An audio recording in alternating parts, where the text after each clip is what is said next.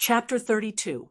After 5 leisurely days, the group of knights that Danny had sent to the third White City had returned. Although Adger looked tired, he was very excited. He said, "Calixi, I walked west for half a day and saw the mountains in the distance. Because you told us not to leave the plains, I only strolled around the periphery. There were sparse forests and endless mountains, with antelopes and elk roaming in between. I hunted a deer with a bow and was going to bring it back for you, but the weather was too hot, and maggots grew in half a day after entering the red sand plains." Half a day's ride. Danny looked thoughtful. Scouts don't have to worry about horsepower. 3 horses per person, about 100 kilometers in half a day. This distance is a bit awkward. It's neither far nor near, but the food problem of the dragons is mostly solved. She could take the dragons to the western mountains to hunt. "Did you see any traces of human existence?" she asked. Ago didn't know how to estimate time. After some thought, he said vaguely, "We left before the sun rose. When the sky became hot, but before the sun rose to its highest point, we encountered collapsed stone houses. The houses were low and there weren't many of them. Now, they are half submerged in the wind and sand." Danny nodded. It should be a village in White City. Without a wall, the wind and time were about to erase their traces. Cora interrupted. "Your Highness, if I'm not wrong, after passing through the western mountains, we will enter Slaver's Bay." "Sir, we've discussed this problem before." Danny looked at him seriously and said, "I won't leave here before the current life can no longer be maintained." "Yes," Cora replied. "What about you?" She looked at Ricardo. No traces of humans or large animals. The further south we go, even the devil's grass becomes sparse. Ricardo's lips were cracked, and his skin was dark red. It was obvious that he must have had a hard time these days. "At least we know that the southern environment is harsh. We can focus more on developing the western mountains," Danny comforted. "Calixi, the south isn't completely worthless.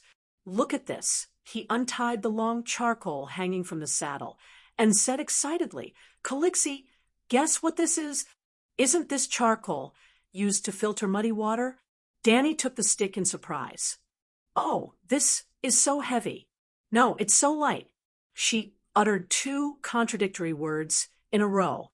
From afar, it looked like a piece of grayish-black charcoal, but it was much heavier than charcoal in his hand. Taking a closer look, it had a metallic luster and the texture of black iron, but it was much lighter than an iron rod. Suddenly, the name of a weapon flashed through Danny's mind. It was the dragon bone bow that she had fished out from Zhuji's crematorium. These are dragon bones. Primitive dragon bones that had not been processed. But how was this possible? "Could it be that you found a dragon corpse?" she asked in shock. You guessed it." Ricardo was very surprised. Seeing the shock on Danny's face, he was very proud. "It's a dragon corpse. Only a skeleton bigger than a stone house is left. Most of it was buried by the wind and sand. But that corpse is too big, and the sand can't completely bury it. I think it's bigger than the Black Death Beleriand." "Impossible." Before Danny could react, Jorah Mormont shook his head in denial as if he had been insulted. "You haven't seen Beleriand, other than the old legends. I also saw its skull at the King's Landing. Its mouth was so big that a horse could be stuffed in. Ha ha! I personally rode through the mouth of that dragon skull." Ricardo laughed as if he had won. "I bought it. Oh, the 7 gods above." Danny opened her mouth wide and said in disbelief, "That must be the megalosaurus that fell on the Red Plains during the ancient Phileglia period. The Black Death Beleriand is the biggest dragon of the Targaryen family. Not to mention the significance of the megalosaurus to the people of Phileglia, the dragon corpse has always been the most precious treasure. Why didn't the people of Phileglia recover it?" Jorah asked in confusion. I thought of a possibility. A glint flashed in Danny's eyes as she said faintly, "He is the sixth megalosaurus to escape the great cataclysm of ancient Valeglia." The Targaryen family was originally one of the dragon kings of Valeglia's Freedom Fortress. Before the volcanic eruption destroyed the land of Long Summer, where Valeglia was located, the virgin girl of the Targaryen family, Dany C., received a prophecy in a dragon dream. Ancient Valeglia was about to be destroyed. The current head of the family, who was also Dany C.'s father, believed his daughter's prophecy. Ignoring the mockery of Valeglia's nobles, he sold all the castles, manors, and shops in Valeglia and led his entire family and the 5 dragons to leave the land of Long Summer by boat. During the Great Cataclysm, the dragons and Valeglia all died in the hot magma that spewed out from the Earth's core. Even the Megalosaurus could not withstand the high temperature and poisonous smoke of the magma. As a result, only the Targaryen family had the Megalosaurus left in the world, and the Targaryens became the last dragon king. Now that she heard Ricarlo's description of the size of the dragon's corpse, she immediately thought, could there be a Megalosaurus that escaped from the Great Cataclysm? He was heavily injured and struggled to fly to the Red Wasteland. Not long after, he died in pain, leaving behind a huge creature for future generations to pay homage to. After listening to Dany's guess, Sir Jorah nodded in agreement and sighed. As long as there is enough food, the dragon's body will continue to grow. Because Balerion reached the limit of his growth, he naturally died of old age. As a result, there is almost no Megalosaurus that is larger than him, unless there is one more thing. The Red Wasteland is next to Slave Bay, and to the west of Slave Bay is the land of Long Summer. Ancient Valeglia is at the mouth of Slave Bay, so the distance is very close. The place where the dragon's corpse fell was a little far from the Third White City, close to 300 kilometers. Another 200 kilometers to the south would be the sea. Dany let the 2 Blood Brotherhood guards rest for 3 days. Then she left the maid and Khalasar in White Cloud City. She personally led Jorah and 30 centaur warriors, each riding 3 horses. They set off at 4 or 5 in the morning and arrived at the Third White City at 8 in the morning before the sun had driven away the last bit of shade. When they passed by the second Devil City, Dany purposely stopped to take a look. There was a circle of 2-meter-long iron spears outside the White City walls, like the guards of the White City. The tips of the spears were propped with pale white skulls. As the wind passed through, the skulls made a crisp, cracking sound, as if they were smacking their lips. No wonder her Blood Brotherhood guards were shocked. Even Dany felt a chill down her spine when she saw it. Fortunately, the air in the Red Wasteland was dry and dehydrated. After hundreds of years, the iron spears had only developed a layer of reddish-brown rust and had not completely rotted into rust powder. It's really a little strange. Dany turned to ask Aggo, "Do the centaurs have such a custom?" "No." The Blood Brotherhood guard said uncertainly. "Calixi, every call has different habits, and they do things differently. This kind of thing doesn't go against our tradition." Affan interrupted. "Yeah, the old man came along too. He was in charge of taking care of the horses for the next few days. Maybe the residents of this city resisted too fiercely and caused a lot of casualties to the Khal's Khalasar." Chola said softly. Before leaving, he suggested, "Even if the centaurs don't want to live in this city, we should send someone to clean it up. Maybe we can find some valuables, like that opal bracelet." Xiao shook his head when he heard that, and shouted, "We can't take the devil's things." "Then last time I picked up the iron bracelet in another white city. I didn't even enter this city," Xiao Gu quickly explained. "Our goal this time is to explore the dragon bones. Let's put everything else aside for now," Dany decided. Looking from outside the city, the Third White City seemed to be a smaller replica of White Cloud City, but Dany, who had entered the city, keenly noticed the difference. Firstly, the density and height of the houses were not as high as White Cloud City. And secondly, there were no luxurious palaces in this city.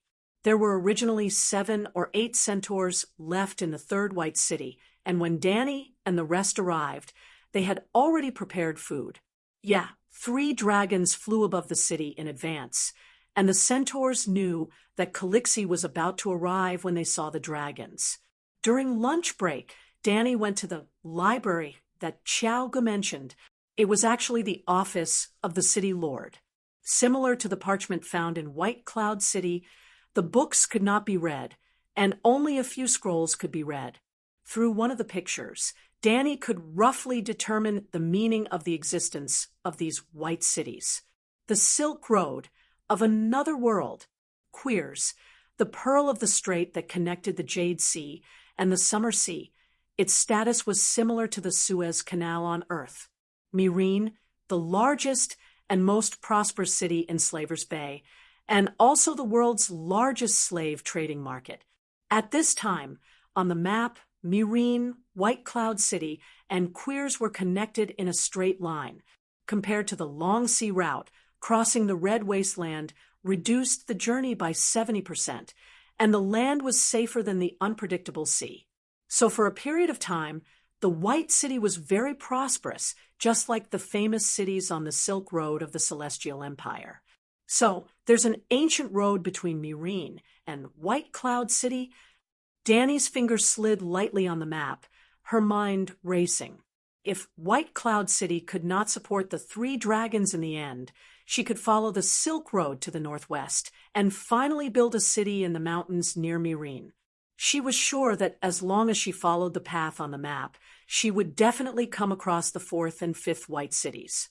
Maybe they would not be as grand as white cities, but at least she would be able to find the small villages that were used for travelers to rest a few hundred years ago. Then, she could carry out her plan to farm to the end. Entering the Red Wasteland did not seem to be a dead end, but an otherworldly paradise arranged by God. No one paid attention to her, and no one knew that she had dragons. Prophecies, deviant ghosts, Jon Snow, and games of power in the Westeros could all go to hell when the Megalosaurus grew up. She would ride the Megalosaurus to the north, sweep through the Dothraki Sea, and be crowned as the only female call to unify the 8 barons. Then, with the 3 dragons and hundreds of thousands of roaring warriors, the world would be hers to roar, and the whole world would tremble under her strappy riding sandals. Qin Shi Huang, Genghis Khan, Alexander, Caesar, Napoleon, they were all her, and they were all inferior to her. He. Thinking of the beauty, Danny could not help but giggle. Calixi, what's wrong with you? Ago's shout woke her up from her dream. Why are you looking for me? She roared back in an unfriendly tone. Ago did not care about her attitude at all, and only widened his black, almond-shaped eyes, shouting, "It's getting dark." "So be it. Oh, it's time to go." Danny understood this time. Their operation this time would be like when they crossed the wasteland, traveling at night. Chapter 33. The last time the Blood Alliance guards received orders to explore the terrain and resources, they naturally couldn't travel at night. Although the weeping blood star in the sky dyed the sky red, it was completely impossible to rely on the faint red light to see the scenery in the distance. So, Ago and the others really had a hard time last time. This time it was different. The goal was clear, and there was no need to check if there were people or large animals nearby. The weeping blood star of blood and fire hung above their heads. Without the old, weak women and children of Colossa holding them back, Danny took the lead.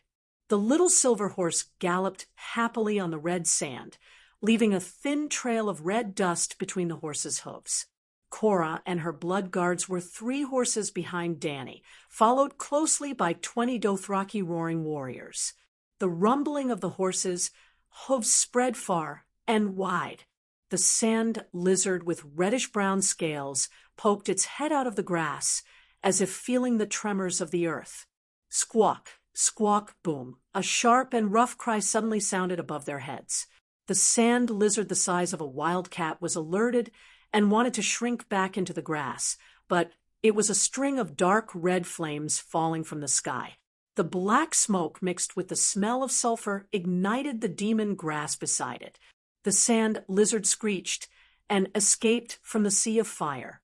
The next moment, the sky darkened and it rose into the air without any support. The pain of being pierced by sharp teeth in its weak abdomen had not driven away the panic in its heart. With a boom, a ball of flames swept over, and the sand lizard completely lost consciousness.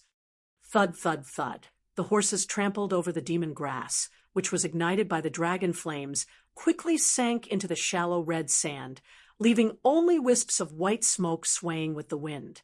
Danny raised her head to look at the dragon whelps in the sky who were fighting for food. A satisfied smile appeared on her face. The centaurs had a very good sense of direction. They did not take any detours and found the dragon bones at midnight. Thinking about it, it was true that people with a bad sense of direction could not become Colossus Scouts because the sea of Dothraki grass was even more difficult to identify than the Red Wasteland. The scouts were scattered in all directions, and the furthest they could go was a day or two away from Colossa. 7 gods. Is this really the skeleton of a creature? Even though she had heard many times that Balerion could swallow a wild bull in one gulp, Danny could not help but exclaim when she saw the dragon bone the size of a destroyer. The bones that were exposed above the sand were grayish-white. The deeper one went into the ground, the darker the bones became. Originally, only a small part of the skull was exposed. Last time, in order to investigate the size of the dragon bone, Ricardo had dug up the sand that had buried the skull. If I were to completely dig up the sand, the project would be too big, and it would take a lot of time. Danny climbed to the top of the 2-story Megalosaurus's head. Looking at the burial ground that had accumulated into a curved hill, she began to hesitate. Cora frowned as he looked at the huge skull and said, "Your Highness, what do you plan to do with this dragon skeleton? I'm afraid it's not realistic to transport them all back." Danny smiled bitterly. "To be honest, I did plan to transport it back. Not to mention how many gold coins the dragon bones can be exchanged for, just making it into a weapon. You've seen the power of the dragon bone bow. It's a great killing weapon that warriors must have. The Min do not have the technology to forge dragon bone weapons. Only the best called blacksmiths can mold dragon bones into weapons." Cora shook his head. "What do you think we should do? Leave it here and not care?" she asked. Cora rubbed his chin and suggested, "Choose some dragon bones that are easy to carry back. Bury the rest here. In the future, we can come back to retrieve them if needed. The skull is too big and difficult to handle. Take the bones from the wings." With Danny's order, the Min began to work in full swing. They dug along the Megalosaurus neck to its waist. They did not need to dig too deep, and it was enough to search for broken bones as much as possible. The bone that Ricardo brought back was a broken bone. The Megalosaurus seemed to be just as Danny had guessed, heavily injured and unable to fly. It fell from the sky halfway to the ground. This bone is so thin." "No." Min stopped digging and picked up a 40 centimeters long bone stick from the sand. He looked at it in confusion. Following the path of skull neck back wings, the Min dug a winding trench. The sand was soft and much easier than expected. The trench was 2 to 3 meters deep. When the sky was dyed a deep indigo color, they had already dug to the middle of the neck. "Calixi, there's a situation. It's not dragon bones. I dug up a human corpse." The Min shouted loudly. The faint trembling of his voice made one feel his fear. "This is not a human. It's a devil. A devil's corpse. A human should not be like this. Devil's corpse. The other Ma Min who were working came over to take a look and also shouted in fear. As the big boss, Danny obviously did not need to work. She had been training the little dragons at the side. Hearing the commotion from the pit, she quickly ran over and looked at the Ma Min in the pit. She shouted, "There's no devil. Devils would not dare to get close to the Megalosaurus. Even if it's a dragon corpse that has been dead for many years, that must be a human." At first, she was still shouting loudly, but as the crowd opened up space and she saw the twisted corpse half buried in the brown sand, she was also shocked. That corpse was really too scary. It was a corpse that was curled up like a fetus in a mother's womb. It was not a pure skeleton. Its skin was like purplish-black devil scales that wrapped tightly around the bones. One could see the thumb-sized scales that were as rough as old tree bark. They were densely packed and covered the entire body. The arms that were curled up in front of its chest. Was that really an arm and not the claws of some creature?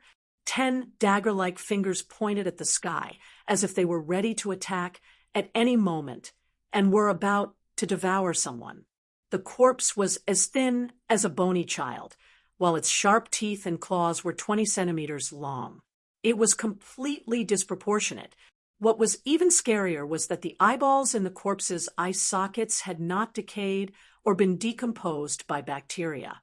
The dark purple eyeballs were also surrounded by black, asphalt-like mucus. It stared at the crowd viciously like a living person. Its mouth that was almost opened 180 degrees seemed to be roaring a devil's curse. Fuck. After cursing in Earth's language, Danny immediately followed suit. 7 levels of hell. Sir Yura, you've seen a lot. Do you know what kind of people this is? She did not forget that this was a fantasy world. There were even children of the forest and giants. It was not strange for goblins and gnolls to appear. He should be a human. Yura was also digging in the pit.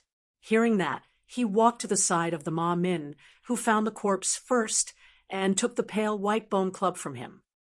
"Your Highness, look." He raised the bone and shook it in front of Danny. Then he used the bone to make a few strokes on the left leg of the demon's corpse. "The corpse is missing a calf. It's the one in my hand. According to your previous conjecture about the origin of the Megalosaurus, a Megalosaurus escaped from Valeglia during the Cataclysm.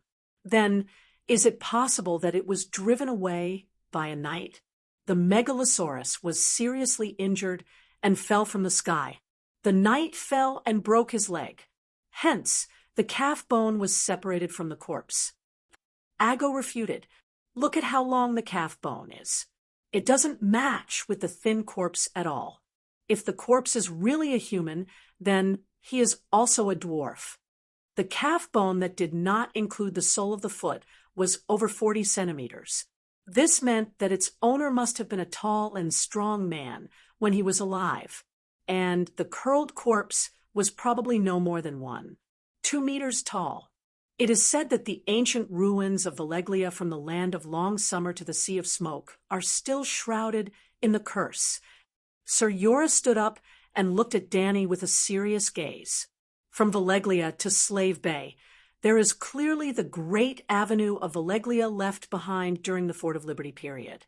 However, they would rather take a boat around the ruins of Valeglia and travel several times the distance. That road to Materis is called the Great Avenue of the Demons. Wasn't Valeglia destroyed by a volcanic eruption? How is it related to the curse?" Danny was confused. "I don't know." Yura frowned and guessed. "Maybe it's the vengeful spirit of the Dragon King from ancient Valeglia. As everyone knows, Valeglia is a civilization that has mastered dragon and blood magic." "Ha! You just said that this Dragon King died horribly because of the curse." Danny pointed at the corpse of the demon in the pit and laughed. "Aren't you contradicting yourself? If it's not a curse, Why is there only one person in Valeglia and not a single dragon escaped? Dragons can fly.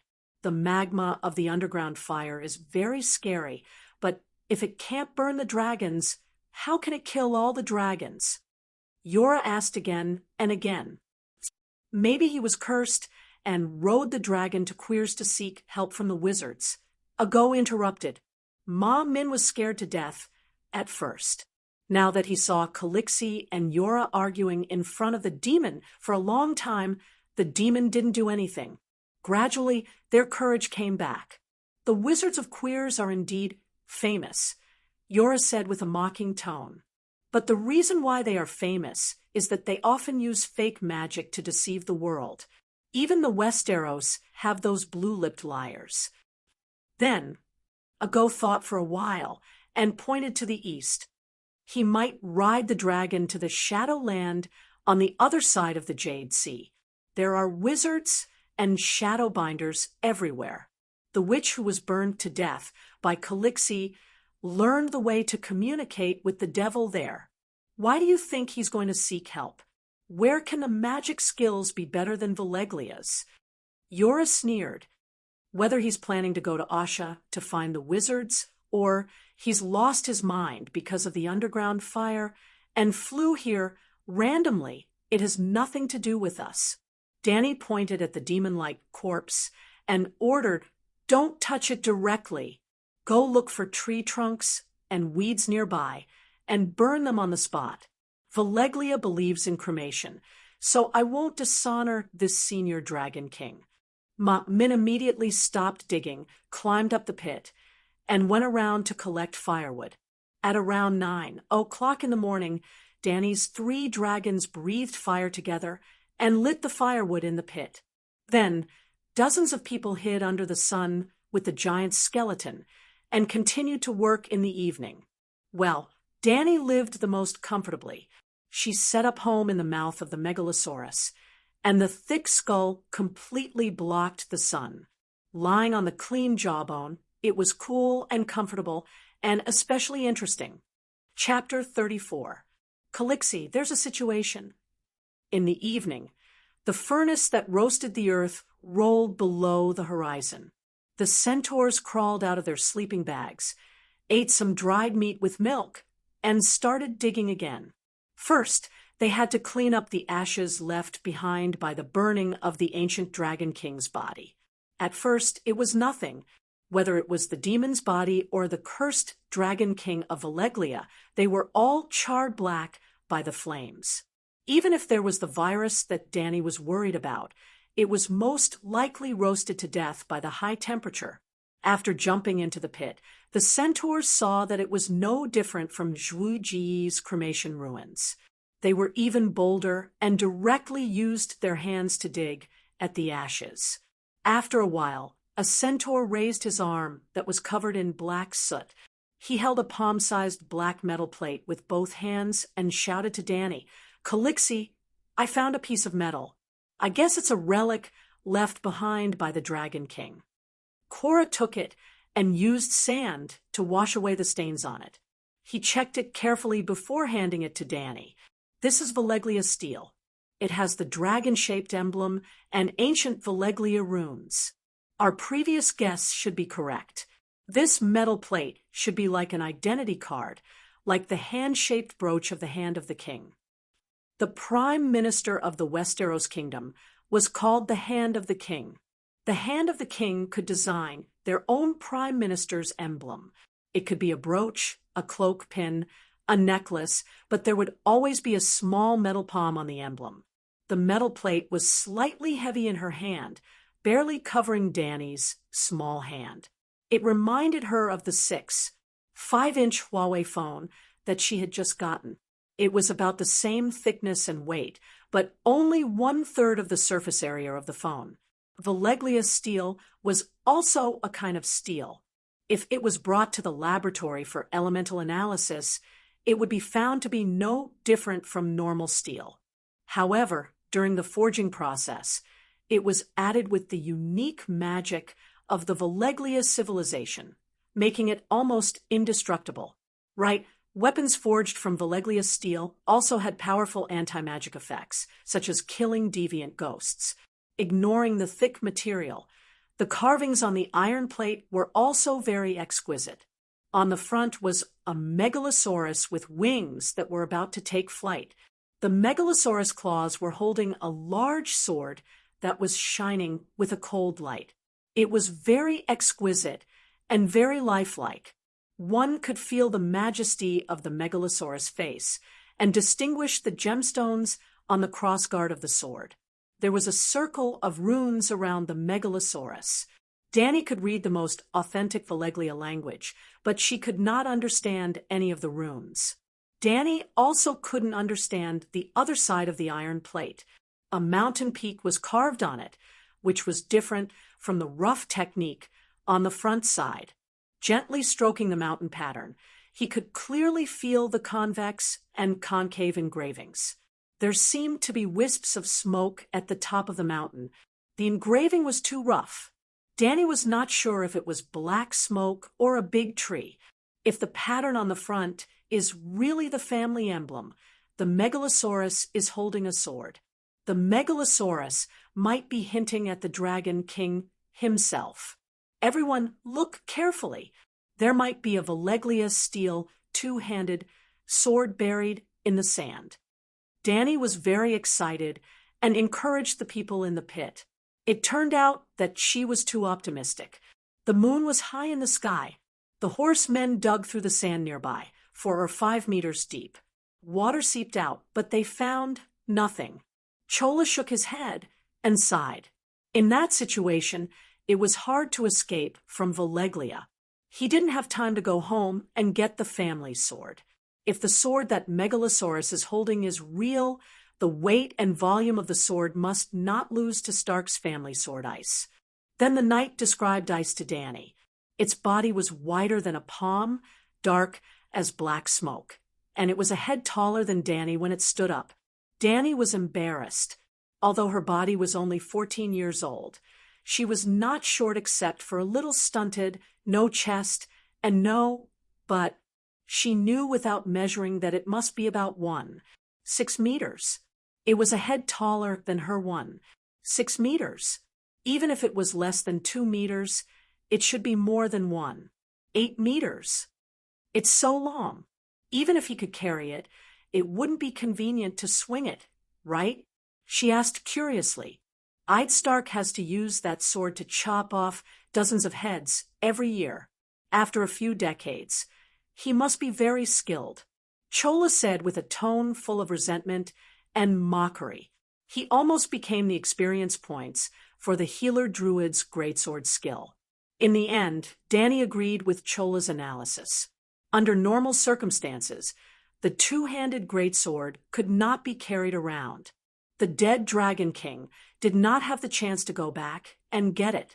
Before midnight, Ma Min dug out more than 20 black dragon bones of different lengths from the sand. The longest was more than 10 meters, and the shortest was as high as Danny's waist. Many of them had obvious signs of breaking, further proving that the Megalosaurus was seriously injured and could not fly, so it fell from the sky to the ground. Forget it. Let's stop here. It's enough for the entire Carathian to have a dragon bone scimitar. Danny clapped her hands and stopped Ma Min in the pit. Your Highness, dragon bones can only be used to make sword hilts, not blades. Ordinary steel with dragon bones is a waste. In fact, other than Valeglia's steel weapons, other steel weapons do not have to use dragon bones. Chola reminded. You said dragon bones are very valuable. Danny said, they are very valuable. There are only so many dragon bones in the world. But you don't need money, do you? Who would complain about having too much money? Danny waved her hand casually. Before she left, Danny asked her men to bury the dragon bones and pile them up into a small hill. This was her treasure, and she could not let others have it. As long as the original dragon bones showed traces, even a fool would know that she had found a dragon corpse in the Red Wasteland. Now that she had buried it, even she was not sure if she could find it next time. In fact, there were too many similar low hills in this plain, and there were no special markers nearby. Piling stones and rubbing wooden poles could only be effective for a short period of time. After a long time, they would be buried and blown down by the wind and sand. Big Black, do you remember? She asked her black dragon. The black dragon did have some intelligence, but compared to humans, it was too brainless, the kind that was really brainless, the kind that was underdeveloped. However, the dragon's sense of direction was particularly strong. It often entered the dragon's dream, the dragon's spirit, and merged with the black dragon's soul. Danny could clearly feel that the dragon not only had the 5 senses of sight, hearing, smell, taste, and touch, but also more than 6 senses and 7 senses. Her dragon did not understand the small universe. Just as birds could use the Earth's magnetic field to determine their direction, dragons had similar means. For example, Danny once tried to leave the dragons in White Cloud City. Then, she rode her little silver horse in a random direction for a few kilometers and finally found a bush to hide in. In the end, the 3 dragons were able to accurately find her. At that time, she deliberately cut off the dragon's dream state. Danny could receive the 7 senses and 8 senses from the black dragon, but she did not know what they were and could not analyze and use them. After asking several times and leaving a distance of 2 kilometers, she let Big Black fly back and try again. Danny was sweating all over and finally reluctantly confirmed that he might have really remembered. Hey, Sir Yora, did the Targaryen of more than 100 years ago have the means to help dragons increase their intelligence? My dragon is too stupid. In the early morning, on the way back, Danny complained to him. It's okay if it's stupid, as long as it obediently listens to me, it's fine.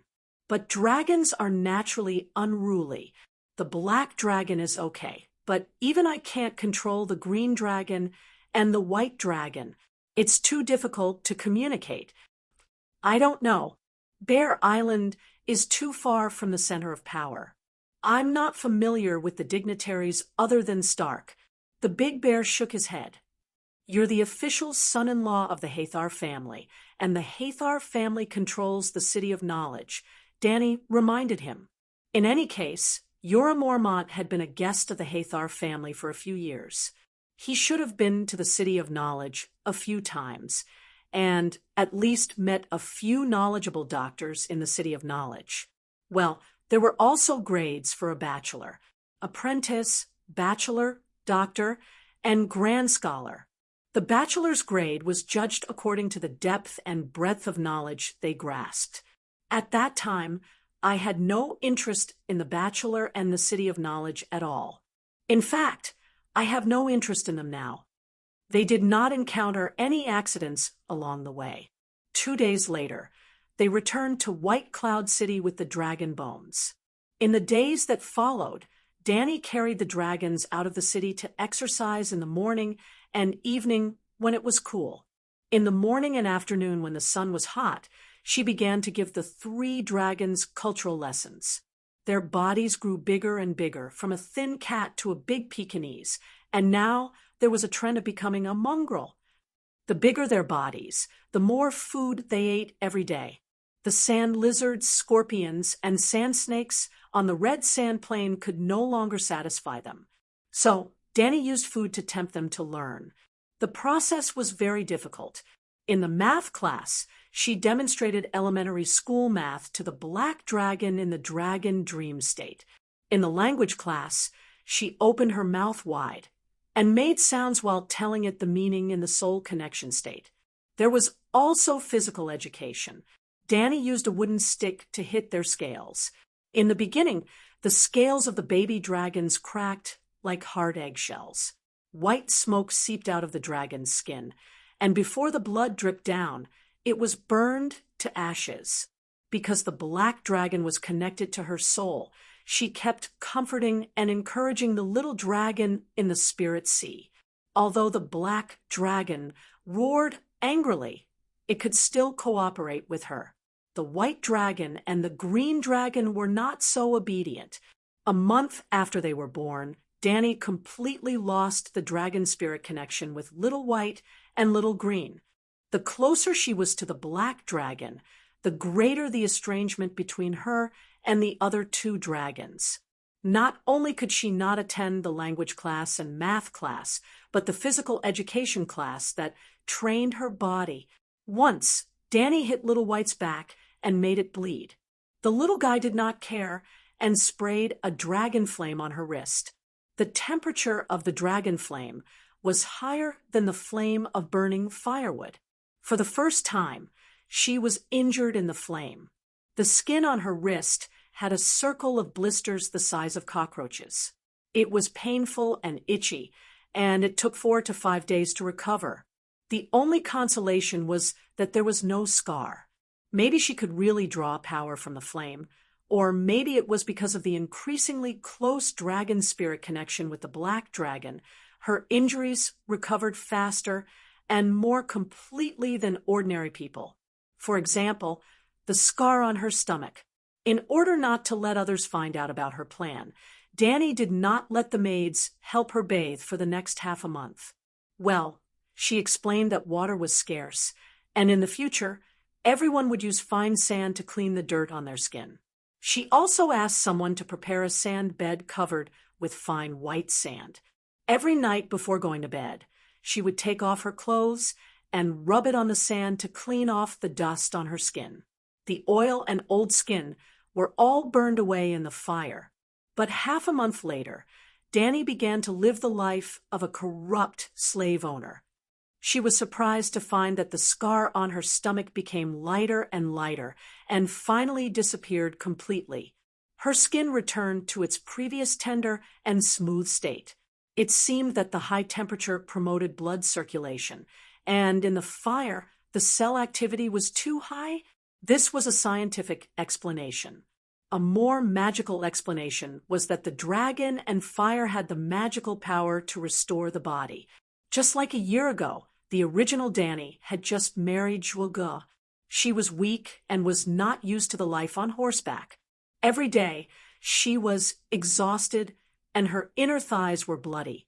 In the end, in just one night, all her injuries disappeared, and her body was as strong as a native centaur girl. Chapter 35. After complaining to Yoram many times that the little dragon was disobedient, he suggested that the two children should simply drop out of school and just focus on teaching the big black dragon. As long as the black dragon was strong enough, Danny could subdue and control the white dragon and the green dragon through him. Well, Yora also thought that Danny's teaching would help the little dragon grow. He told Danny that in the history of the Targaryen family, dragons were not invincible, and there had been many dragon slayings. The most famous is undoubtedly the death of Miracis. Back then, your ancestor Aegon, with the help of his 2 sisters, conquered the other 6 countries except Dorne. But in the process of attacking Dorne's prison gate, because of a moment of carelessness, Queen Rhaenys Megalosaurus was shot in the eye by a crossbow arrow, and Megalosaurus Miracis fell to the ground and died on the spot. Yora looked at the 3 little dragons flying in the sky looking for prey and sighed. The eyes, which are so narrow, can be hit, and the body and wings will often be attacked. No matter how you look at it, they're still too young. Danny accepted part of Yora's suggestion, and she did not completely give up on Little White and Little Green. In fact, in the face of such a situation, as long as one was a student of the great celestial empire, they would know what to do. Yes, classes, fast classes, slow classes, and rocket classes. Little Black was a top student, 1 dragon in the rocket class, and the other 2 were naughty and bad students. Being able to get a graduation certificate was enough to make Danny's mother happy. She was busy training the dragons, and her commissar was not idle. The old man and the woman took turns to plunder the wealth buried by the years of the 3 white cities. The young and strong men went hunting in the mountains in the west in batches, and in addition to the warriors' own food, They also brought back smoked bacon. Yora, at Danny's request, taught the Min children the way of knights. To put it bluntly, the Dothraki roaring warriors were light cavalry. Light cavalry's poor ability to attack, even the military illiterate Danny knew. The Westeros knights in full armor undoubtedly had more impact and survival on the battlefield. The reason why the Min only wore a sleeveless leather vest and fought with their lives was not really because they were brave, as they said. It was mainly because they were poor in all aspects. Their civilization level and social system were very poor. They had no financial resources to buy armor, no ability to produce steel, and no technology to forge armor. In the Sea of Grass, the value of a set of armor far exceeded the value of a roaring warrior's life. But now it was different. The centaurs had Dany. She would certainly bring a more advanced system to the Dothraki, greatly increasing the centaurs' productivity. In the future, the centaurs would have the ability to produce a large number of knights. And in the future, Dany would also need a large number of loyal knights. After staying in White Cloud City for 3 months, Dany happily raised the turnip the size of a child's fist in her hand and announced to the people around her, "The first batch of food is about to ripen. We don't have to worry about famine anymore." This world was really weird. A 2-year-old turnip bore fruit in 3 months. Although it was a little small, it was still in such a hot environment. However, when she thought about the strange scene of the peach trees blooming on one side of the orchard and the peach trees dropping fruit on the other side, she understood. Isn't this eternal summer? In the eternal summer, the poor would eat until they were full. In the cold winter, the nobles would also starve to death. The centaurs did not give her any face and did not cheer loudly. Instead, Adger walked out and said loudly, "Calixi, we are centaurs, and centaurs are not cowardly farmers. I think we should give up on this city and go to the mountains in the west to hunt. We have too many people, and the main rations for nomads, lambs, and fat cattle have been killed long ago. Only horses with very low meat yield are left. The uncertainty of hunting is too high. We need a stable source of food, and we need this safe and rich city." Dany glared at him and said, "There is no one else in the Red Plains. Where is the danger coming from?" Her blood riders were unconvinced. Report. With a long shout, a handsome horse galloped to the side of the farmland. "Report, report, Calixi. There's someone entering our city." The warrior on the horse shouted excitedly. Adger was slapped in the face by reality. "It's all your fault." Dany glared at him again and asked the knight, "Who's coming? How many people are there?" 3 people. The centaur warrior had a strange expression. They call themselves dragon seekers, and even asked me if this was White Cloud City and if there was a Targaryen girl who hatched a dragon. "What?" In shock, Dany blurted out a sentence in English. "How is that possible? Are you sure they were asking about White Cloud City?" She asked hurriedly. "Yes, that's what the Shadow-binding Knight said." Shadow-binding Knight. Dany was shocked again. Although she named this city White Cloud City, she had always thought that no outsiders would come here, so she did not hang a White Cloud City signboard at the city gate. "Also, where's my dragon?" She looked at the sky and asked the people beside her, "White dragon and green dragon, did they fly back?" No. The centaurs shook their heads. The black dragon was in the rocket class, so his studies were even more important.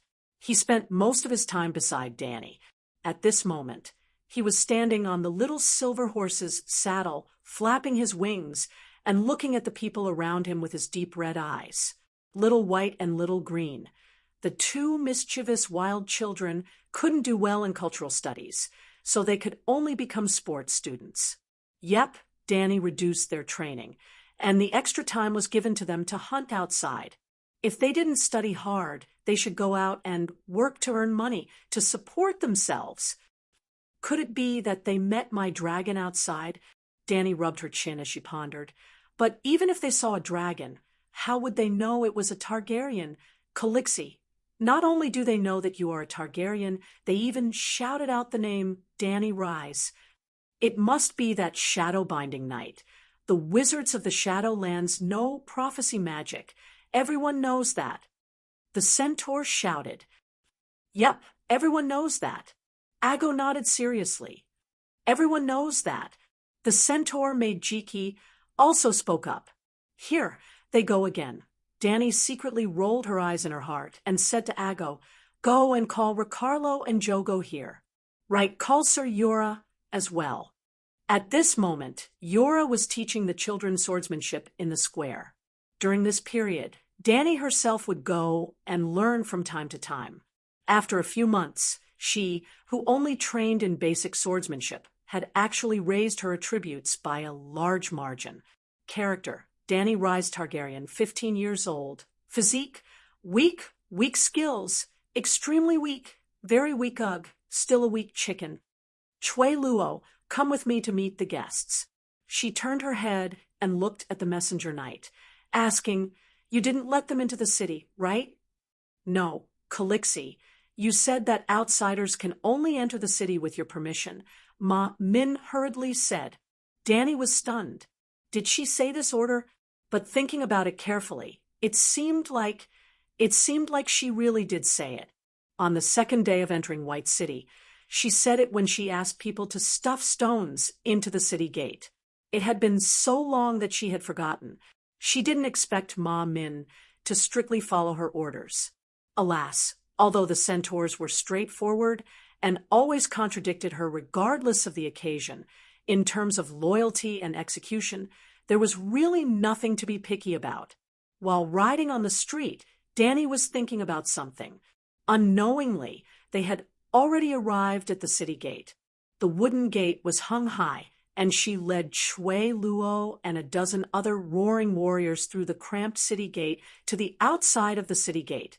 As soon as they were out of the city gate, Dany's heart skipped a beat. Not to mention the 3 people, their mounts were camels. She was not a strategist, nor an elite politician, but she was quick-witted and understood almost instantly.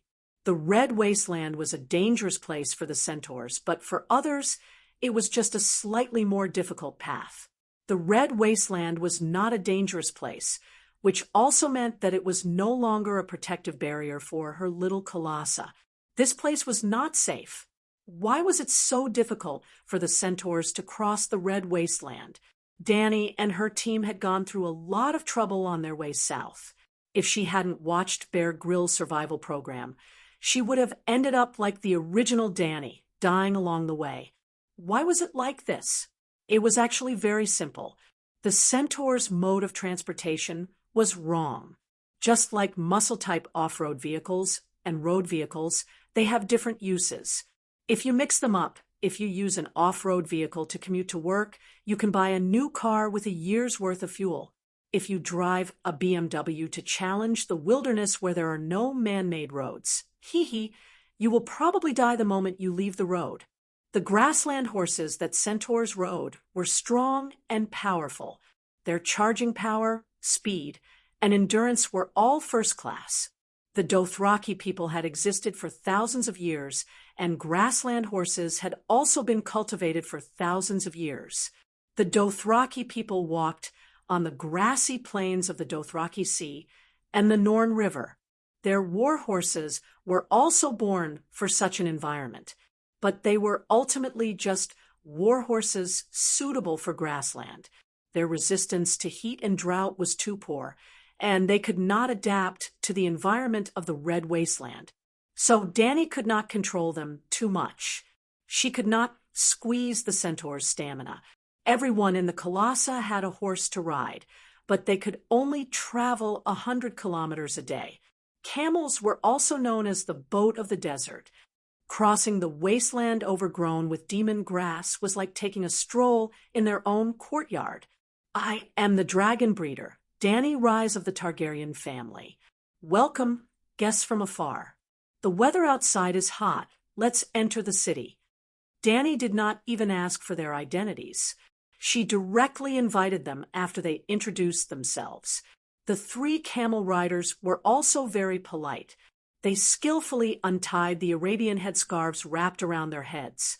After they were fully equipped, they introduced themselves one by one.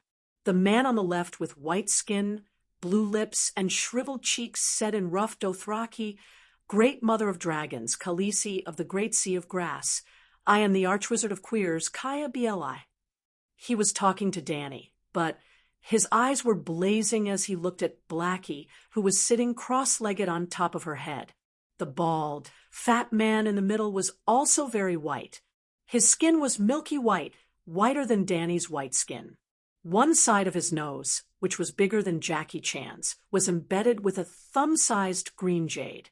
He spoke in Valeglia, which was popular in the Free Cities. "Princess of Targaryen, thank you for your invitation. Your kindness is as conspicuous as your beauty. I am Zero Zanvin Dassus, one of the 13 princes of Queers." This fellow spoke of his admiration for Dany, but he looked at her as if he was evaluating the value of goods.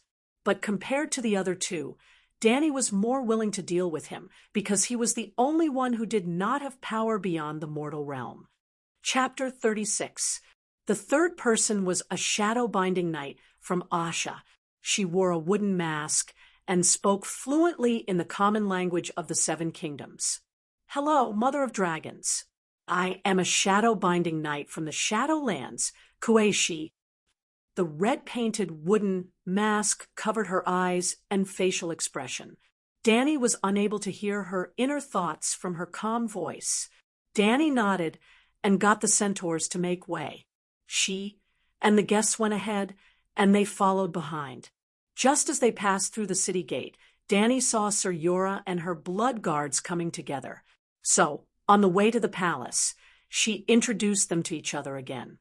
"You came to find the dragon." Jorah asked the question that had been buried in Dany's heart. "But how did you know that there are dragons here?"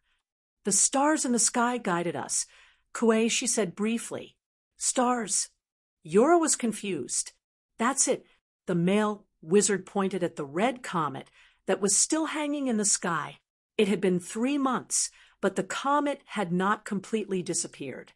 It was just much dimmer than before.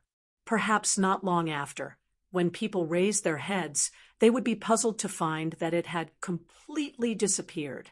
Weeping Blood Star? It keeps changing its direction. How can it guide you? Also, does its appearance have anything to do with dragons? Jorah asked. "To mortals like you, it's just a comet that's rarely seen in 1,000 years. However, we, who possess mystical powers, can personally feel the tremendous changes in the world," the male sorcerer said in a faint voice as he stared at Big Black. "Isn't that too exaggerated? It's not like there have never been dragons before. Although everyone has always said that dragons have been extinct for more than 100 years, that's only in Westeros. Timon said that there are legends of sea dragons and ice dragons in the depths of the Sunset Sea. Even the Megalosaurus has news of them from hidden places in the world." Jorah thought that the male wizard was boasting and was probably trying to deceive his princess. He. The male wizard's strange blue lips were clearly mocking. He did not even bother to answer the question of mortals. "TSK, TSK, TSK. This is a city full of sand and decay, completely unworthy of the honorable Mother of Dragons." The merchant, Queers, whose head was as round as a boiled egg, whipped the camel's buttocks and hurried to Dany's side. "Khaleesi, you were born to wear the most luxurious jewels, wear the most exquisite gowns made of Myrish silk, be surrounded by servants, and live in a magnificent palace closest to the gods," he said in an exaggerated tone. "Only Queers at the center of the world could satisfy all of this. And it just so happens that I have the ability and the most sincere heart to provide you with these services. Leave this wretched place and follow me to Queers." "Haha, Mr. Dassus. You are a noble and generous gentleman, but I still have a large group of people to take care of." Dany smiled and declined politely. Ha ha ha. Zero, on the other hand, threw his head back and laughed. His laughter was filled with pride and superiority. Calixi, you really should have gone to Qualls. This barren land has polluted your vision. Even the smallest room in the corner of my house can easily accommodate all of your subordinates. In fact, the kings and nobles from all over the world who come to Queers to visit me have more servants than you, and I once received 35 noble guests at one time. Well, it was easy to understand. Any toilet in my house is bigger than your entire house, and my house has 35 toilets. Danny wanted to say, I have 3 cities. Sigh, you might not know, but Khal Drogo is already dead. She sighed. Of course we know, Zero immediately said. The most powerful Horse King has died, and there are a few more calls in the Sea of Grass. The entire Urso continent knows. Danny was stunned. She was surprised by the strange speed at which information spread in this world. Actually, she would not be so shocked if she had seen the crazy abilities of the messenger crows with her own eyes. The problem is, the usurper has not let up on his pursuit of me. He even dared to poison me in the Holy Horse King City. Without the Khal's protection, what if he sends more people after I leave this place? Khaleesi, don't worry. The one who usurped your father's throne, Robert Baratheon, has been dead for almost half a year. Then, Zero began to tell her the news from the land of the setting sun, similar to the plot of the TV series that Danny had seen. The old man drank Lancel's spiked wine while hunting and was knocked to death by a wild boar in a daze. How great he was when he was alive. How cowardly he was when he died. Yes, Lancel Lannister, Queen Cersei's cousin, who was also a self-motivated self-defense rod. As for the old man, when he was young, he was a complete mess. His warhammer could be ranked 3rd in the Ice and Fire Weapons Manual, second only to the Modified Magic Mountain, and the Daybreak swordsman Arthur Dayne, who wielded the greatsword Dawn. Red Viper, Horse King Drogo, and the Sea King's first court swordsman, Cilio, were all 1 level below the old man. Rhaega and the White Bull were 1 level below. Jorah Mormont, who was beside Danny, was a little embarrassed. He was probably 1 or 2 levels below the White Bull. This was not to flatter the old man. In the Ice and Fire book, he was the only one who had maxed out both his strength and dexterity talents. Skills could be trained, but talent determined a person's upper limit.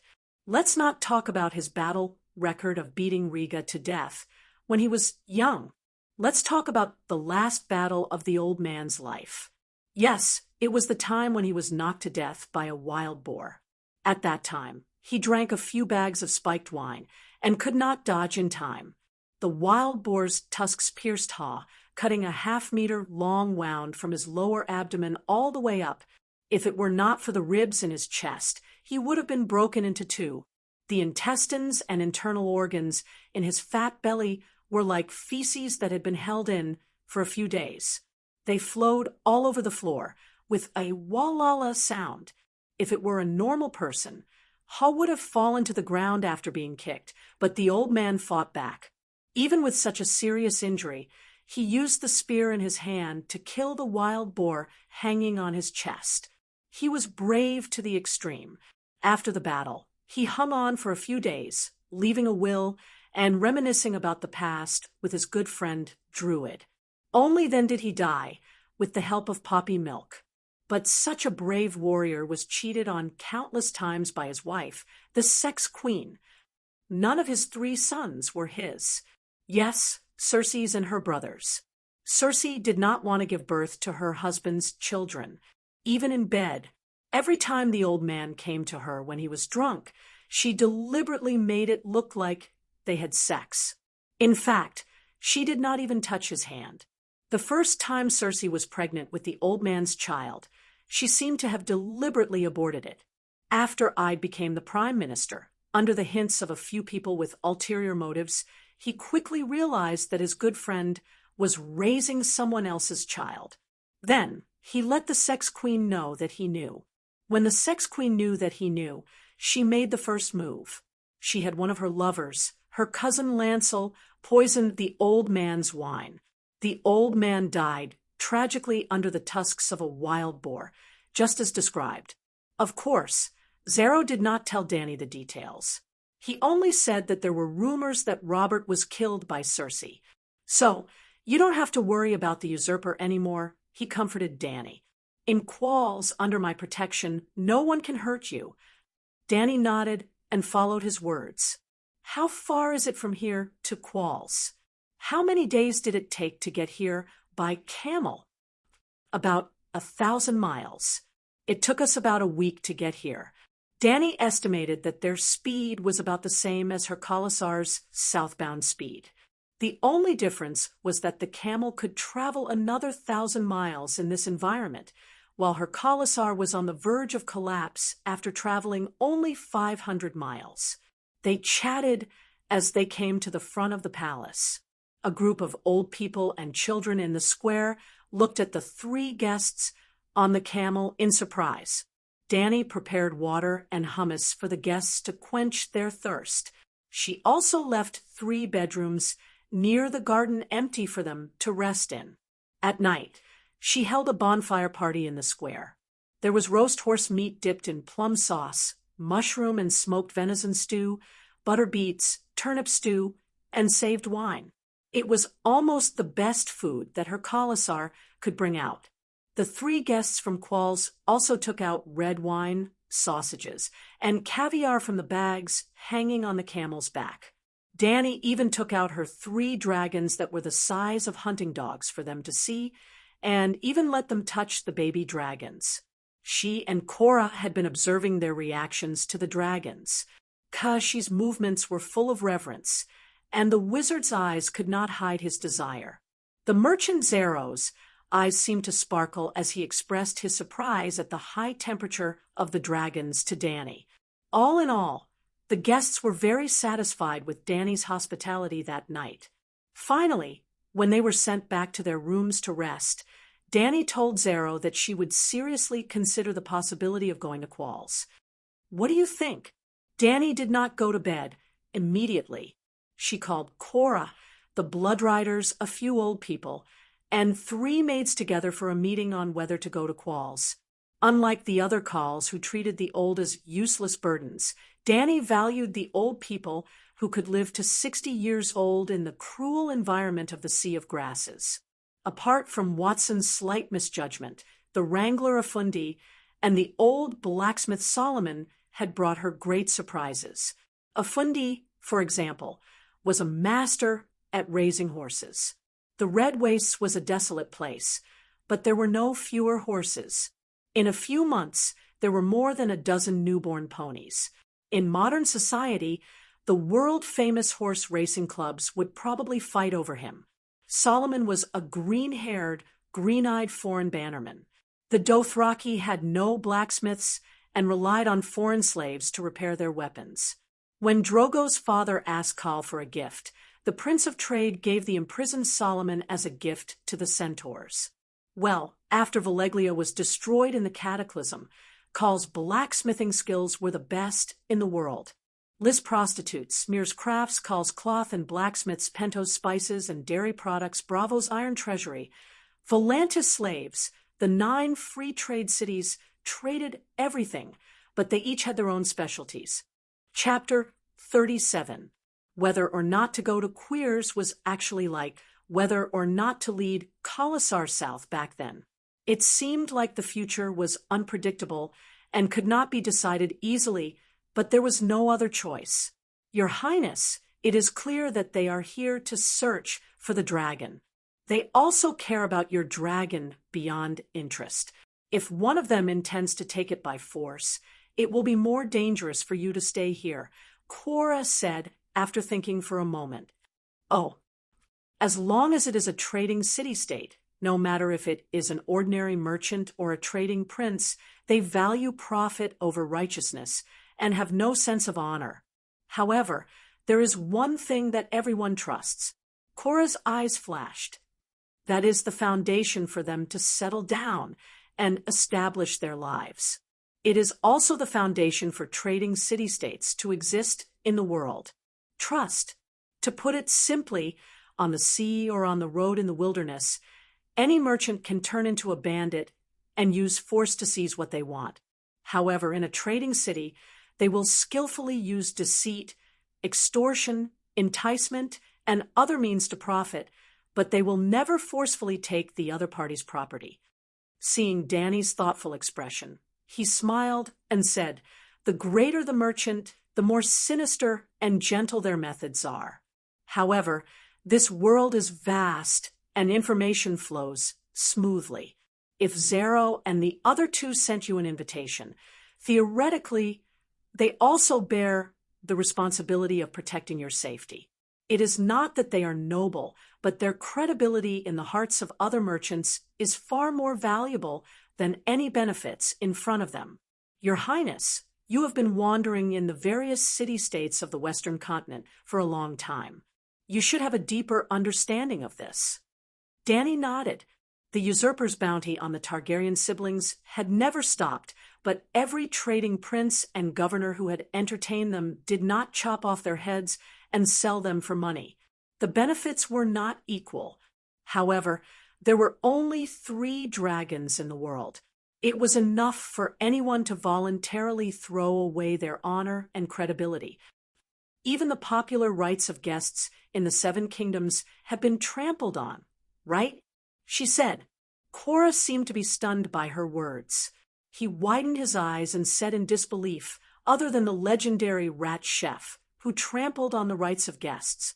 The stupidest, craziest, and most ignorant person would not take the initiative to destroy the rights of guests.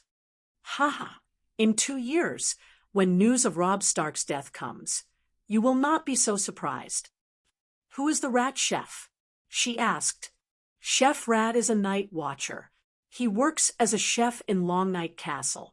He held a grudge against the king of Casterly Rock at the time, and when the king of Undulls led his son and vassals on a tour of the wall, the Night's Watch entertained them.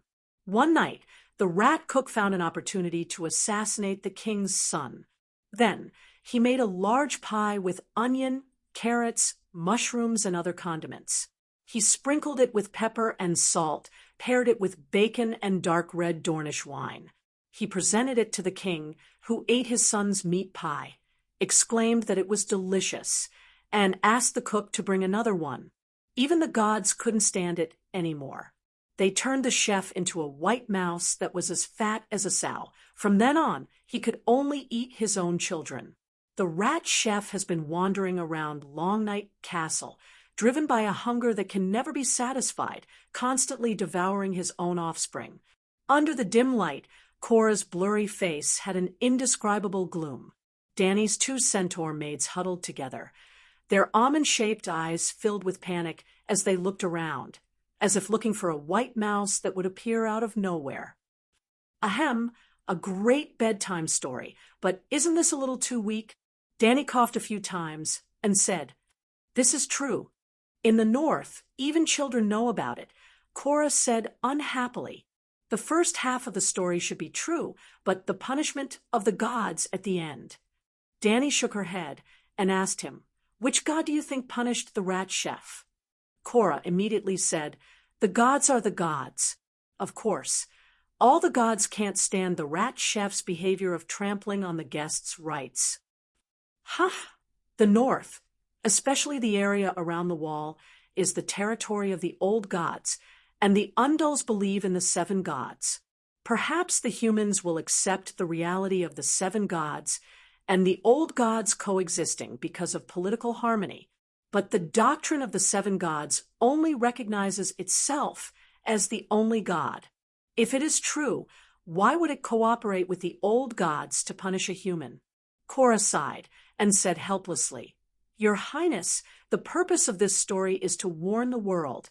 A person has the right to revenge, but the gods will never forgive killing the guests under their roof and trampling on the guests' rights. Whether or not the gods exist, or which god punished the rat chef, is not important. What's important is that we have to understand the principle of respecting the sacred rights of guests through this story, he concluded in the tone of educating naughty children. Sigh, the one who doesn't understand is you, Big Bear. Because the meaning of this story was too obvious, the authenticity of the story was greatly reduced. This story made smart people understand one thing. Using others' trust in the guest's rights, one could easily and freely take revenge, but the gods would never punish him for it. The rat chef's ending might be tragic, but the one who punished him would only be the sad king, not the gods. To the rat chef, he was a commoner who was even sent to the wall. He had almost lost the chance to take revenge forever, not to mention that the target of his revenge was a king. The guest's rights meant nothing to such a person. However, there were some things that she could only think in her heart. If she really said it out loud, others would definitely look at her differently. I didn't expect your highness to be such a person. It was as if she had already done something. So Danny just asked, "You suggest we go to Quills?" Cora nodded and said seriously, "Quills is a big city that connects the eastern and western worlds. There are things you need there, such as ships and sailors. If we find that the people of Quills are up to no good, we can immediately leave by ship." "Robert Baratheon is dead. Do you really not have any thoughts?" He stared at her as if he wanted to see through the violet fog in front of him and go straight to the depths of her heart. Let the other ghosts be the king of the 7 kingdoms. Danny complained in her heart, but did not show it on her face. Instead, she showed a look of desire and said, "I have a chance." The Westeros was Cora's hometown. He was willing to be a spy for Robert in order to go home. There was no doubt that between Theon Bella and Danny, the balance in his heart was greatly tilted towards Danny. However, if he knew that Danny had no intention of returning to the 7 kingdoms, the other side of the balance would no longer be loyalty to the King's Landing and the current king, but the temptation to go home. Homesickness and love were existences on the same level. Besides, someone had already given the poor knight the good guy card. I can't receive any information here, and I can't judge the current situation of the 7 kingdoms.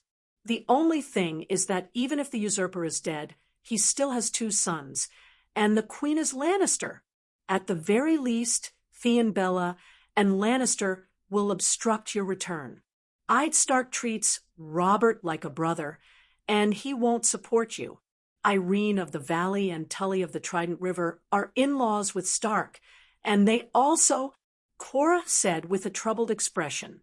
He did not know that none of the queen's sons were Theon Bella, nor did he know that Ide had been imprisoned by the queen. Perhaps he had already been beheaded by the new king, Joffrey. In the past few years, the political situation of the Westeros was even more unpredictable than the storms on the sea. Kars was still too far away from the King's Landing, and the information delay was high. Sigh, Your Highness, let's avoid the Westeros for now and wait for the dragon to grow up. Cora gave an old and wise suggestion. Danny nodded. In fact, Yora had always been cautious and realistic. What do you suggest? She looked at the centaurs, who had been watching the show for a long time. Calixi, you are my blood. I will go wherever you want me to go.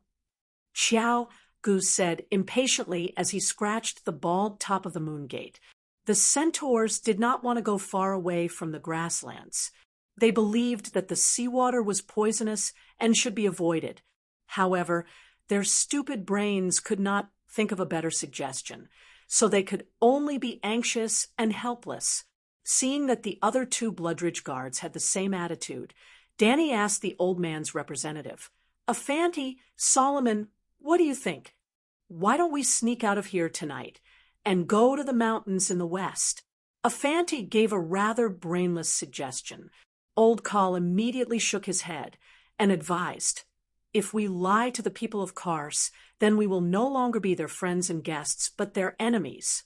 Has anyone thought about how they found this place?" Prophecy. The binding nights can prophesy. Jackie shouted in fear. Erie corrected her. It's constellation leading the way for them. I heard it from that blue beak wizard this afternoon. They can find us even if we go to the west. Doria nodded. Kaluo, from tomorrow onwards, you have to guard my dragon at all times. Danny made up her mind and said to her, Megalosaurus guard. Khaleesi, as long as I'm alive, no one can steal your dragon. Kaluo said with a firm expression. Everyone reached a consensus in the meeting. Early the next morning, Danny told the 3 guests of her decision. Kaluo's expression was still unreadable. The wizard and the merchant expressed their joy and welcome. They both solemnly promised that in Kars, Danny and her Khalasar would be under their protection.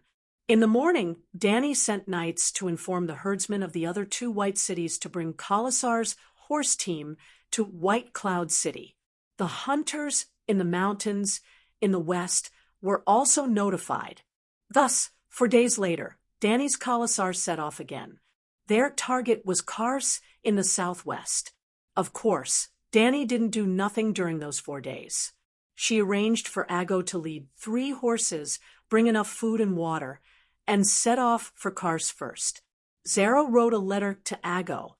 When Ago reached Kars, he only needed to give the letter to his butler, and a group of servants would lead the camel team to the Red Wasteland. The camel team would bring a large amount of food and water. More importantly, Khalasar wouldn't have to worry about horses anymore. When the camels arrived, the centaurs could switch to more comfortable camels. Chapter 38. Adger did not care about the horses. 3 days later, they encountered a village affiliated with Quill's City. Before Danny and the others had even set off, 300 camels loaded with supplies had already set off for White Cloud City. The Khalasar traveled for 4 days straight. 70 to 80 horses had died, and the team had almost run out of water and milk. Finally, they met the scouts of the Camel Brigade. Just like that, the 1,000-kilometer relay race was finally completed. Danny was relieved and began to focus on her own problems. The sorceress Mealy and the prophecy of the Dragon Seeker had made Danny completely understand that other than dragons, this world really did have magic and witchcraft. She wanted to ask She for advice. As for why it was not a wizard, well, the merchant Zero had been bad-mouthing the wizards to Danny these days. The wizards did have a period of prosperity. At that time, even the Dragon King of Valeglia looked at them differently. When the other 2 guests were not present, Zero whispered to Danny, "But today is different. Those blue-lipped fellows are like the weak veterans in the taverns of the docks. They only know how to brag about their past bravery, completely forgetting that strength and skills have long since left them. They hide in the Hall of Dust, read decaying scrolls, and drink the water of the night shadow until their lips turn blue, hinting that they have terrifying power. But compared to their predecessors, they are just empty shells." "What about Kashi?" she asked again. "That woman." The merchant's eyes flashed with awe. He mumbled, "She comes from Asha of the Shadowlands. As the saying goes, it is better to swallow a poisonous scorpion than to believe in the Shadow Child. Her power will only make her more dangerous. Khaleesi, don't believe her." Just like that, Danny also figured out who had prophesied her existence. It was not the wizard Kaya who had been talking to her about metaphysics, but Kashi, who was so low-key that people ignored her existence. That woman was not simple. Looking for an opportunity, Danny moved her camel closer to the woman wearing the wooden lacquer mask. She whispered, "Miss Kashi, do you know anything about prophecies?" Since there was a camel to ride, Danny naturally wanted to free her little silver horse. Not only was Kueishi wearing a wooden mask, but she was also wearing an Arabian scarf. Her head was turned towards Danny, and her eyes and expression were completely unreadable. Danny Leasy, Miss is not popular in Asia summer. She said in a clear voice. Okay, Master Kueishi. Danny took advantage of the situation. Can you predict whether I can have another child in the future? Sigh, my poor leg. That which called Millie cursed me, saying that my womb can no longer give birth to life. As she spoke, tears welled up in her eyes, and she sadly turned her head away. Kueishi paused and finally said something that made Danny cheer in her heart. Please let go of the sadness of the past. There are more important things waiting for you in the future. As for children, sigh, I can't predict such things. Why? You haven't even seen me, and yet you know that I've hatched a dragon. Why are you still in White Cloud City? Danny did not seem to want others to see her red eyes. She pulled the scarf around her neck and wrapped it around her head a few times. Kueishi said, prophecy is a kind of elusive magic. When the blood-sobbing star appeared, I felt that the power of magic was quickly recovering like a tide sweeping across the city on the embankment. So I opened my eyes and tried to see the world clearly, the most fundamental world. In the end, I saw you training a dragon in the wilderness. So, do you understand now? I don't quite understand. Danny answered honestly. Mortals fear and vilify magic and witchcraft. In fact, it's a kind of wisdom that ordinary people are not qualified to learn. In essence, it's as simple as seeing the eastern horizon dyed crimson and knowing that the sun is about to rise. I understand now. Kueishi looked at Danny as if to ask if she understood now. Maybe I'm just an ordinary person who's not qualified to learn that kind of wisdom. Danny smiled bitterly. She still did not understand. Ha ha. Ordinary people can set off a magic tide in the world again. Kueishi actually laughed. Then she explained for the third time. I saw the eastern sky dyed red, so I knew that the sun was about to rise. If I can't see it, or if I don't look, then I don't know anything. The so-called prophecy is just the information that the world shows to me. Then I go and look and I know. As for whether you can have children in the future, the information elements related to it have never appeared. It can't be summed up and it can't be guessed. So I don't know. This time, Danny roughly understood. Prophecies were a bit like big data analysis, but in addition to the information collected by the prophets themselves to summarize, the pan-world consciousness would also send them vague information in the dark. The dragon brought magic to the world, and its influence was too great. It was like a turbulent tide. So Kueishi could clearly see the waves, and then see the initiator of the magic on the waves, Danny, and her dragon. And the matter of children might have a great impact on the future, but at this time, the waves had not yet set off. In front of Kueishi, the sea was calm. Unless there was a stronger existence that could see through the sea and see the turbulent undercurrent of the ocean abyss. For example, the Green Prophet. Can you teach me about magic? Danny looked at Kueishi expectantly and asked. Yes, you can come with me to Asha. There is all the knowledge you need there. Kueishi quickly replied with I was waiting for you to say that tone. Danny hesitated and suddenly realized no one would be good to you for no reason unless they loved you. Obviously, Kueishi would never love her. So who did she love? Her dragon. I am the princess of Dragonstone Island, born of the storm. Reviving the dynasty of House Targaryen is my responsibility and mission. My goal is the Westeros of the West. I can't go in the opposite direction. At this moment, she was not fighting alone. Morongfu was with her. When Morongfu said that he wanted to revive the Yen kingdom, who would not believe him? Naturally, Kueishi believed him. And so, she returned to her previous silent state. It seemed that if Danny did not go to Asha, she would ignore her. Since Kueishi's method did not work, Danny had to look for Beitai. Your Excellency, Great Wizard, I heard that magic spells are a special language outside of the language of communication. This time, she did not hesitate to ask, when the others were not around. When everyone was about to rest after dinner, she asked directly. The great wizard, Haya, Pulley liked to talk to Danny. Other than boasting about the greatness and prosperity of queers, he would tell her some strange wizard stories that were difficult to distinguish between the truth and the lies. When he heard Danny's question, he said happily, "Calixie, you have the courage and wisdom to explore the mysteries of knowledge." That's right, there are many professions in this world that involve mystical powers, such as shadowbinder, sorcerer, alchemist, moon singer, red monk, dark sorcerer, necromancer, cloud realm sorcerer, fire sorcerer, blood sorcerer, interrogator, judge paladin, poison master, priestess, night walker, shapeshifter. The great wizard listed dozens of magic professions in one breath. Danny's jaw dropped. She was dumbfounded. Was this a world of ice and fire with low magic and low martial arts? Or was it a Baldur's Gate that she came to the Faerun continent? Haya took a deep breath and said, "Valeglia, where your ancestors came from, also has its own blood magic system.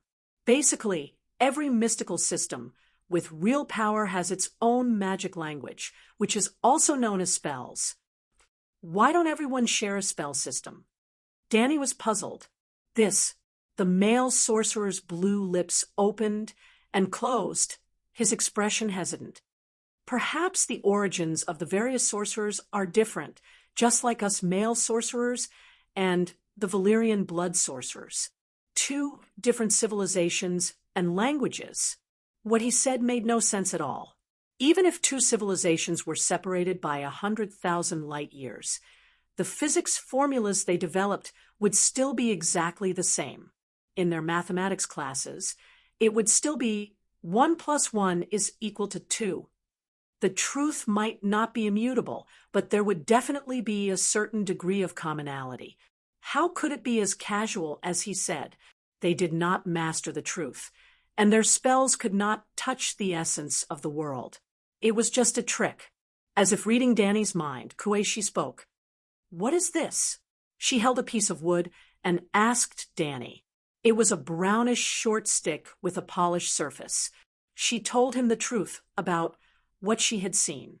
Kueishi nodded and pointed her palm at Cora again. "What is this?" "A man," Cora asked hesitantly. Kueishi nodded again and pointed her palm at the centaur, made eerie for the third time. "What is this?" "A woman." Eerie glanced at the shadow-binding knight in fear and said weakly, when Kueishi pointed the wood at Ago, he said it was a lion. Finally, Kueishi opened her palm completely.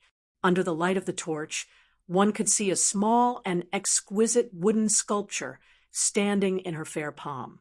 It was a three-headed warrior with short hair, roaring angrily, a long-haired woman with a gentle face, and a lion baring its teeth and roaring.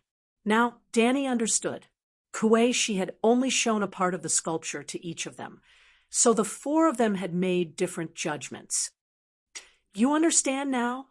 Kueishi's wooden mask was pointed at Danny, reflecting the flickering red light under the light of the torch. "Even the greatest magician can't master all the truth." Danny nodded.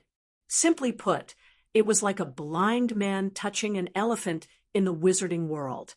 Cora suddenly asked, "Sir Wizard, when you said the shapeshifters, did you mean the children of the forest?" Everyone in the northern region grew up with horror stories about shapeshifters. They might not have heard of names like the Moon Singer or the Cloud Realm Wizard, but shapeshifters were as impressive as the Rat Chef. Once, the wizard shook his head and laughed. "Undulls, I know what you're thinking. The children of the forest are legends, and so are the shapeshifters.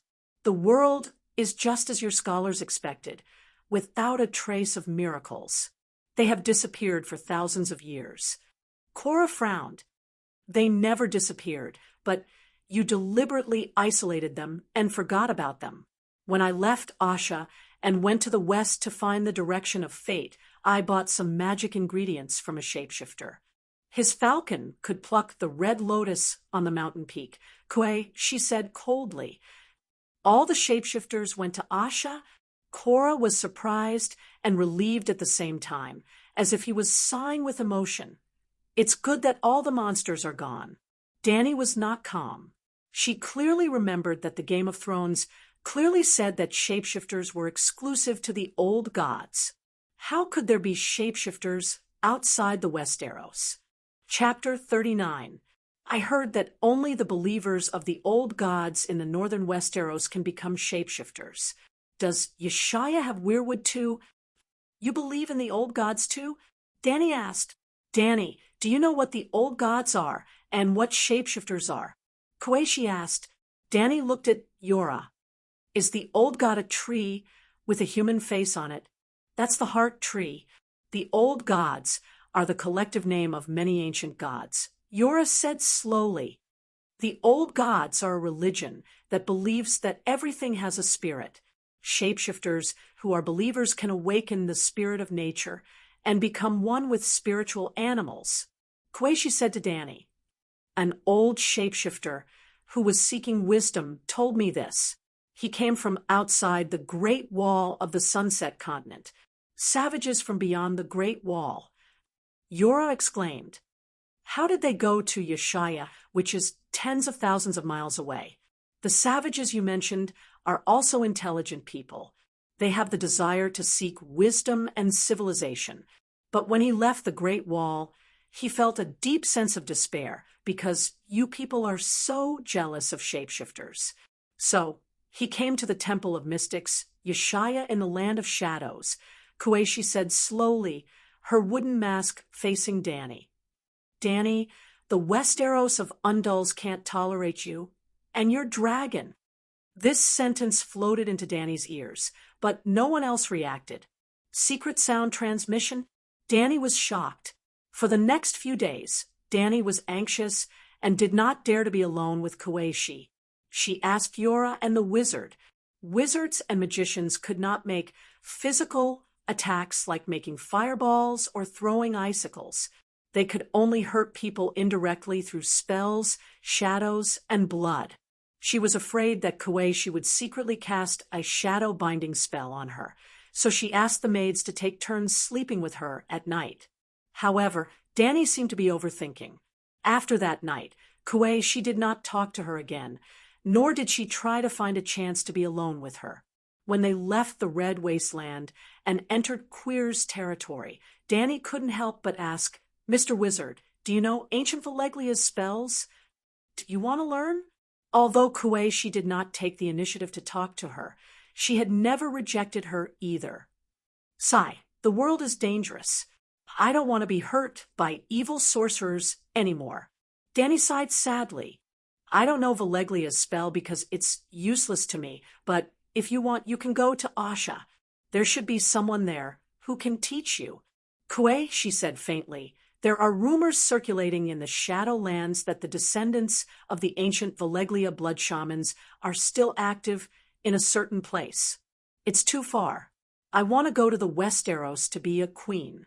Dani shook her head. At noon the next day, Dani saw Queers, who had been described by Zero as the City of Heaven. Clang! On the sandstone city wall, which was the same color as the Red Wasteland, there was the sound of a gong being struck. Targaryen, the Stormborn, the Mother of Dragons, Dani Liz, come! Someone shouted towards the city. Even Dani, who was half a mile away from the city gate, could hear the shout. Before she could ask Zero what was going on, woo, woo, woo, there was another long and loud sound of a bugle horn. Looking up, there was a circle of black men with shiny skin standing on the 10-meter-high city wall. Their upper bodies were exposed from the battlements, and their muscular bodies were coiled around a strange bugle horn that looked like a giant bronze snake. Da-da-da-da. A group of camel riders ran out of the city in an orderly manner. The camels were covered with colorful blankets, and there was an extremely gorgeous saddle between the humps. The rubies and garnets embedded on the saddle shone brightly under the sun. The riders on the camels were also well equipped. They were all wearing red bronze scale armor, and their heads were covered with bronze teeth and long black feathers. Danny could not tell what kind of animal they were imitating. As if specially prepared to welcome Danny, there were no outsiders at the city gate facing the red wasteland. 2 rows of camel riders started from the city gate in an orderly manner and stretched out for a full 200 meters. Ho, ho, ho! The riders raised the shiny bronze spears in their hands and shouted in unison. The tips of the spears were tied with colorful ribbons. As the riders raised their arms, the ribbons floated like clouds. The people of Queers did not shout, "Welcome, Mother of Dragons," to Queers, or anything like that. They only used the most enthusiastic actions to welcome the guest. Danny rode the camel and walked side by side with Zero at the front. Cora, the Blood Brotherhood, the wizard, and Kashif followed closely behind. When they got close to the city wall, Danny found that there were all kinds of animals carved on the red rock wall. Snakes that slithered and crawled, kites that spread their wings, fish that glided and swam, wolves that howled at the moon on the hills, and even zebras and elephants. But when Danny got close to the city gate, the solid bronze wooden gate that was just closed opened with a creak. Queers had 3 city walls. After passing through the gate on the outer wall, a group of children immediately ran over. They carried baskets of flowers and smiled as they followed Danny's camel. They threw colorful petals at her, and Danny kept returning the sweetest smile. In fact, she had been complaining about the strange customs of the people of Queers. The children only wore golden sandals on their feet and nothing else on their bodies. However, they were not naked. Their bodies were covered with colorful drawings. The middle wall was 12 meters tall and made of gray granite. There were also many carvings on it, but they were not of wild beasts. Instead, they were vivid and lifelike war scenes. Warriors crossed swords, contradictions struck each other. Arrows rained down below the city. Heroes were fighting, babies were being slaughtered, and burning crematoria. The iron and solid wooden gate opened wide, and the clamor and cheers were like a flood that suddenly rushed towards Danny, who had just entered the city gate. Those were the cheers and shouts of countless people. There was a long street between the middle wall and the inner wall. The street was filled with colorful buildings. There were dreamy rose-colored stone buildings, violet towers, bronze arches inlaid with green jade. The balconies of these buildings were filled with people of Queers. The women wore toca robes that exposed one side of their breasts, while the men preferred silk skirts with beads. The fair-skinned people of Queers were either throwing red rose petals, waving colorful scarves in their hands, or shouting at Danny, "Dang, dang, dang." The bell on the city tower rang. Danny suddenly let out a strange smile. It was time to play the Undead Overture. She was the Arthas who was receiving the cheers of her people while rushing to the palace to kill her father. The inner wall was 15 meters tall and made of black marble. There were scenes of men and women making love on the wall. Well, they were commonly known as erotic paintings. Part of the customs of the people of Queers could be seen from this. As Danny approached, the gate of the inner city, which was inlaid with golden eyes, slowly opened like the mouth of a giant beast. Only the pedestrians on the street stopped and looked at Danny and her group with curiosity. There was no special welcoming ceremony in the inner city. Danny saw the miraculous towers of this world. The tall spires were as dense as a jungle. There was an animal-shaped fountain in every square they walked past. Under the noon sun, there was a small rainbow hanging in the sky. It was beautiful. The merchant Kaya said proudly to Danny, "Queers is the greatest city in history. It is the center of the world, the gateway between the north and the south, the bridge between the east and the west.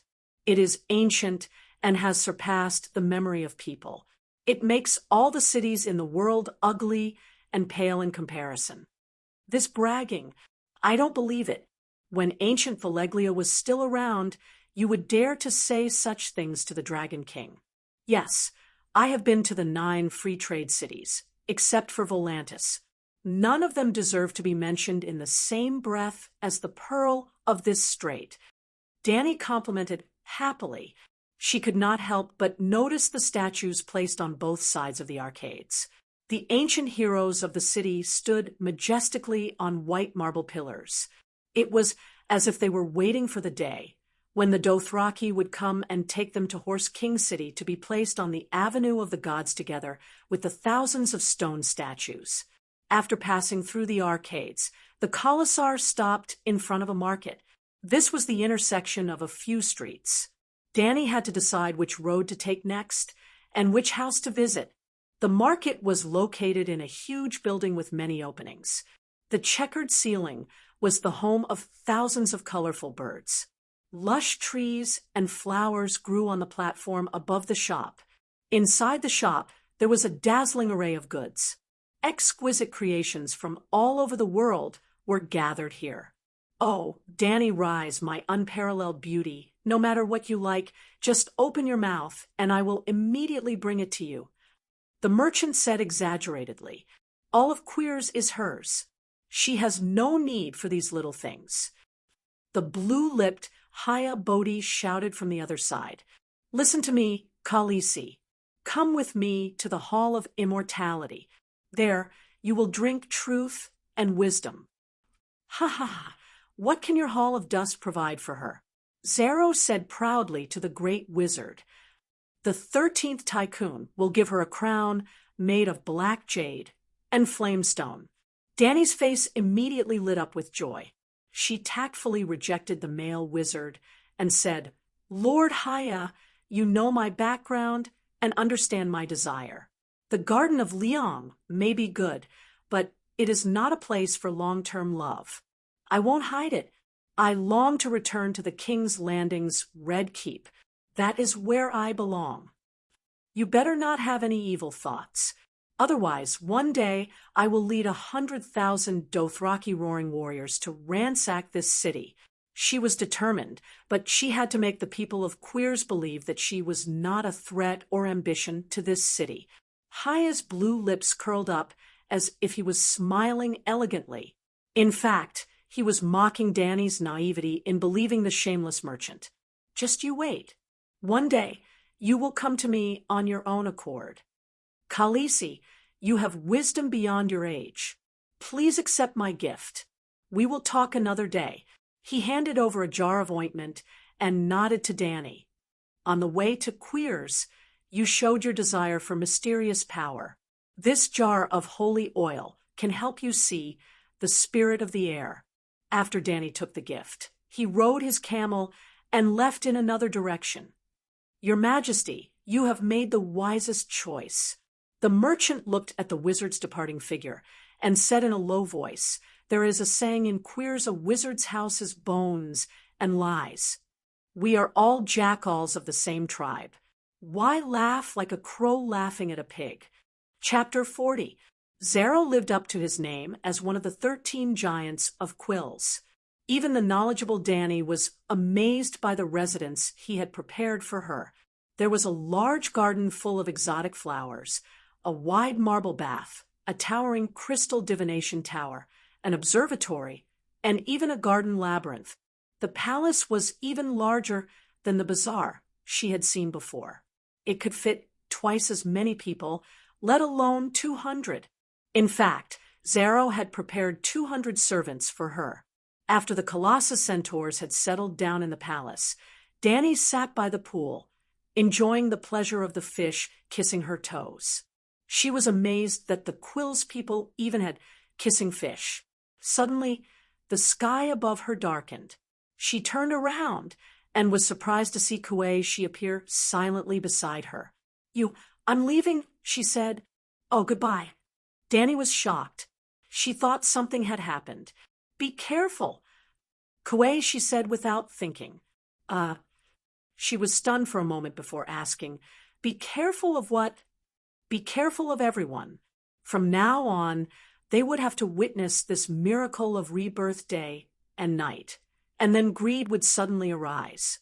Because a dragon's flesh is made of fire, and fire is power. Dragons are the source of all mysterious power. Although the red mask covered her expression, Danny could still hear the seriousness in her voice. After warning Danny, Kueishi left as inconspicuously as she had come. Danny had lost interest in the luxurious life of the palace. She immediately called Cora and the Blood Brotherhood to the pool.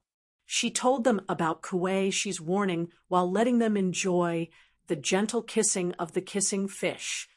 I don't like her because I can't see through her. Cora spoke first. Every shadow binder deserves our vigilance, but she didn't threaten us this time. From the moment we entered this city, I felt a very unfriendly aura. It made it hard for me to feel at ease. I don't like the way the milk people look at us. Ricardo's expression was heavy. He gritted his teeth and said, "It's like they're looking at a rare animal caught from a barbaric land." The skin of the quills was unusually white, milky white. It was clearly whiter than that of other white people, so the Dothraki called them milkmen. Danny looked at him in surprise. She didn't expect her Blood Alliance guard to have such sharp senses. That's right, the people of Queers had warmly welcomed them today, but there were many different kinds of welcome. Welcoming VIPs to the city and welcoming pandas to the city was definitely different. Therefore, when Danny passed through the middle Wall Street, she would unconsciously put herself in the shoes of Arthas.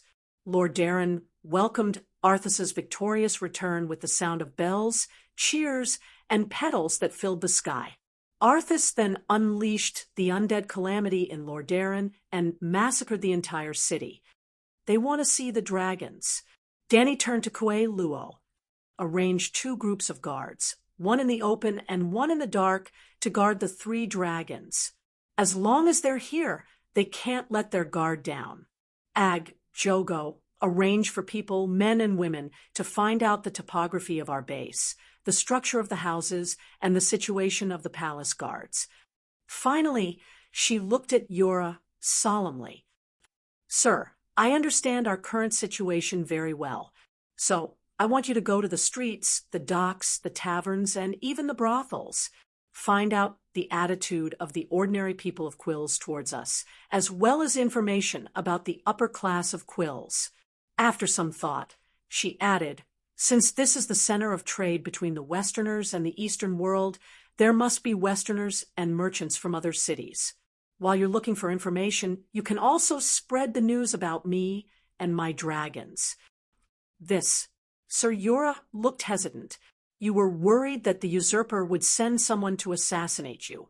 Now that you've taken the initiative to announce to the merchants of the 7 kingdoms that you're returning to the Westeros with your dragons, then, even if the usurper is dead, there's still his son. Sigh, that was then, and this is now. The matter of the dragon hatching has been exposed. If the King's Landing has been keeping an eye on me, they'll definitely know about it immediately. Why don't we make this the focus of attention? Not only will it protect us, but it would also distract everyone's attention and conceal her true goal." That night, Danny enjoyed the luxurious food that came with the luxurious palace, stir-fried peacock tongue. Damn it, using peacock tongue to cook. Even the most gluttonous ancient people of the Celestial Empire wouldn't have thought of it, right?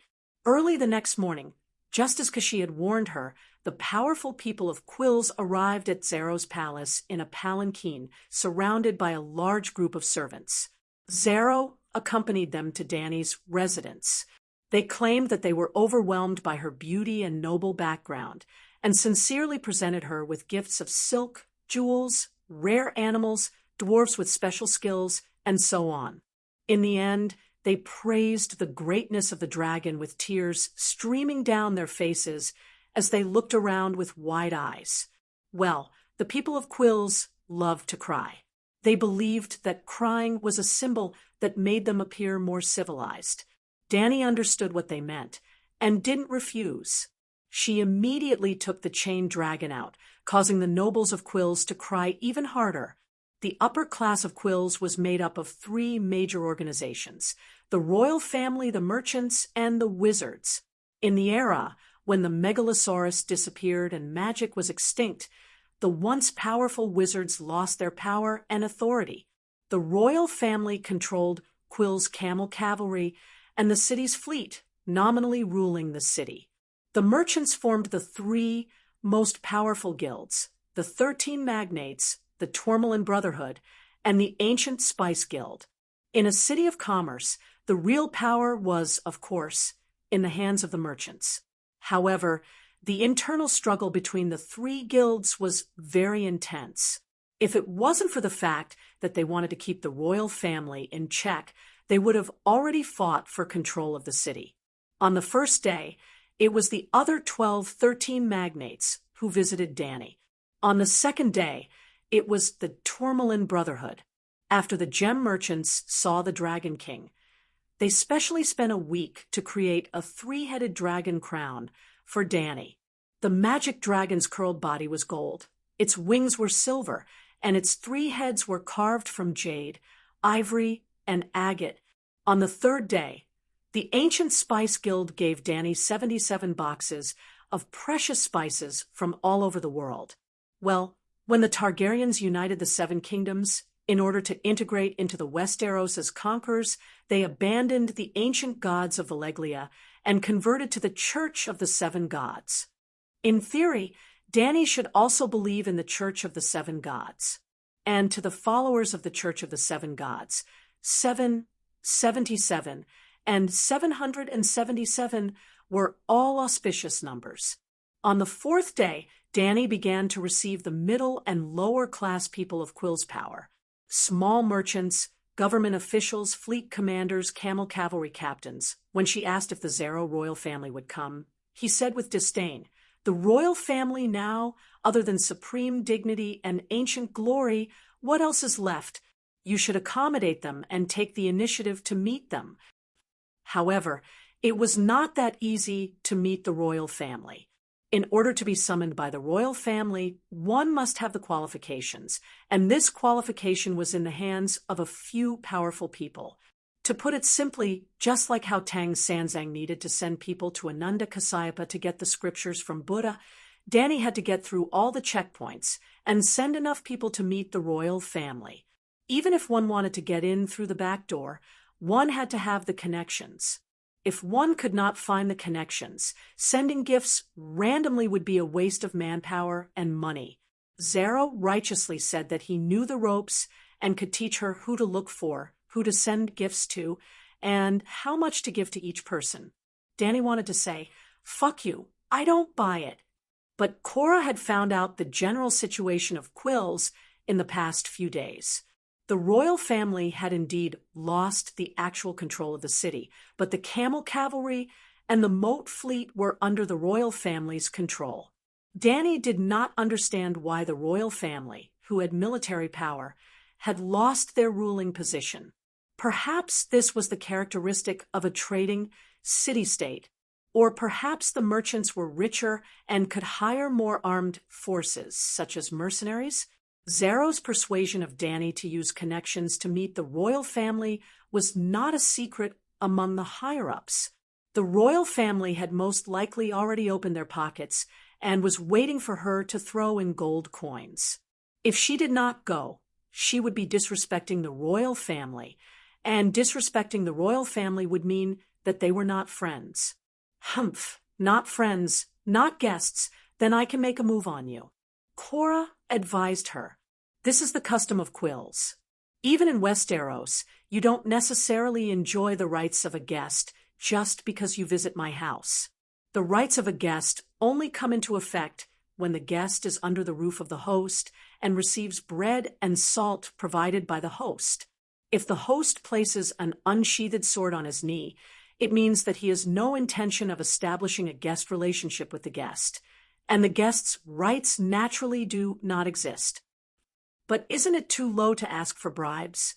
Is it also popular in the Seven Kingdoms for hosts to ask for gifts from their guests? Danny said angrily. Cough, cough, cough. Cora coughed as if he had been choked. Even his full beard could not hide the redness on his face. No way. Danny opened her mouth wide in disbelief. It's not as blatant as quills, Sir Cora hurriedly explained. The guest gives a guest gift to the host mainly to express his gratitude for the food and shelter provided by the host. And when the guest leaves, the host may also give a guest gift to the other party. This tradition usually happens when the guest is in a weaker position because he is afraid that the host will deny the guest's rights. Danny did not pay attention to the details when she was watching the drama. What Cora said was especially obvious between the Night Watchers and the Savage Caste. The Savage Caste beyond the Great Wall, the first ghost father of the world of ice and fire. He married his own daughter and continued to marry the daughters that his daughter gave birth to. In this way, he continuously married dozens of daughters and granddaughters. He also had sons, but all of his sons were sacrificed to the deviant ghosts as soon as they were born. It could be said that other than the Night King, almost all of the deviant ghosts were his sons. Deviant ghosts were different from corpses. Deviant ghosts were transformed from living people, while corpses were dead people who were revived by deviant ghosts. Without caste providing a house and food, the Night Watchers who left the Great Wall and went north would almost double the mortality rate. Therefore, the Night Watchers had to ask caste for help. Not only did they turn a blind eye to his incest, but they were also often blackmailed by caste for iron weapons, which were guest gifts. It was also because of the guest's rights that the Night Watchers' commander-in-chief, Elder Xiong, could not harm caste even if he knew that he was related to the deviant ghosts. The guest's rights were two-sided. Not only could the host not harm the guest, but the guest would also not harm the host even if the host was making a deal with the devil. Cora saw that Danny was in deep thought and could not help but persuade her again. The ancestors have a tradition of guests' rights, and the Undulls have a similar law. Perhaps the guests' rights are universal, but the specific forms of expression are different. All right, I give gifts to the royal family. I hope that they can give me some guest gifts too. Danny sighed. Chapter 41. Although Danny had never thought of asking Zero to help her with the money, that guy kept saying that he loved her, but he never offered to help her. Danny had to pay for the help herself, and he was only responsible for telling her who to ask for help. For the first step, Danny brought a red mare, a gray bison hunted from the border of the Red Wastelands, and a large black dog bought from the market to the Temple of the Queers. The milk people worshipped the god of memory that she had never heard of before, so she sacrificed herself to the god of memory's priests. The mare represented the centaur's sacrifice, and the bison was an ancient custom. It was said that before this trading city was built, the original milk people hunted the creatures of the Red Wastelands for a living. The closer to the center of the Red Wastelands, the hotter the temperature, and the harsher the environment. The plains near the sea were rich in water, and there were many wild animals and plants. As for the black dog, it was very strange. The people of Queers, like the great celestial empire, loved the taste of dog meat. The priest was very satisfied with Danny's understanding of the situation. The old milk person with snow-white hair and skin told Danny that she could come to the god of memory to search for the memories of time. After asking again, Danny understood that this was also the library of the people of Queers. The priest of the god of memory was also the city's historian. For thousands of years, they had recorded every major event that happened in Queers.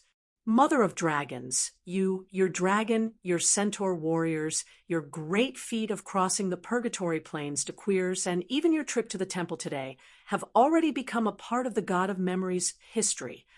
The old man said with a smile, if it was the original Danny, she might not be interested in books that recorded history, but the current Danny was screaming in her heart, worth it, it's so worth it. 2,000 Queers gold coins is completely worth it. On the surface, she only gave 3 beasts, but last night, Ago and 4 centaurs carried 2 boxes of newly exchanged radiant coins into the old priest's backyard. Yes, he really went through the back door. From the back door in the alley, he entered the backyard of the old shaman's favorite 13-year-old mistress residence. Qualls used the radiant coin, which had been popular since ancient Phileglia. It was a round currency with a crown on the front and a hideous skull on the back. The radiant coin was relatively small. One radiant coin was only 1/3 of the weight of a gold royal. 2,000 coins would be about 2,000 times 4,000 is equal to 8 million yuan in purchasing power. This was equivalent to the Middle Ages, and their productivity was far inferior to the modern Celestial Empire. 2,000 radiant dollars was definitely a huge sum of money. It was easy to understand why the old shaman was so nice to Danny. After obtaining the library card from the memory temple, the second back door Danny went through was the keeper of the register of queers, who were also the city's administrative officials. Bags of gold coins were sent out, and Danny suddenly found that half of the Zhuji's gold that she had stashed away had been used up. She told Zero bitterly, "I have no money left. I only have some antique jewelry that I excavated from the City of Bones." Zero's heart was as cold as ice in the face of a peerless beauty's request for help. He did not have the slightest intention of paying out of his own pocket. Instead, he gave her a bad idea. The news of the existence of a true dragon has spread throughout the East, and more dragon seekers have come to visit. Now, there are countless people in Queers who want to see you and your dragon. Why don't you accept their requests? At the same time, everyone who meets you will receive a gift. Danny thought about it. This was beneficial to her. Not to mention how many zoo tickets she could receive, as long as her reputation was spread, and she and her dragon were known in the East. Some people would not dare to use the most direct and vicious methods against her. Wasn't this the reason why she asked Cora to spread the news of the dragon in the docks and the taverns on the streets? When no one knew that she had a dragon, she would rather hide in the White Cloud City for a long time and try her best not to let this news leak out. But as long as one outsider knew about her and her dragon, then the hidden plan would be completely destroyed.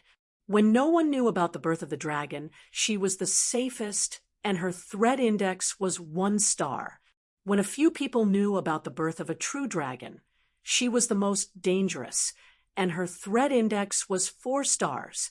In the Far East, after everyone knew about her story, some people had scruples, and her threat index was lowered, and her threat index was 3 stars. When the news traveled tens of thousands of kilometers and reached the Westeros in the far west, her threat index rose again, and her threat index soared to the most dangerous 5 stars.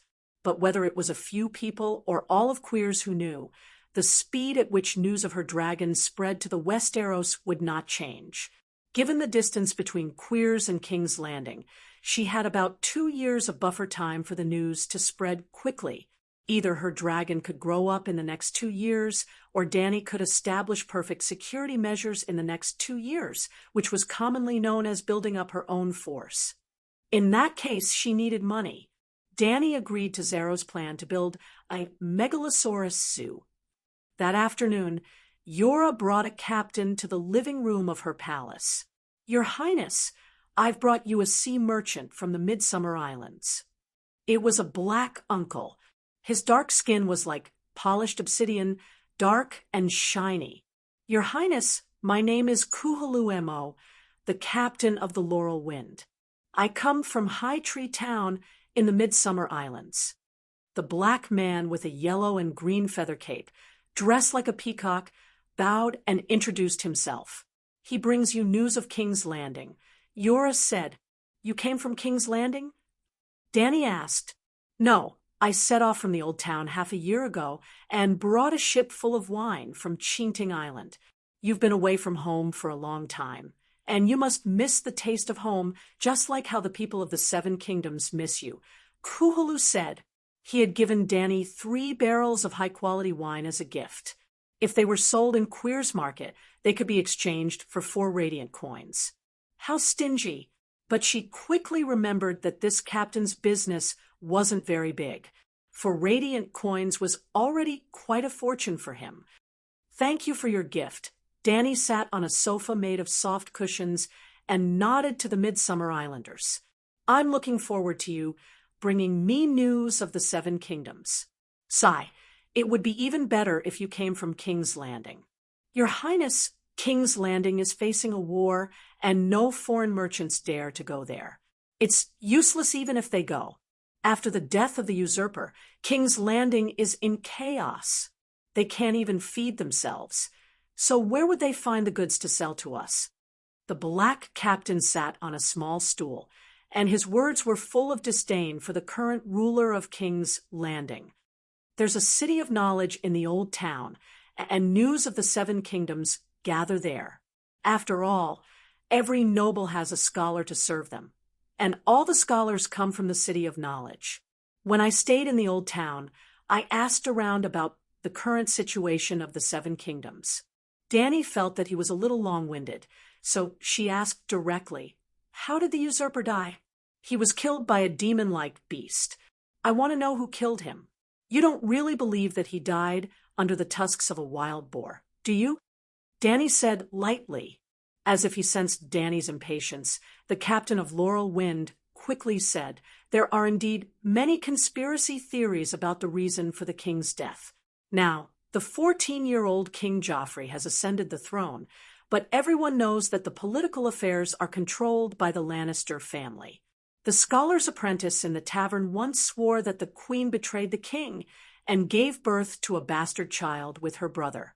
Because her actions were exposed, she took the risk of murdering her husband. Thus, the throne completely fell into the hands of the Lannister family.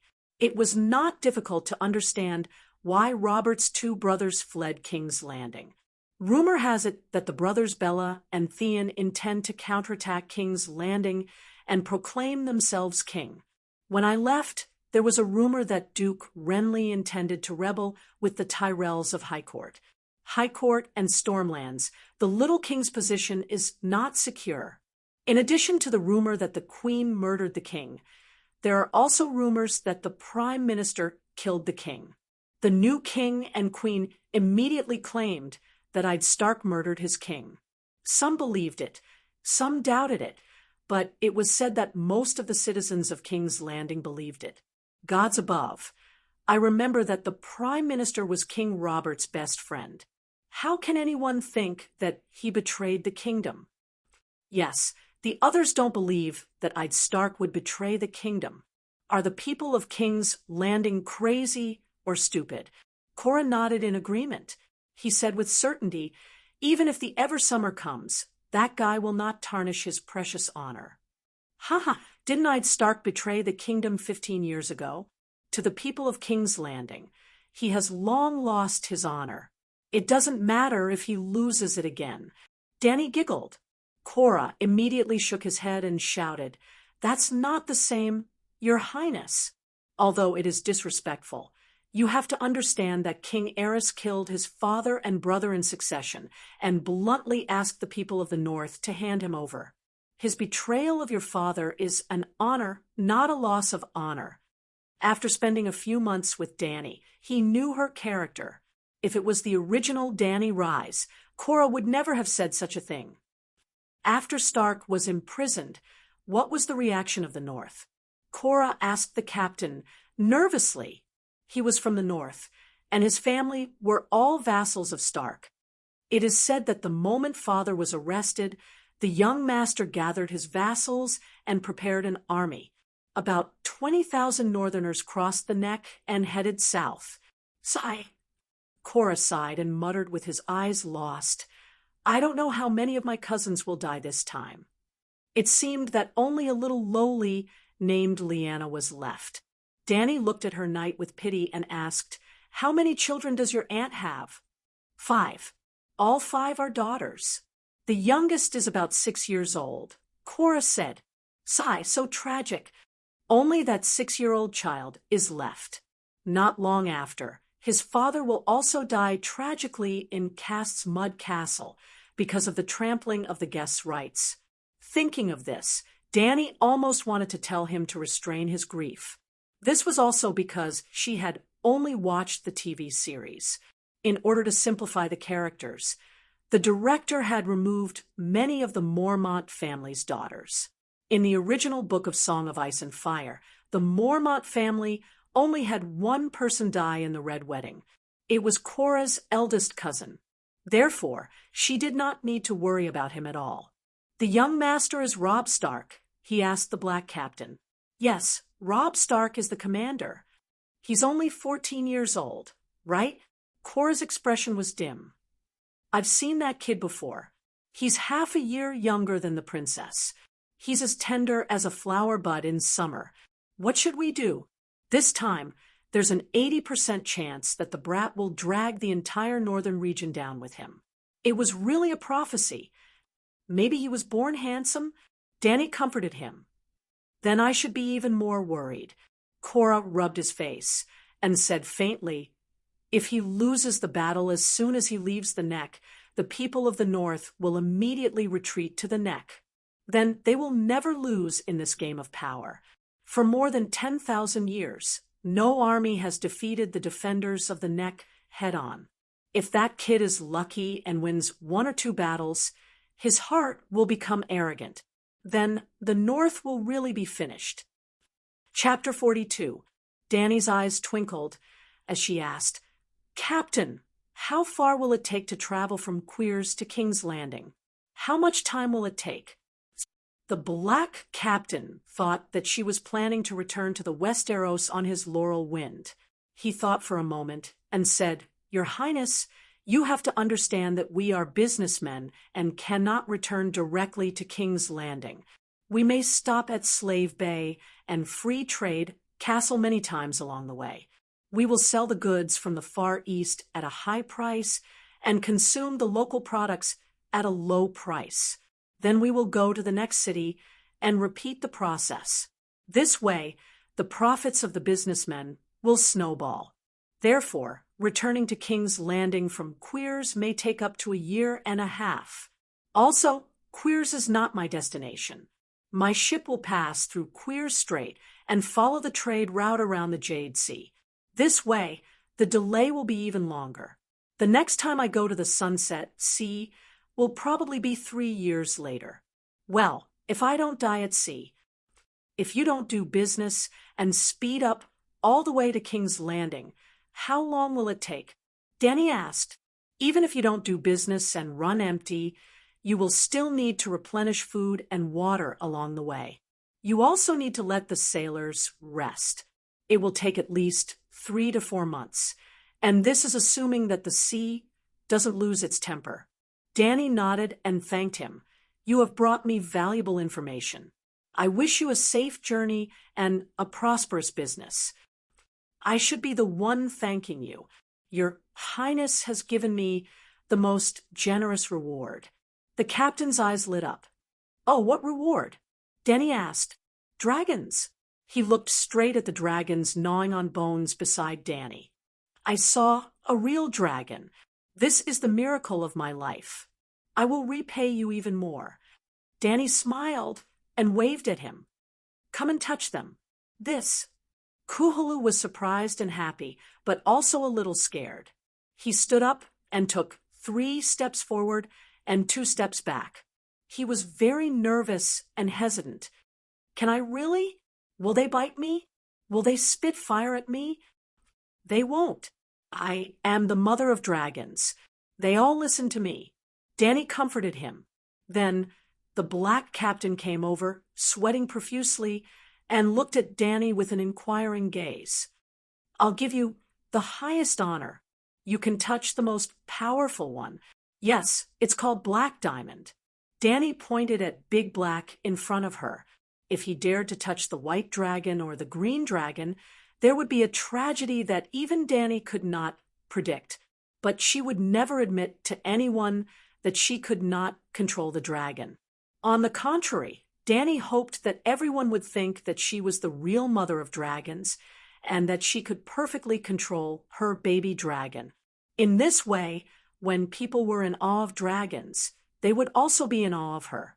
At the same time, He also tried his best to prevent ambitious people from having the idea that they could obtain the dragon as long as they killed that woman. In fact, there was a high chance that the green dragon and the white dragon would be taken away. In the prophecy, the dragon had 3 heads. Danny was just one of them. More than 3 months, almost 4 months. Big Black's body was the strongest. Its torso was already the size of an adult police dog. When it spread its wings, it was enough to cover Danny's bed. When they came to queers, Danny did not dare to let them fly around. These days, there were wrist-thick iron chains tied around their necks. In order to appease the 3 dragons, she had to provide them with an unlimited amount of food. At this time, Big Black was lying on the marble floor, sucking on a burnt bison thigh bone. Big Black, don't hurt him. He admires you and wants to touch you. Danny sent a message to Big Black while gesturing for Kuhulu to touch. That guy had a look of desire on his face, but he was so scared that he kept shrinking back. Finally, under Danny's encouragement, he shrank closer to the black dragon, reached out his trembling right hand, and gently touched Big Black's wing. Then he retracted his hand as if he had been electrocuted. Big Black ignored him and continued to suck on the bone marrow. So, the captain gathered some courage and reached out his hand again, gently stroking Big Black's back like a feather. Wow, it's just like the legends say. The scales of a true dragon are boiling hot. Only a true dragon can control a true dragon. Kuhulu was so excited that his black face turned red. You've heard of all the legends about true dragons? Danny asked with a smile. The black captain only stroked it for a while before retreating a few steps. He stood to the side with his hands down, his expression more respectful than when they first met. He said, I've heard the scholars mention dragons many times in the old town's city of knowledge. They said that only the true dragon blood of House Targaryen could subdue the Megalosaurus. Others could not even withstand the high temperature emitted by the Megalosaurus. At that time, I didn't believe it. What kind of animal could be so hot that its rider could not withstand it? At most, a saddle would be added. But today, I understand that if the Megalosaurus grew to the size of Balerion, even a saddle would not be able to withstand its furnace heat. Even if the scholars think that the Megalosaurus is a beast without much intelligence, it is still the most legendary creature in the world. The scholars even know how intelligent the Megalosaurus is. They've studied the Megalosaurus in depth. Danny was curious. If they don't even study the Megalosaurus, the miracle of the world, is there a need for the scholars to exist? Kuhulu's tone was complicated as he said a philosophical sentence. Did the scholars find out the extent of Balerion's intelligence? Danny asked. This time, before the captain could speak, Cora said, a child of 7 or 8 years old. My scholars told me. Yes, Balerion's intelligence is beyond that of other Megalosaurus. Kuhulu agreed. He. Danny chuckled and said to Big Black, Mr. Kuhulu gave me 3 barrels of wine. Draw a painting for him. Painting? Kuhulu was confused. Without Danny's order, Reese's maid immediately came over with a large wooden tray. On it was a roll of parchment paper and a small bowl of ink. The maid was not afraid of Big Black at all. She squatted beside him and spread out the 1 meter long and ½ meter wide paper. She pressed paperweights on both sides. Then she placed the bowl of ink at the bottom left of the roll of paper. Big Black glanced at Kuhulu and extended its right claw. Dragons, like humans, had 5 fingers. Big Black's other 4 fingers were clenched into fists. After dizzying in the bowl, the pen moved like a dragon. Lines quickly appeared on the snow-white roll of paper. At first glance, the lines were messy, as if a child was doodling. Kuhulu did not expect much at first, but he was not disappointed when he saw this. At least it did not use its dragon claws to make a handprint. But as time passed, he saw something different. The stripes of varying thickness and depth gradually outlined one or two figures, and one of them was, "God bless me, I'm not seeing things." He opened his mouth, so wide that one could stuff a goose egg into it. "This is me talking to His Majesty. Even the gauze by the window of the palace makes me feel the breath of the breeze. This, even the court painters of Bravos are not as good as this." Kuhulu swallowed hard. His gaze towards Big Black was no longer one of reverence, but of pure reverence. There was no fear. In his heart, the black dragon in front of him had already been sanctified. It had the will of a god and would not hurt people like a wild beast. Actually, he was thinking too much. Big Black's intelligence might be higher, but it was still far from that of an 8 or 9-year-old child, let alone a god. At this time, Big Black could also calculate. If Danny asked Kuhulu to add and subtract within 100, Big Black could probably give the answer to. It used its claws to carve words on the floor. But that was it. It was not as shocking as drawing an audience with the Queen on the spot. It was also during the cultural class that Danny was surprised and shocked to find that a dragon's spatial sense had such a huge effect on drawing.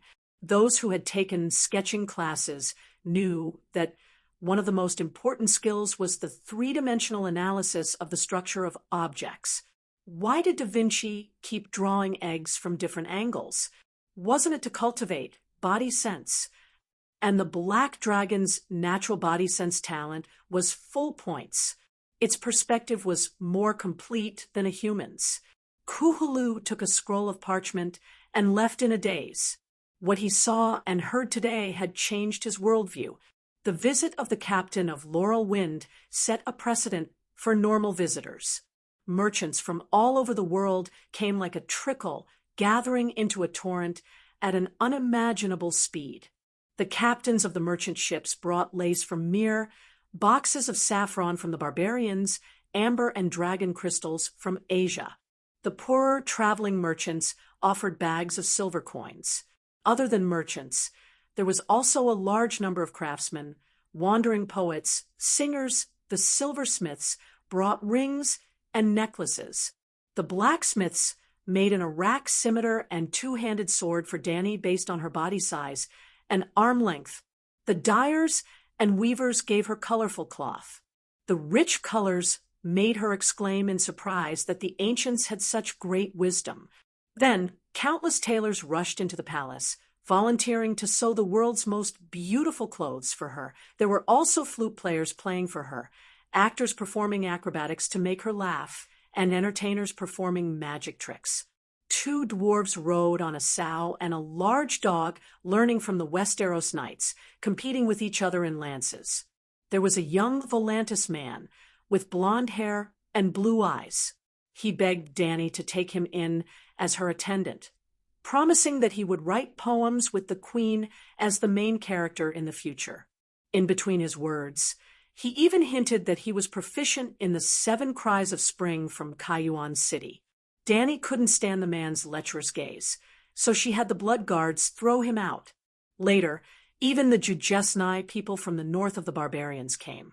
They gave Danny a zebra with black and white stripes.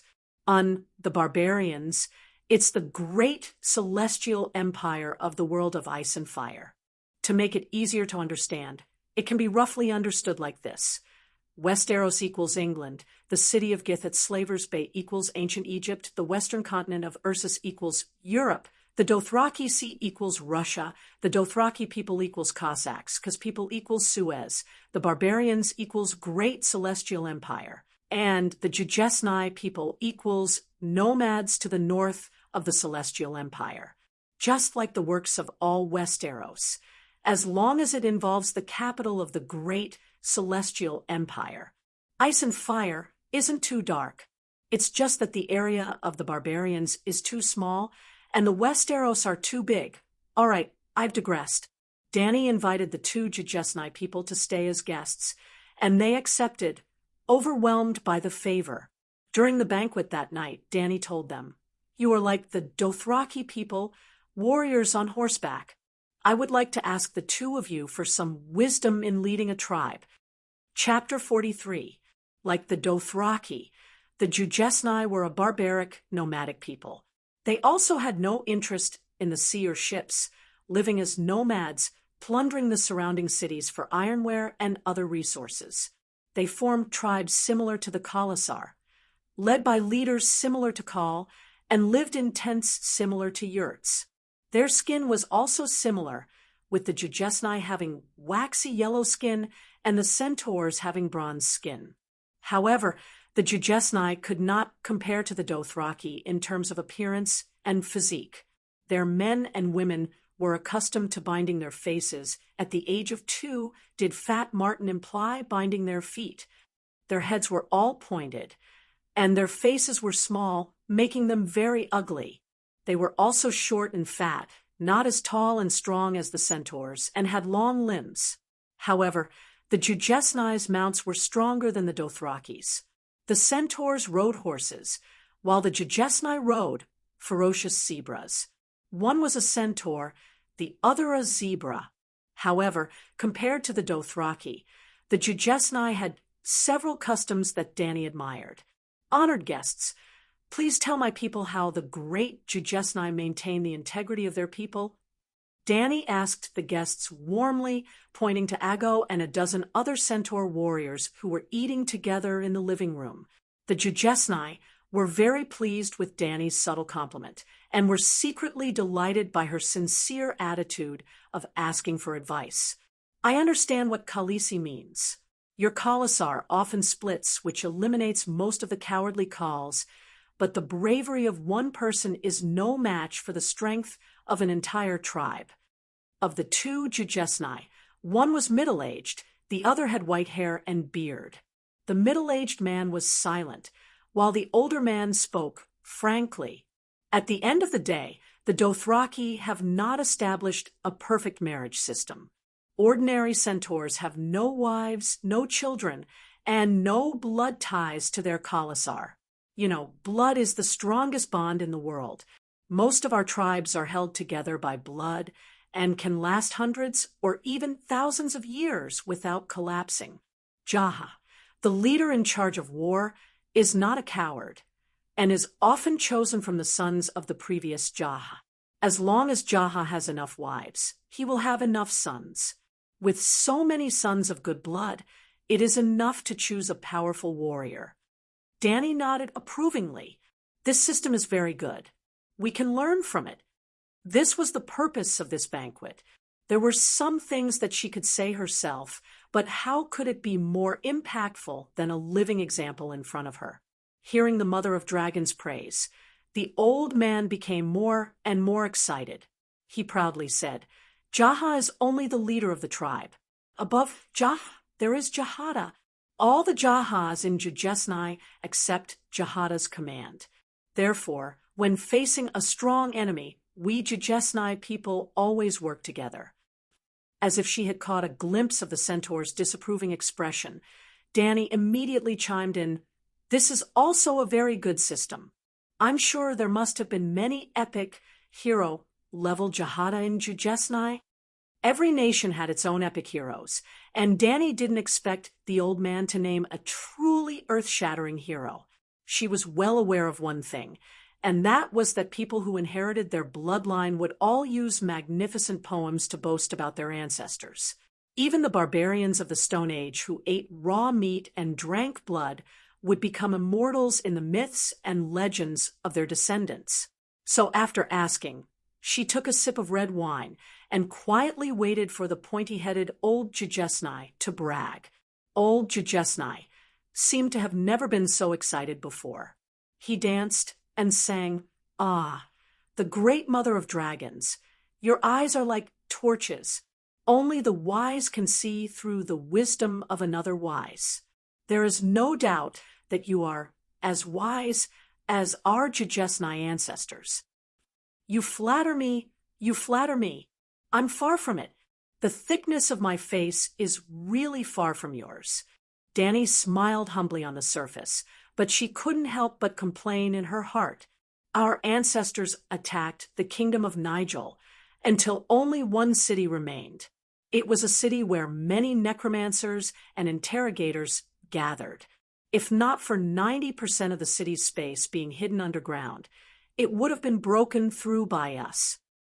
As if to increase the greatness of this achievement, the old man lowered his voice and added, "Don't underestimate necromancers, and don't think that they are liars.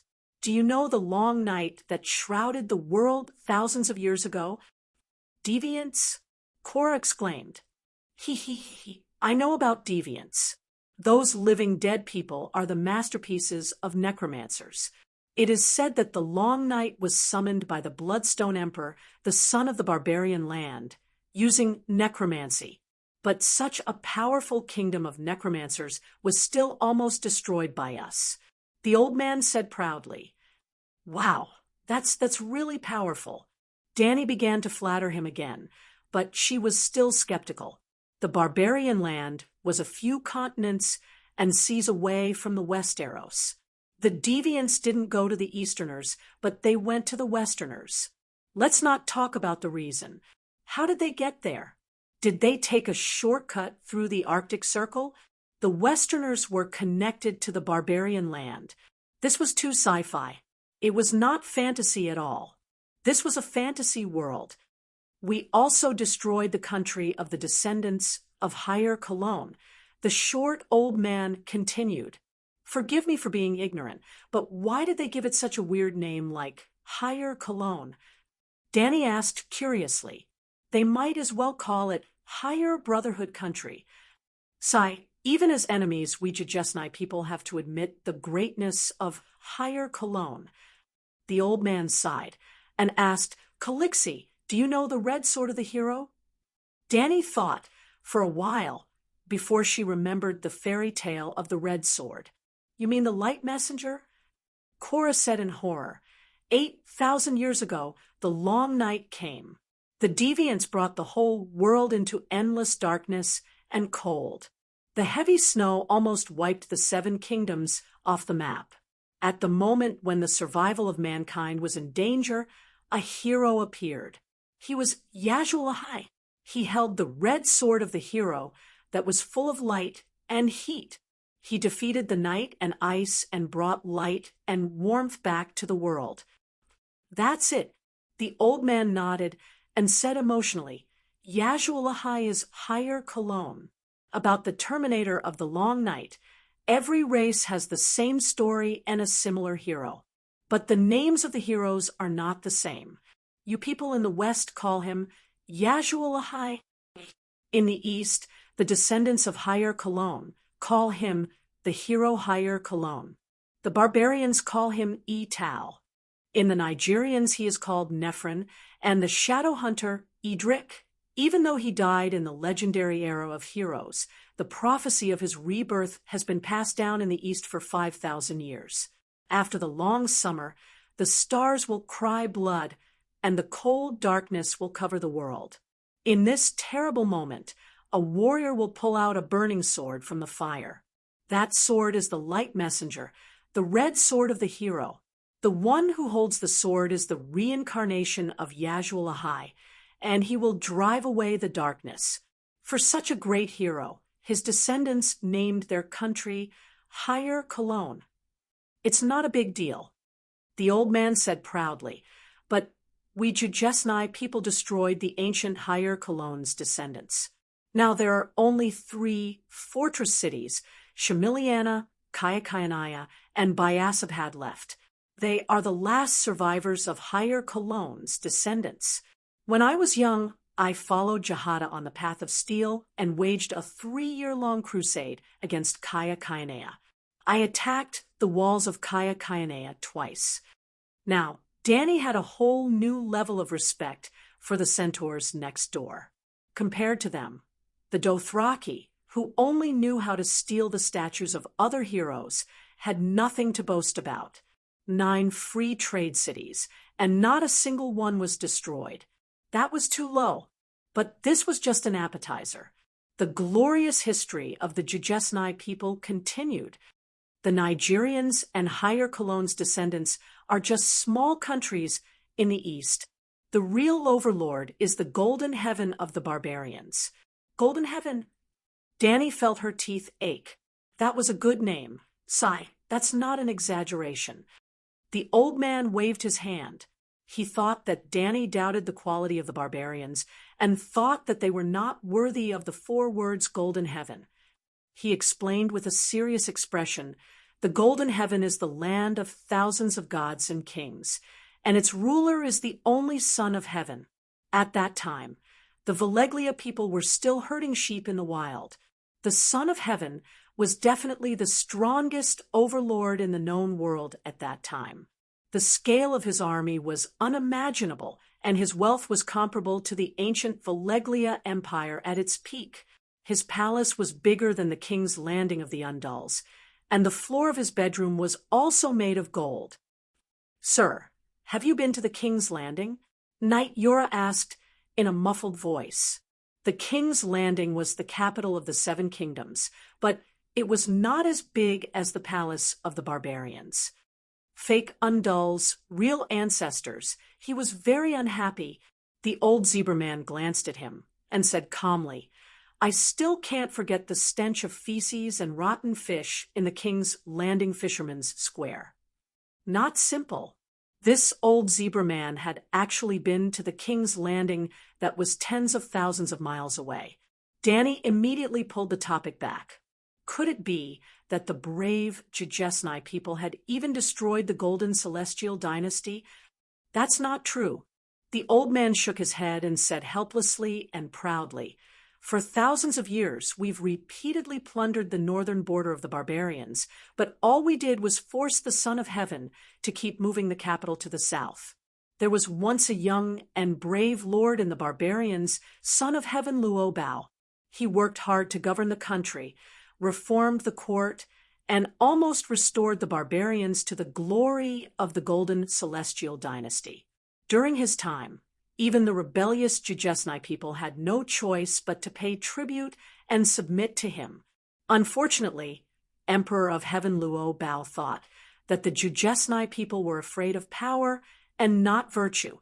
If we submit today, we'll definitely rebel in the future." Danny nodded. It seemed that Emperor of Heaven Luobao was a sensible person. The old man also admitted, he's right. The Golden Celestial Dynasty was powerful. We couldn't defeat it, so of course we had to submit. But when the Celestial Dynasty declined, we'd be stupid not to plunder it. This old Jujesni person was so straightforward that Danny did not know what to say. But what's wrong with that? The old man downed a cup of wine and shouted, "When the barbarians were weak, they still gave money and women to our Jahada in exchange for peace. But when they were strong, they massacred our people. It's natural for the strong to bully the weak. It's against the natural order for the weak to bully the strong." "Did Emperor of Heaven Luobao bully you?" Cora asked. "No, he didn't bully us. He wanted to eliminate all future troubles and completely annihilate the Jujesni race." The old man slapped his thigh and shouted angrily, "He's such a bully!" Danny sighed inwardly. She felt sorry for the ambitious emperor. Since the old Jujesni person was cursing here, it meant that Luobao was neither Emperor Wu of Han nor Emperor Taizong of Tang. Chapter 44. Emperor Luobao gathered an army of 300,000 barbarians and marched into the Jujesni plains in 13 different directions. They burned and killed along the way. They killed everyone they saw, regardless of gender or age. They didn't even want slaves. Every Jaha tribe they encountered was harvested as easily as wheat under a sickle. Our people were slaughtered, our livestock were plundered, and our tribes were burned to the ground. The once lush plains were turned into a scorched wasteland in the flames. The old zebra man stopped, and the hall fell into a deathly silence. After a while, he sighed sorrowfully. 1,000,000 people. That time, at least 1,000,000 of us died. On average, 9 out of 10 Jujesnai people died. The entire Jujesnai plains was crying. The blood of the zebra people that covered the ground was its tears. In the end, the great Jujesnai people won the final victory. Danny comforted him gently.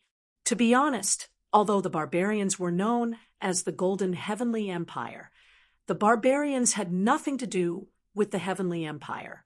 Their customs, culture, race, religion, political system, and so on were all different. Yes, even the world was different. She did not identify with the barbarians at all. Of course, she did not empathize with the zebra people either.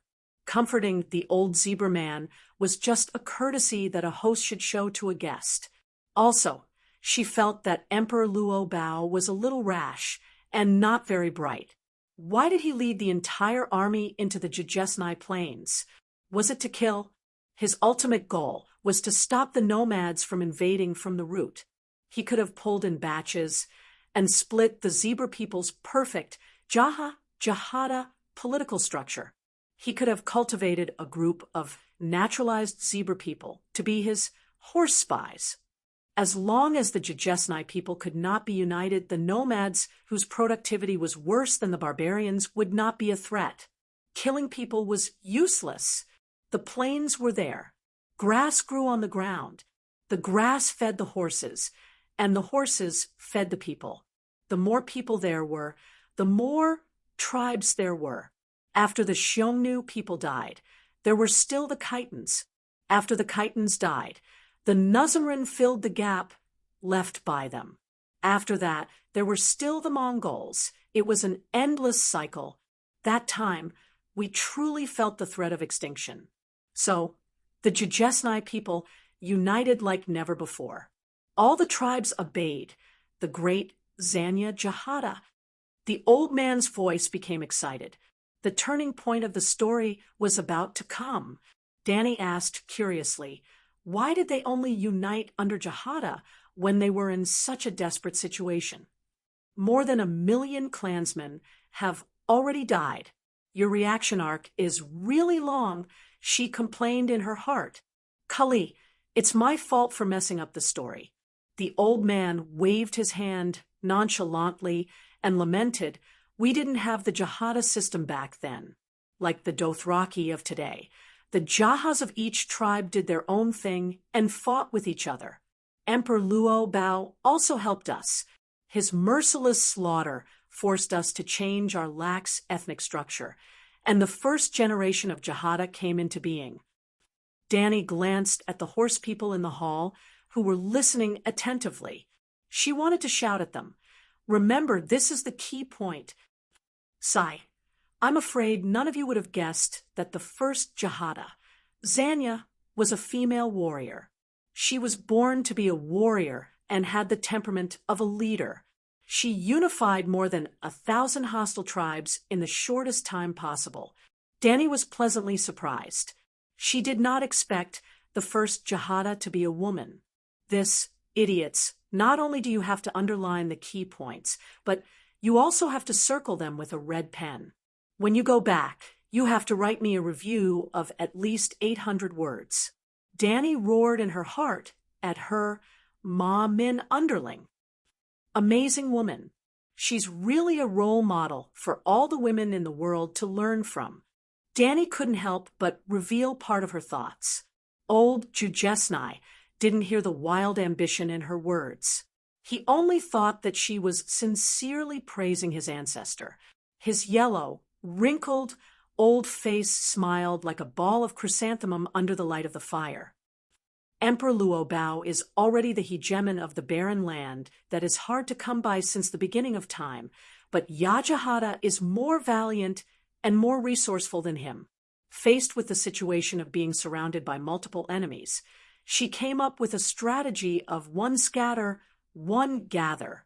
Once they were scattered, the tribesmen would scatter and hide, cutting off the possibility of the barren land raiding them. At the same time, the tribesmen scattered all over the place would take on guerrilla missions. They would burn the pastures, kill the scouts, and search for food, cut off the water source, and starve the barren land. Calixi, you have to understand that the situation was too dangerous.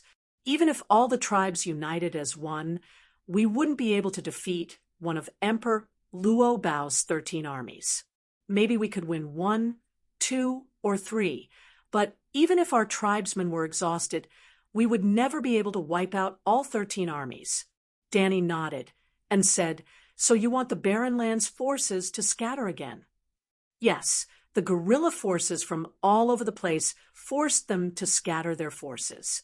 This way, Yajahata's one-gather plan could be put to good use.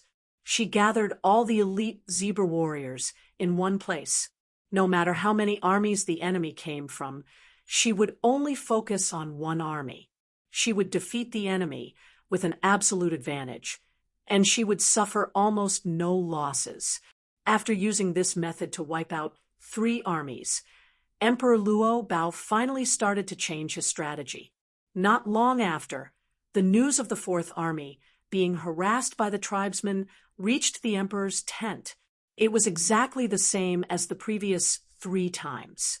Emperor Luo Bao deduced that the Jujesnai's main force was near the 4th Army.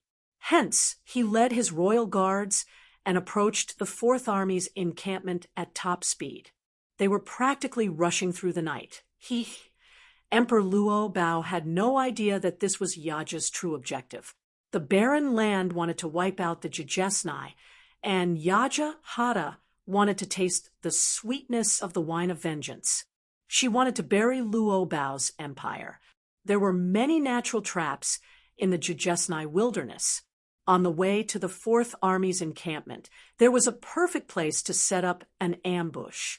In that battle, Emperor Luo Bao's entire army was wiped out. Even he himself died at the hands of the valiant Yajahata. After that, the tides of the battle turned. Without their emperor, the Barren Lands army was like a headless dragon.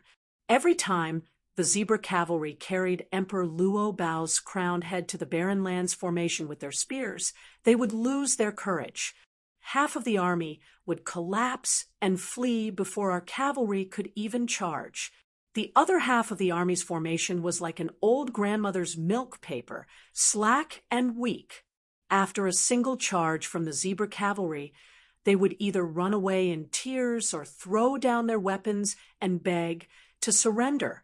Danny sighed to herself. Those barren land were really, The old zebra cavalryman threw his head back and laughed maniacally. It was as if he had become one of the zebra warriors under Yaja's command after a few drinks. None of them were spared.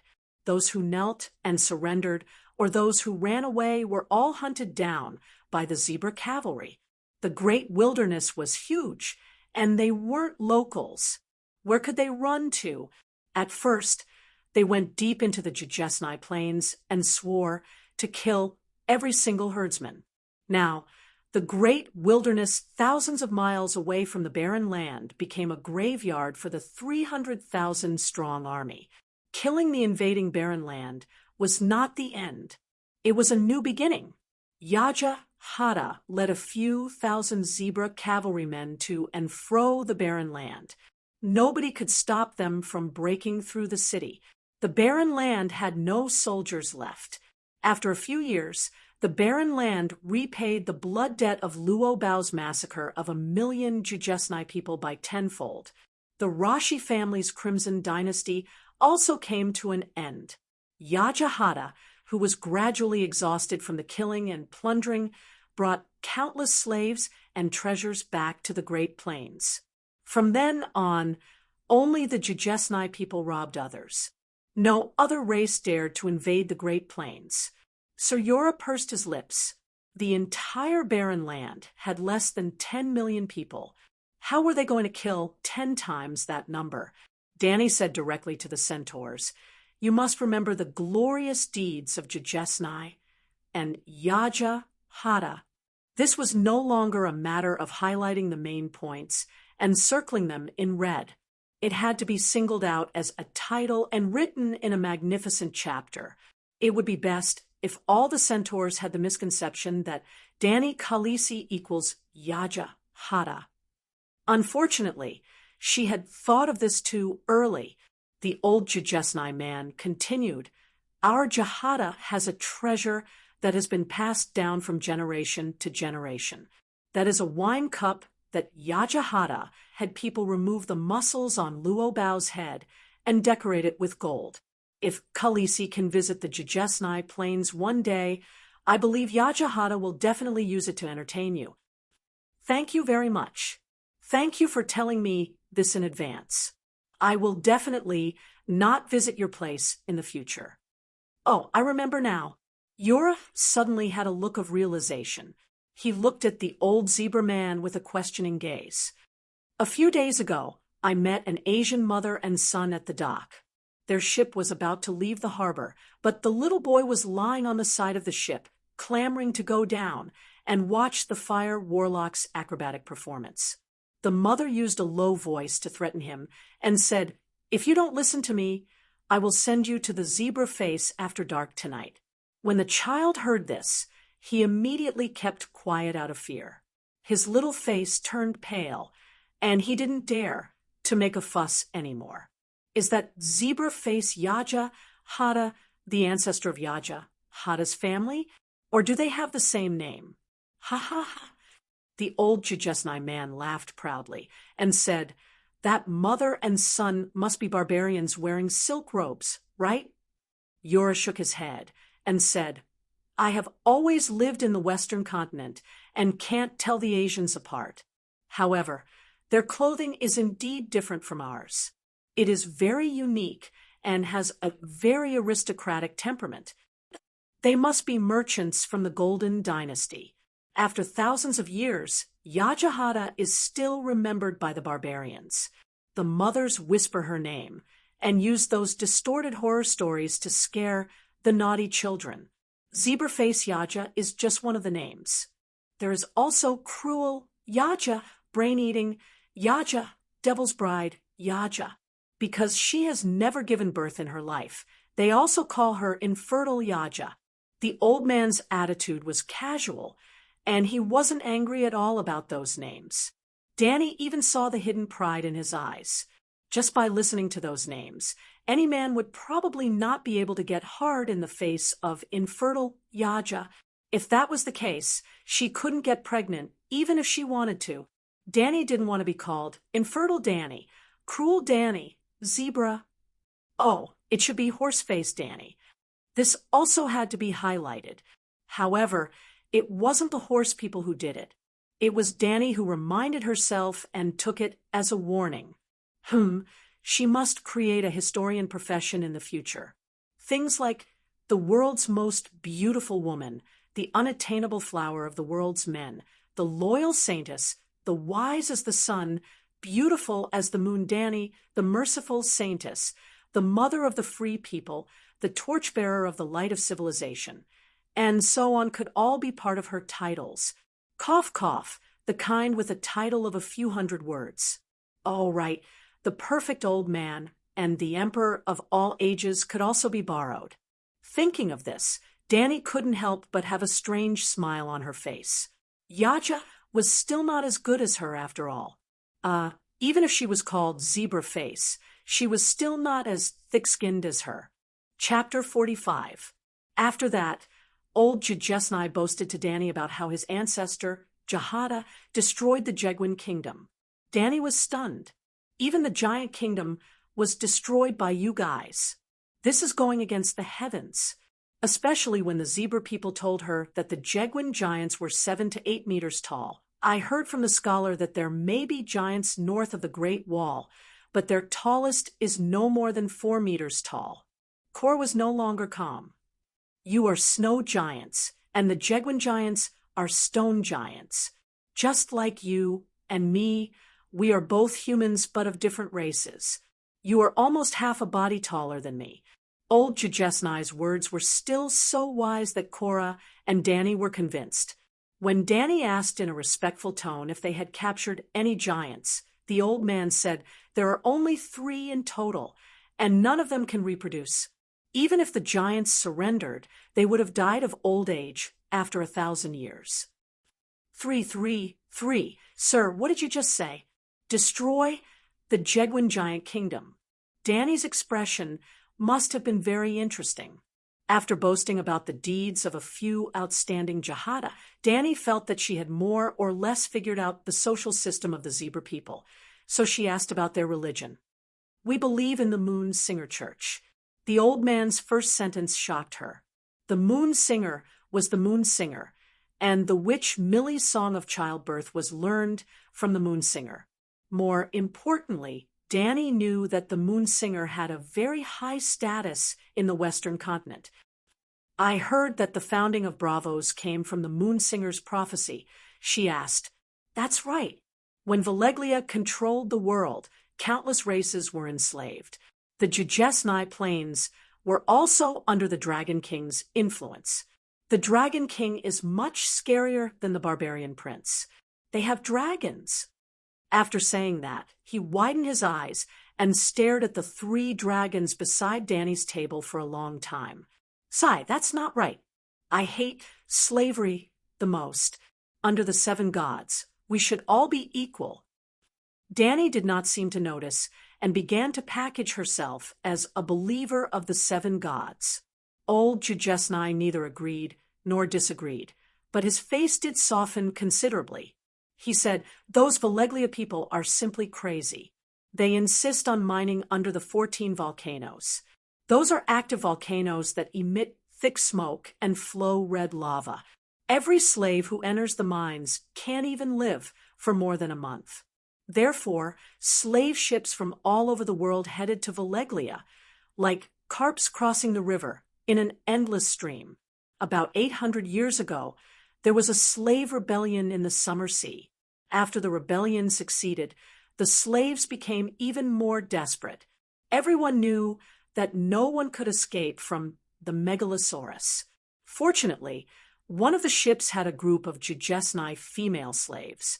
They were the moon chanters from the Jujesni Plains.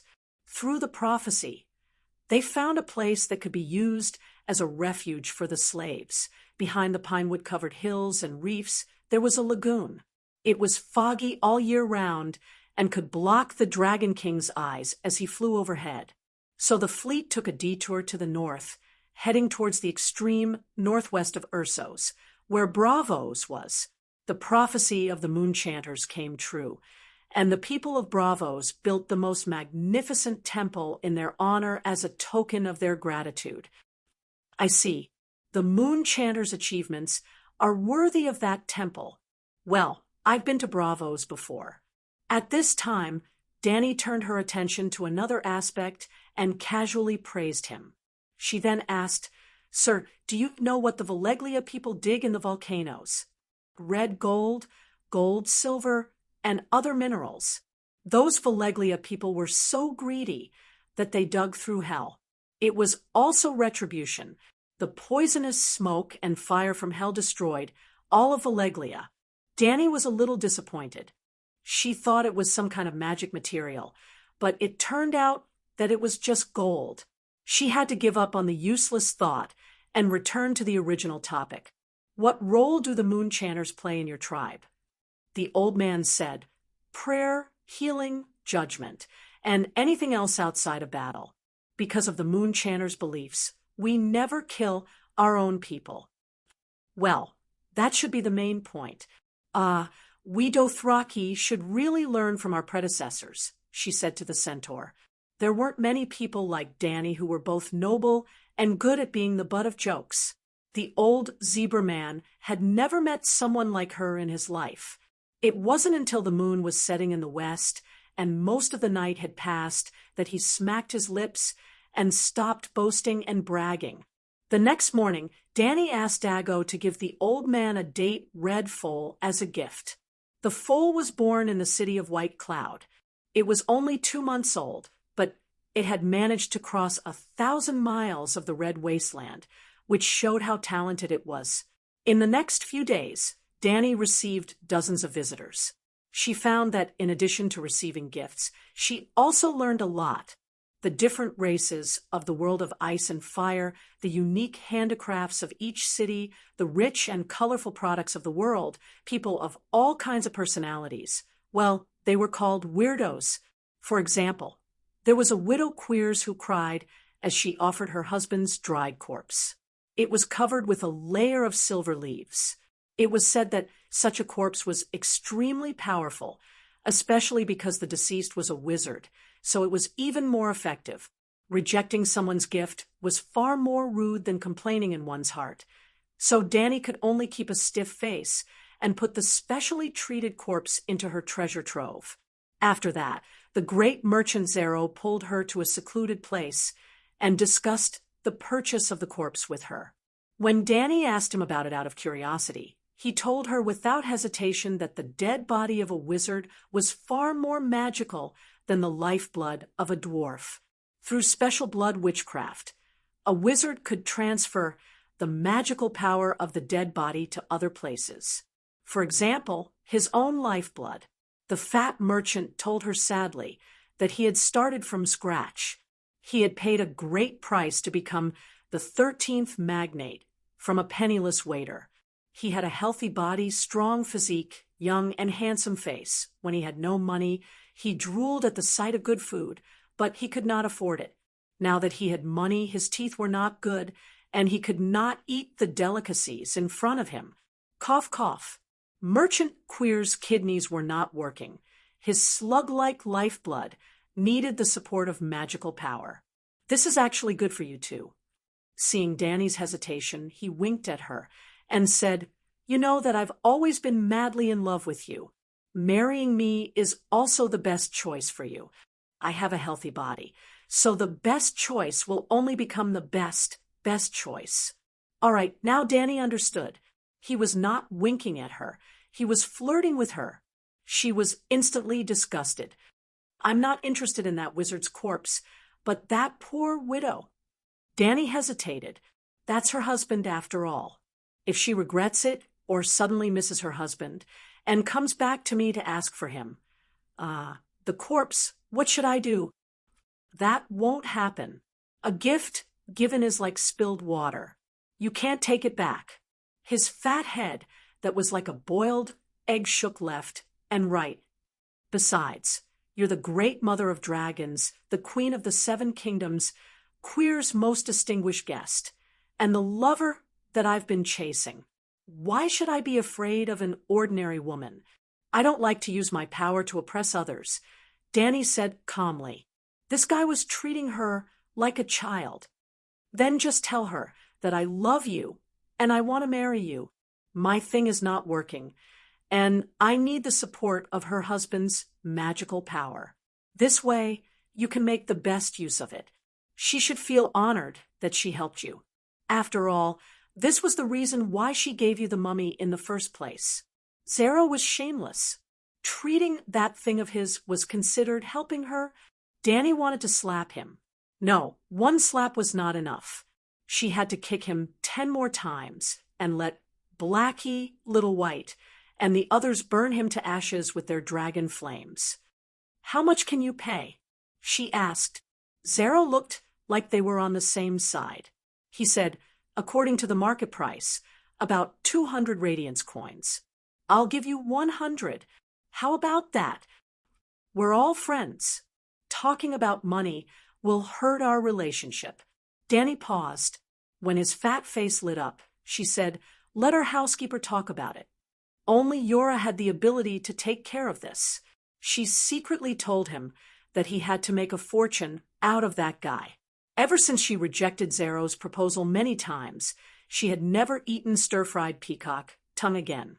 After a few times, she went from reluctantly swallowing it to slightly appreciating it, and then from appreciation to love it.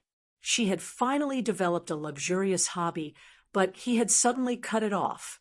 Well, Danny could not afford that kind of thing with her own financial resources. Other than the food, there were also fewer servants than before. For example, the number of beautiful maids who danced and sang for her during meals was decreasing day by day.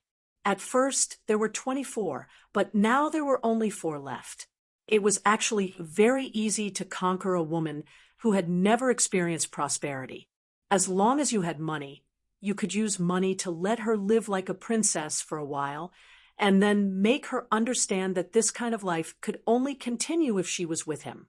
That was why bossy CEOs were so popular. It didn't matter if they were bossy or not. The important thing was that they were CEOs. Without a doubt, Zero was also a CEO. He also wanted to use this method to conquer Dani. He definitely did not love her, but if he married her, he could have her dragon. Yora told her that the people of Keles had a strange wedding custom. On the day of the wedding, the wife could ask her husband for a token of love. No matter what she asked for in the world, as long as he had it and could do it, he had to agree. He also had the right to make the same request. Although he could only ask for one thing, he could not refuse it no matter what it was. Zero will definitely ask for your dragon. A megalosaurus is enough for his power to reach a higher level and become the only master of this city, Yora said to her with a cold smile. A few days later, Zero excitedly came to find her. He was holding a pair of blue leather slippers. Look at what this is. Slippers. Dani could not think of what else it could be. Your persimmon has been accepted by the door opener. The last checkpoint to the Hall of 1,000 Seats has been opened. He waved the blue slippers and proudly said, "This is the invitation from the royal family."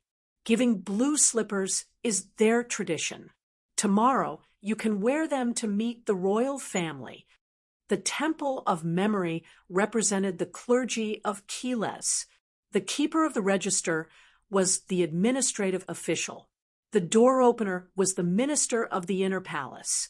She had indeed given him a big yellow persimmon, but at the same time, she also had to carry 5,000 gold coins to the butler's backyard. Chapter 46. The royals were the descendants of the ancient Queers king and queen. They were not one person, but a group of direct descendants. Looking at Dani's dress, Zero fussed and warned her that she had to wear the traditional dress of Queers if she wanted to meet with the royal family and gain their favor. It was the bare-breasted dress worn by the Queers lady on the streets. Other than the exposed right side of her chest, it was no different from a normal dress. It's not that I don't respect the royals, but as a guest, if I wear the same dress as the Queers lady, wouldn't I be confusing my identity? Wouldn't that be even more disrespectful to the royals? Dani quibbled. She did not want to expose Mimi to a group of perverted onlookers, even though they were small. Actually, she was not quibbling. There had never been a custom where a guest had to wear the same dress as the host when meeting the host, unless the guest had no dignity and was trying to curry favor with the host, hoping to get something from him. Then they would not be guests, but beggars and almsgivers. How many dragon seekers had Dani received these days? They were mostly from different races and wore their own ethnic dress. None of them wore Dothraki's painted vest. From this incident, it could be seen that Zero had always looked down on her. Many civilized cities were afraid of centaurs, but they also looked down on them. Obviously, in the eyes of this Queers, Dani was also a barbaric centaur, and not the Queen of the Seven Kingdoms or the Princess of Dragonstone Island. Originally, Dani Rise wanted to restore her country. She hoped to get help from the Queers, so she tried her best to accommodate them. But even when she wore Queers' traditional dress, the royals did not lend her a single soldier. Oh, speaking of which, Dani was still puzzled. The city in front of her was completely different from the Queers in the Game of Thrones. Zero was not black at all. On the contrary, he was milky white. He was also not crazy enough to collude with the male sorcerer and kill the other 12 magnates. This was because there were city guards, camel riders, and a huge fleet. Even the male sorcerer had to hide in his prime. Killing them was useless. The 13 magnates were businessmen. Even if they died, there would be countless other businessmen to replace them. In the end, Queers was rich. Thinking about it, he understood. How could Suez be poor? If Danny had really succeeded in robbing the city like in the TV series, she could have easily bought the entire slave bay. She wouldn't have had to resort to deception to obtain the immaculate from a pasta. The royal family would never welcome someone wearing a Dothraki painted vest. Zero, the milkman's words woke Danny from her thoughts. She thought for a moment and said, "Centaurs don't only have colorful vests. Now that we are bannermen, of course we have our own cheapao." Then she told Eerie to find a long robe of peony red from the trunk. The dress was made of soft and silky Kohler silk with gold trim and short sleeves. A white rose was embroidered on both the collar and the hem of the dress. It was split down to the middle of the thigh. When Danny changed into the cheapao that Queer's tailor had sewn according to her design and appeared in front of Zero, his mouth was wide open. His pair of pig eyes were bulging out of their sockets, as if they were about to be pulled straight. "This is really a centaur's uniform." He swallowed his saliva with difficulty and asked in disbelief, "This is a cheapao, the clothing of us bannermen," the centaur maid said proudly. "How is it?" Danny turned in a circle and looked at Zero. "It's much better than the painted vest." Nodding his head, he looked at the Cheongsam with admiration and exclaimed, "It's simple yet charming, sexy and solemn at the same time, completely revealing the curves and charm of a woman." Good Cheongsam. Khaleesi, you've raised the level of the Dothraki civilization by a large margin. These words made Danny look at the milkman in a new light. This fellow's sense of beauty and ability to accept new things far exceeded that of ordinary people. That afternoon, Danny wore a silver necklace around her neck and a white peony cheapao with a red background. She wore blue slippers and was escorted by the Blood Riders and Cora in a carriage to the gate of the Hall of 1,000 Seats. Yes, one should never ride a horse while wearing a cheapao. This was also the reason why she and the maid already had kipeos, but had never worn them in front of others. Beautiful as it was very impractical for centaurs. As for the silver necklace that looked like a throat guard, it looked a little like the one worn by the red-robed priestess Melisandre. They were both gold and silver necklaces with a dazzling gem embedded in the center of the necklace. However, the red-robed priestess's was a ruby, while Danny's was an amethyst. Zero had given it to her for self-defense. He said that the royal family had always had a bad reputation and often gave poisoned wine to those they thought were a threat. The amethyst had the special effect of dispelling poisons and ensured that Danny was immune to all poisons. If this was another world, Danny would have laughed out loud. However, no matter how strange things were in this strange world, she had to at least maintain a skeptical attitude. To Danny's surprise, the royal family asked her not to bring a dragon to the audience. In response, Zero said sarcastically, "Your dragon can breathe fire. They are like a group of silkworms in a warm breeding room, unable to adapt to the outside world. Even the smallest possible injury will make them cry in fear." Danny glanced at him and thought to herself, if it weren't for the fact that you merchants with evil intentions did some terrible things to the royal family, would they be so frightened? However, the royal family still wanted to see the dragon.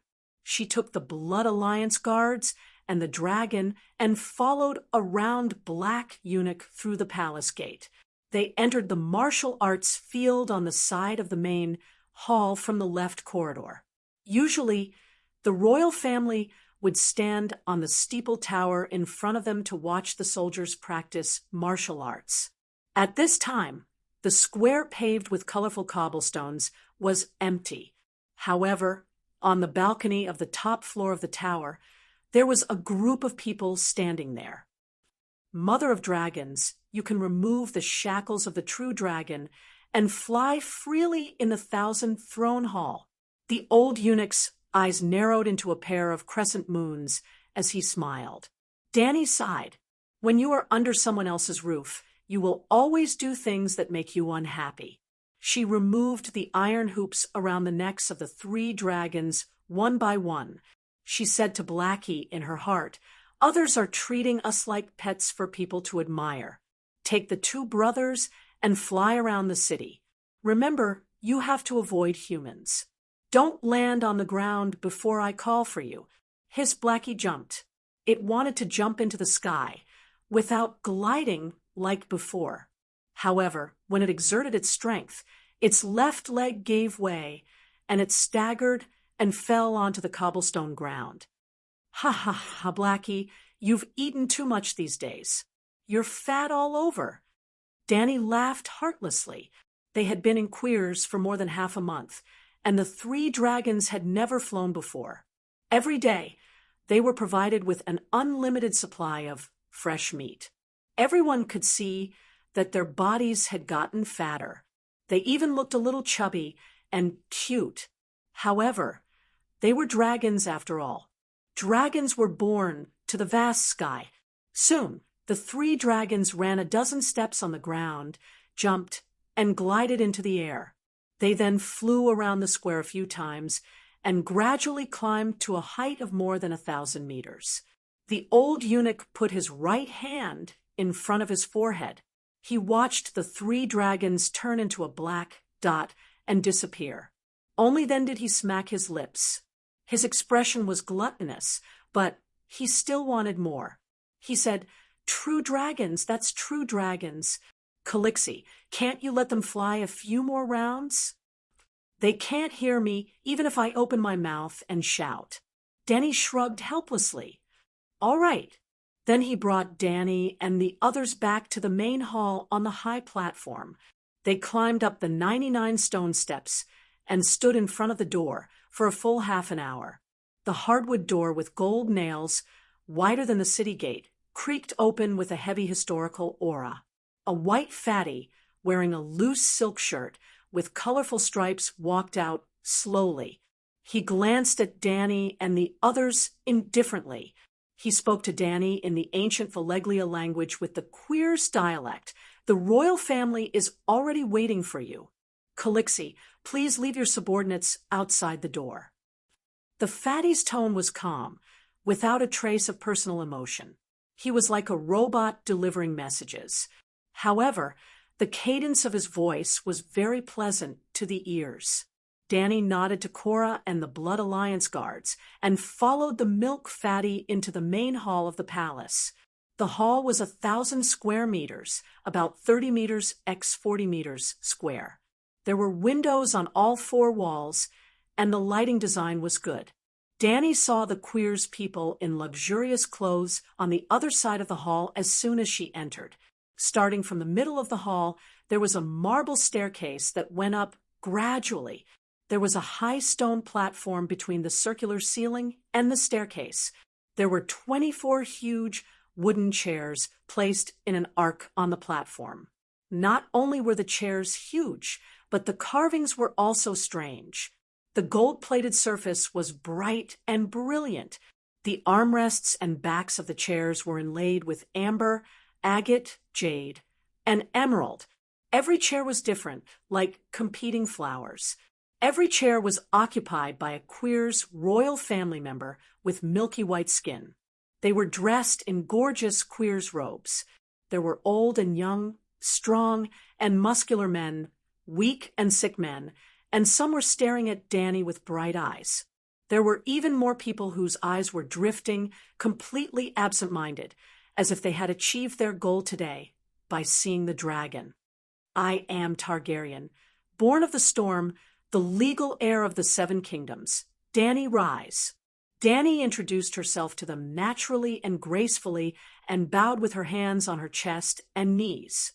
"I am honored to be summoned by the glorious and ancient Queers royal family."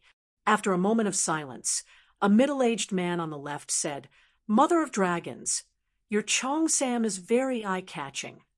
His name was Windrow. He was one of the people Zero had recommended for her to bribe. Other than him, there were 2 other royals who accepted her radiant coins. Zero advised her that she needed a few people to speak up for her. She did not think much of it before, but now Danny felt that the money was not worth it, but it was not a waste. Well, the others looked at her silently, as if they were watching a puppet show. Would the audience talk to the puppet on the stage? The royals did not take the initiative to greet her. After waiting for a long time, only Windrow praised her Cheongsam. However, Danny quickly remembered her goal today: to eliminate the Queer's royal family's worries about the possible appearance of a new Dragon King. So, according to the script she had prepared, she began to state her request. I am the only descendant of the Targaryens, and have the right to inherit the throne of the Seven Kings.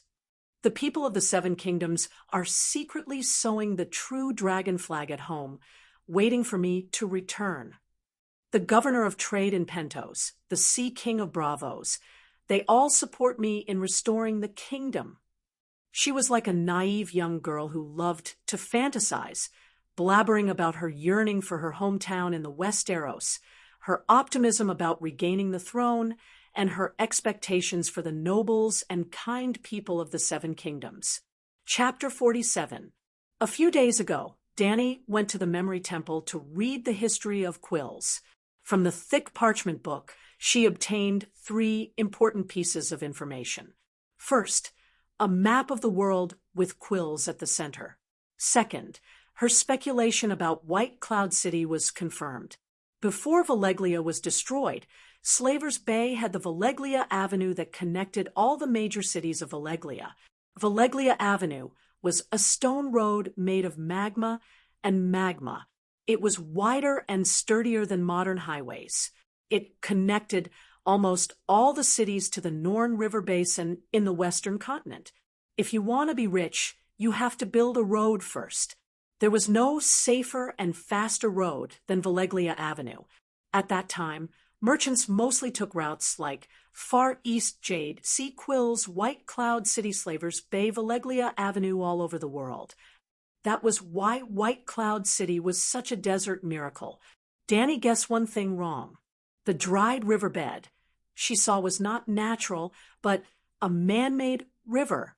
Valeglia drove slaves to dig a man-made river from the source of the Laser River.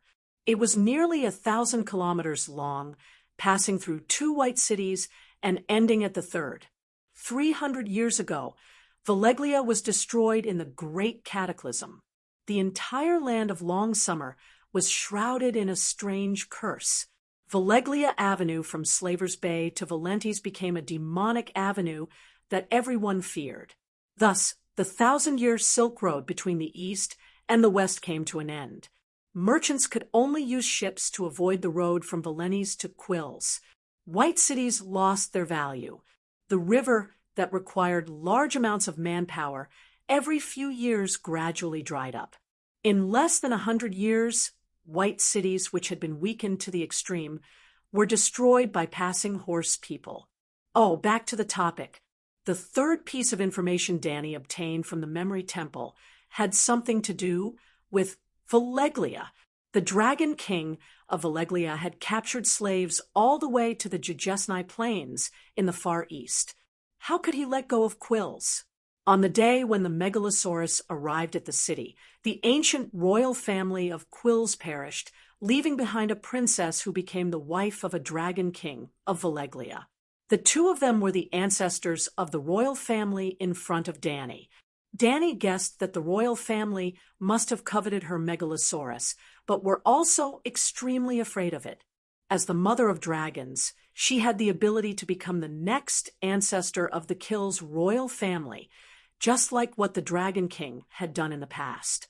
And so, Danny turned to the royal family and requested, "Great ruler of the immortal city of Quills, I ask you to lend me a fleet so that I can return to the homeland that I miss day and night. The people of the Westeros will be grateful to you for bringing back their queen." At the end of her speech, she wiped her tears and wept sorrowfully. Queer's onions were awesome. It was a little awkward.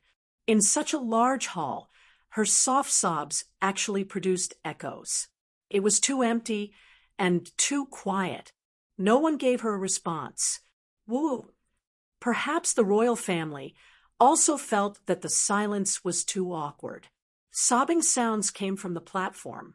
It was still that chill. Wendelow, who had received 777 gold radiance coins from Danny. Danny, your words are so touching. Your emotions have deeply touched me, he said as he wiped his tears. Danny widened her eyes, waiting for him to continue. It would be great if he could give her dozens of warships. But I'm obsessed with music and have no interest in business.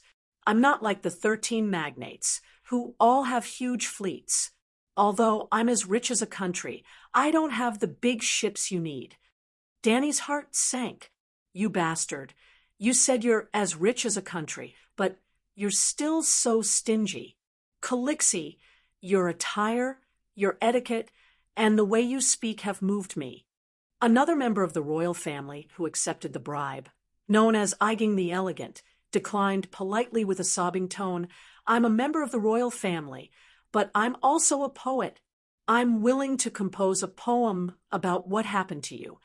As she finished, she began to recite a poem in Valyrian with tears in her eyes. The poem roughly described how the last princess of an ancient kingdom went through countless difficulties and dangers, but in the end, she was extremely lucky and received the support of many of her subjects. She defeated the usurper and successfully married the handsome prince, growing up to become a queen. Although they couldn't send a fleet to send Danny back to restore her kingdom, they could use this method to fulfill her dreams. Whoa, it's so touching. I also wish you success, Queen of the Seven Kingdoms.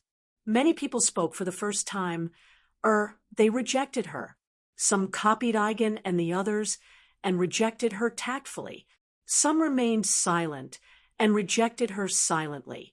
At some point, the fat manager who had been standing quietly at the bottom left corner of the stairs suddenly moved a few steps to the center.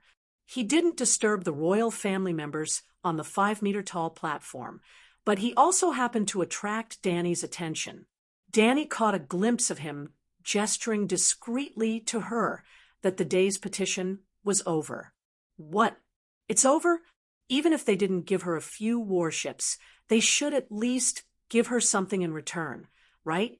She had bribed more than 10,000 radiance coins from start to finish. In order to raise money, she even sold most of the gifts given by the visitors. The royal family of Kuglers was really a bunch of idiots. They didn't care about the etiquette of the guests at all. They were completely stingy. Danny cursed the royal family's ancestors in her heart, but she still looked sad. She wiped her tears and expressed her gratitude to the royal family, then politely asked to leave. After leaving the palace, she waited for another hour at the training field in the side hall. When the sky gradually darkened, the 3 dragons landed beside her. She put the chains back on, and the group followed the path they came from and left the Hall of 1,000 Seats. When she came here in the afternoon on the ox cart, the sun was high in the sky, and the weather was too hot. There were very few people on the streets. Now that it was almost dusk, the spacious road was also blocked by the crowd. Xiao Gu had no choice but to crack his whip in the air and shout from the horseback, "Get out of the way! You milkmen, get out of the way! Make way for the mother of dragons!" But his shaky Valeglia language only attracted the curious gazes of countless people. It didn't have any effect on the traffic at all. The ox cart could only move forward step by step. The great merchant Zero seemed to be used to this. He leisurely reclined on the back of the cool mahjong mat, poured ruby-like wine into a pair of matching emerald and gold goblets, and steadily handed it to Danny opposite him. "My light of love, I see that your red and swollen eyes are filled with deep disappointment. They rejected you?" Danny took the goblet and drank more than half of it. "Your eyes are like torches, seeing the truth of the matter.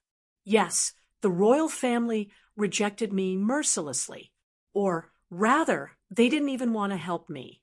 They called me purely because of their curiosity about dragons and their boredom." Zero didn't look surprised at all. While pouring wine for himself, he asked casually, "What did they say?" Wendro said that he didn't have a boat and couldn't help me. Elegant Aegon cried and recited a poem for me. Massos, who took 500 radiant coins from me, didn't even bother to reject me. Dany sighed and asked, "Can I ask Sir Jorah to ask him for the money back?" Sigh. These people from Queers are really untrustworthy.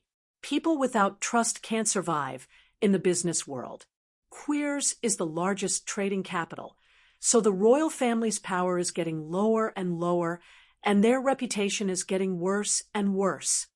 Zero mocked with disdain, then looked at Dany seriously and warned her, "Don't mention the matter of asking for the gift back if you don't want the regretful guest to sneak into my palace one night and murder you while you're asleep." Regretful guest.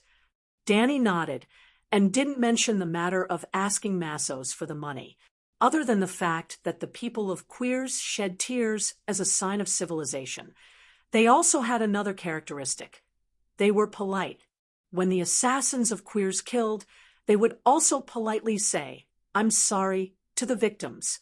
Therefore, the long-established assassin group was known as the regretful guest.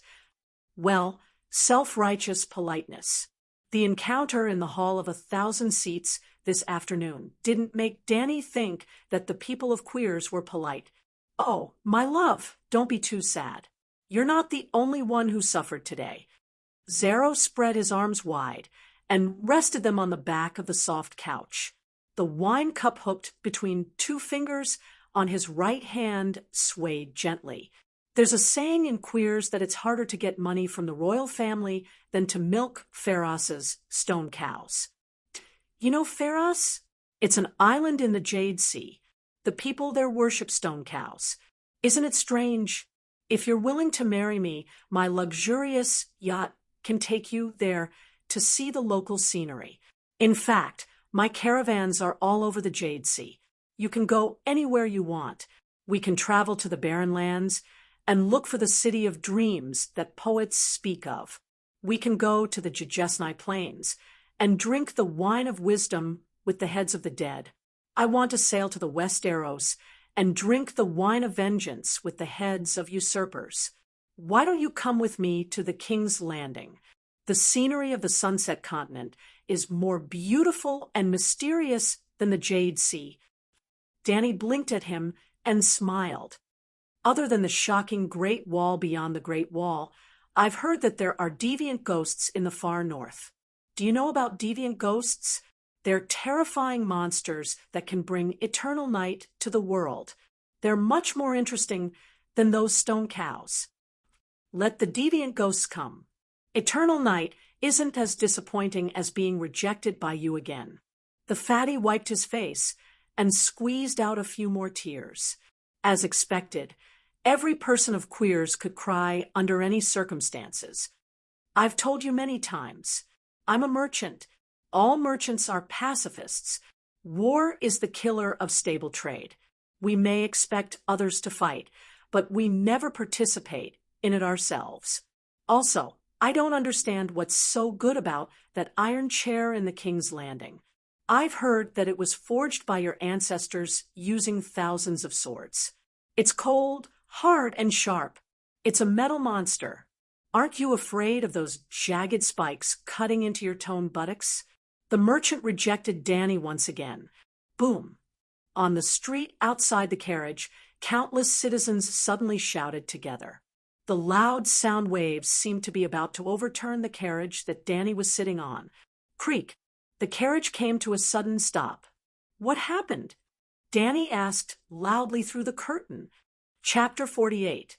Calixi. There's a fire mage up ahead. He's performing right in the middle of the street. There are so many healers that they've completely blocked the street. Go lowered his head and stuck it to the window of the carriage, shouting loudly. He had no choice but to shout loudly. The street was as noisy as boiling porridge. There were people everywhere, and there were voices everywhere. It was even more exaggerated than the train stations during the spring festival in modern society. It's just a fire mage.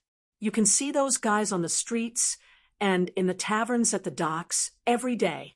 There's nothing strange about it. Zero's face was full of disapproval. He was probably used to the traffic jams in Queers. He was still calm in such an environment. He took out a bottle of red wine from a compartment under the chair and shook it in front of Danny. He said, "Don't you miss your hometown?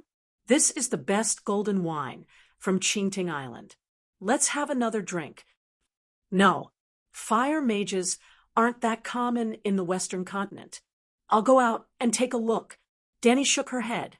In fact, fire mages were often seen on the streets of Bravos and Pentos. Even the King's Landing under the Seven Gods sect had a fire warlock guild. The fire mages that Danny and Rise had met before were more like handymen or magicians than mages. However, Danny did not want to continue this nonsense with Zero. She was mentally tired. "Get me a horse." She stuck her head out of the curtain and shouted to the Blood Brotherhood guards.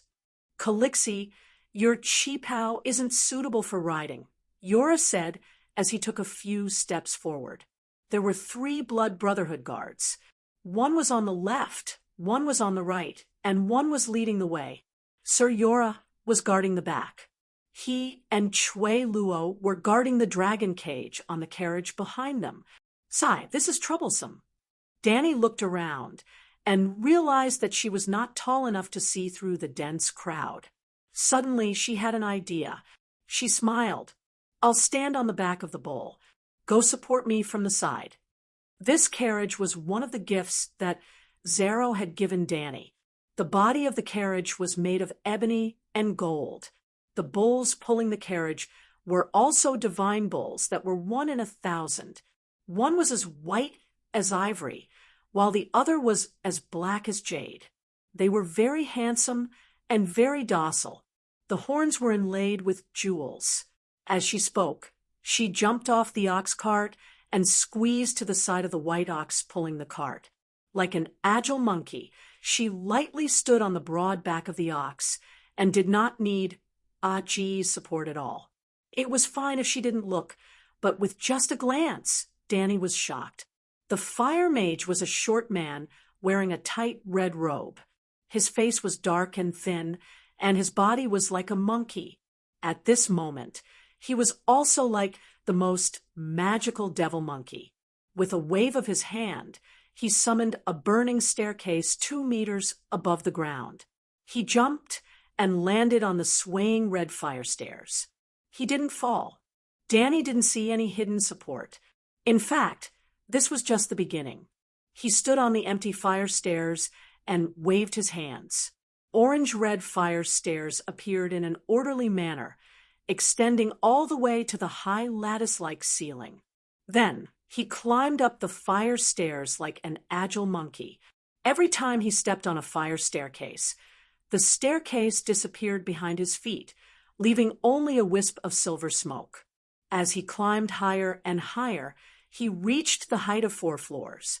At the top, he waved at the wildly cheering audience below and suddenly fell backward. His entire body, together with the last step of the fiery staircase, suddenly disappeared without a trace. Danny widened her eyes and looked at the empty yellow sky. She shouted in her heart, "This is impossible. If the fire mage on the street is so awesome, how can I survive? Good Sir Yora, what do you think?" She couldn't help but ask the 2 people beside the white ox. They were riding on the backs of tall horses, and together with Danny, they had witnessed the miracle just now. It's a very good trick. Many palace magicians are not as good as him. Yora praised loudly. "You understand? Where did he go? Why can he stand on the fire out of thin air? Could there really be magic?" Danny asked in a low voice. "Ha ha ha. Your Highness, you think too much. It's just a trick of the Jianghu magicians. They rely on this for a living. If they can't fool us, they won't be qualified." Yora laughed. "This is not a trick," a woman said in the common language. Hearing the voice, Danny noticed that Kuei she was standing beside the white ox. She was still wearing a gray linen hooded mage robe and a red lacquered wooden mask. She didn't know how long she had been there, but the few of them had ignored her. She was obviously a wizard, but she had maxed out her stealth skills. Danny complained in her heart as she turned around and rode on the back of the ox.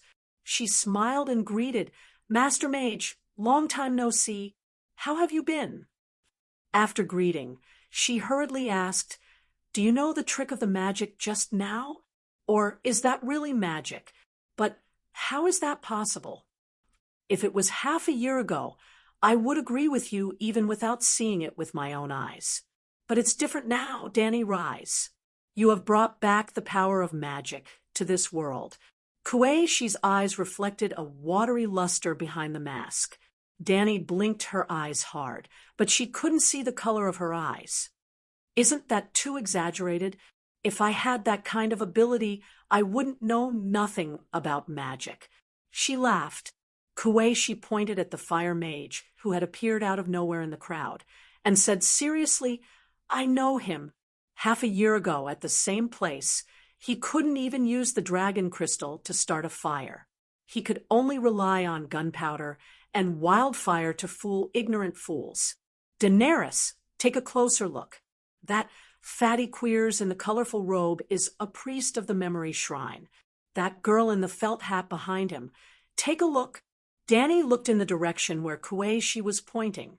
7 or 8 meters away, there was a girl wearing a felt hat and a magenta dress, dressed like a rich lady. She leaned against the fat priest's waist and squeezed in another direction as if nothing had happened. "That girl is a pickpocket. I saw her use a blade to cut open the cloth bag on the priest's waist." Ago exclaimed, "You understand now?" Kueishi looked at Danny and said lightly that Fire Mage used magic to attract the audience's attention, and then the pickpockets under him took the opportunity to do their work. "But what does this mean?" Danny murmured. "He's not a proper Fire Mage. You saw the flaming stairs with your own eyes. But half a year ago, he could only perform barefoot steps on burning coals or make burning roses bloom in the air. I don't need to explain. You should be able to guess the key point. Compared to the performance now, it's like heaven and earth." Finally, she said to Danny, "The reason is simple.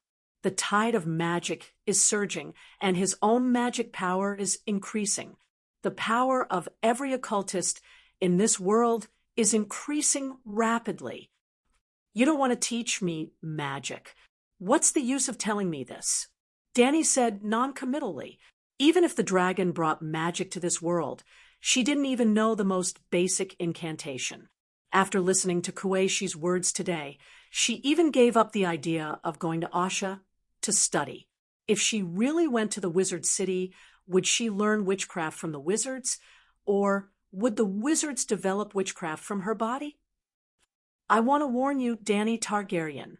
Kueishi suddenly stepped forward and held Danny's right hand that was supporting her on the cow's back. "You must leave the city quickly, or you won't be able to leave. Son of Shadow, don't touch the mother of dragons." Jorgo's eyes were sharp, and he nimbly knocked the whip handle on Kueishi's finger. Her finger hurt, and she immediately withdrew her hands. Danny frowned and raised her right hand to look carefully in front of her eyes. Her skin was white and soft, without even a trace of red. Was it an illusion? The moment Kueishi had touched her right wrist, she had felt a sharp pain at the spot where she had touched it. It came suddenly and went quickly. She wasn't sure if it was an illusion or not. "What's the danger?" she asked. Kueishi looked calm. She was not angry even after being hit by Jorgo. "The royal family has seen your dragon. You rejected Zero many times, and you will continue to reject him in the future. The wizard has always coveted your dragon. You should know this yourself. None of the major forces in Queers are your friends. Isn't it dangerous enough?" Danny glanced at the ox cart behind her and said noncommittally, "Where do you think I should go?" "Well, I won't go to Asha." Kueishi said indifferently, "To go north, you must go south. To reach the west, you must go east. To go forward, you must go back. To see the light, you must go through the shadows. This is your destiny. Alas, why do you want me to go to Asha?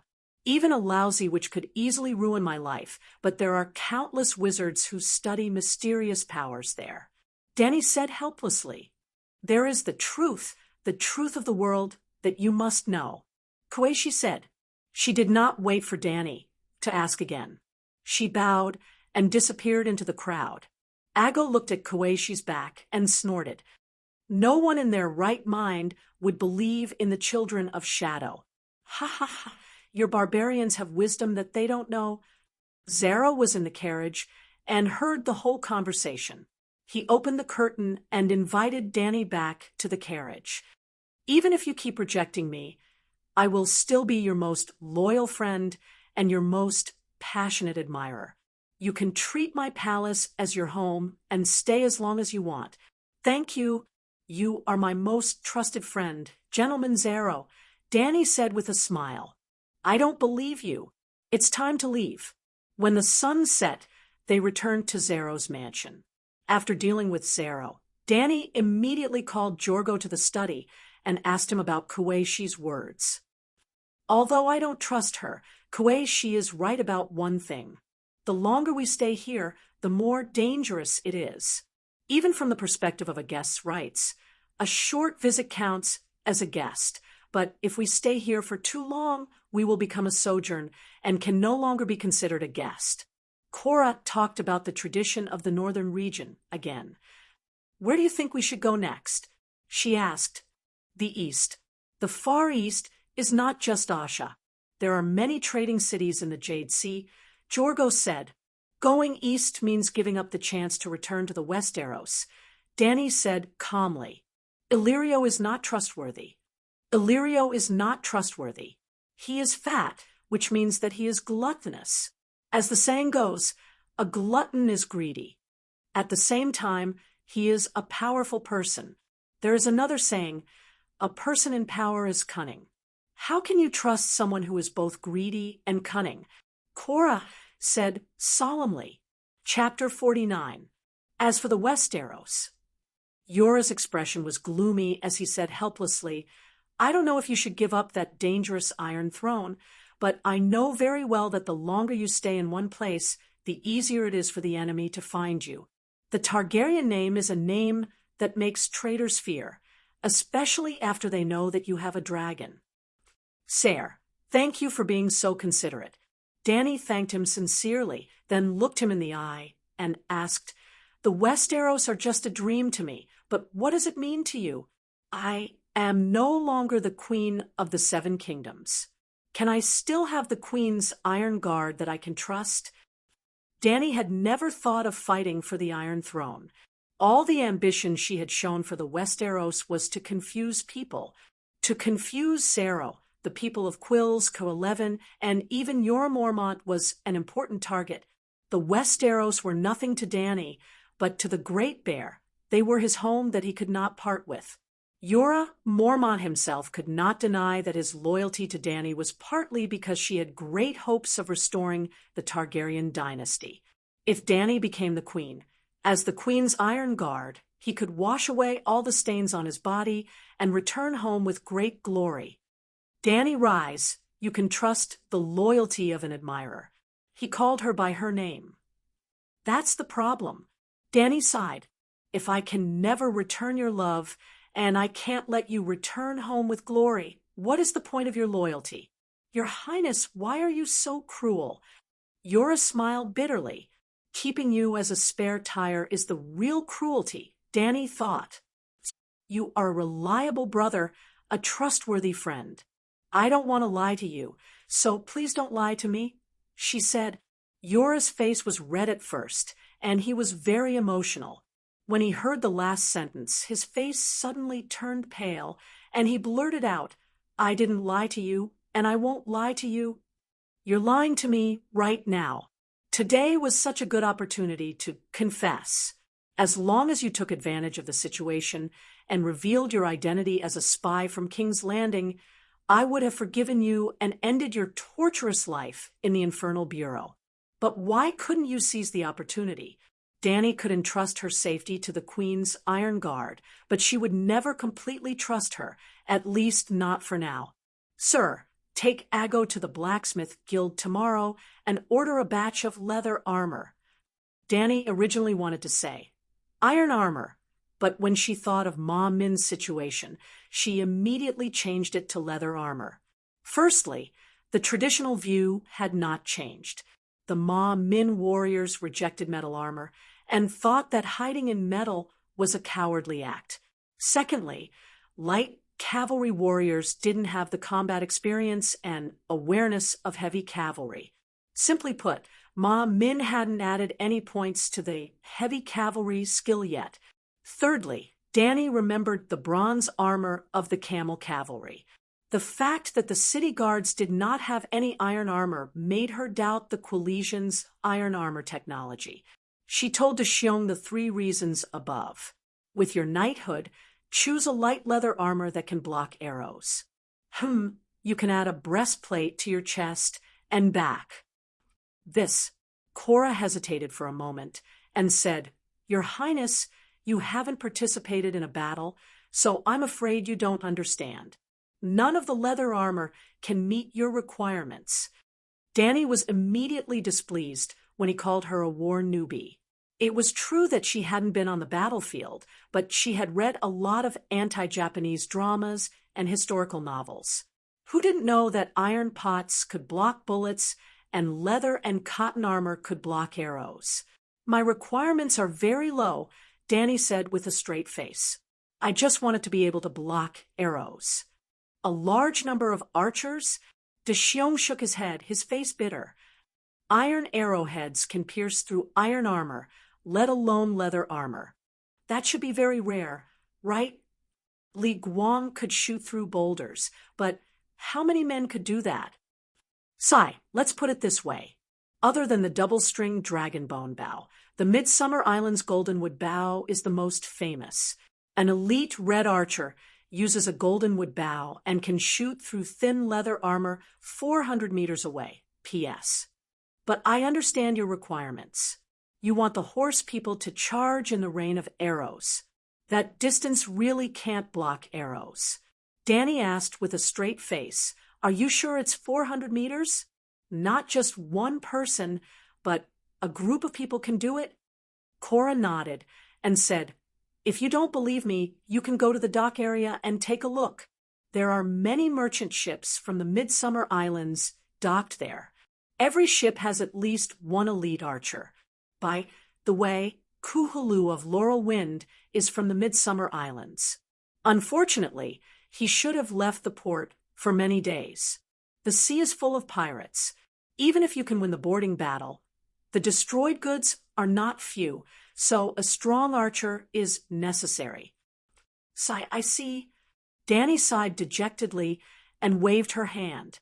It's better to get a set of leather armor. Put an iron plate on the chest. It's better to have a layer of protection than nothing. Early the next morning, Cora and Ago went to the blacksmith guild. It was an alliance formed by weapon merchants and a large number of blacksmiths.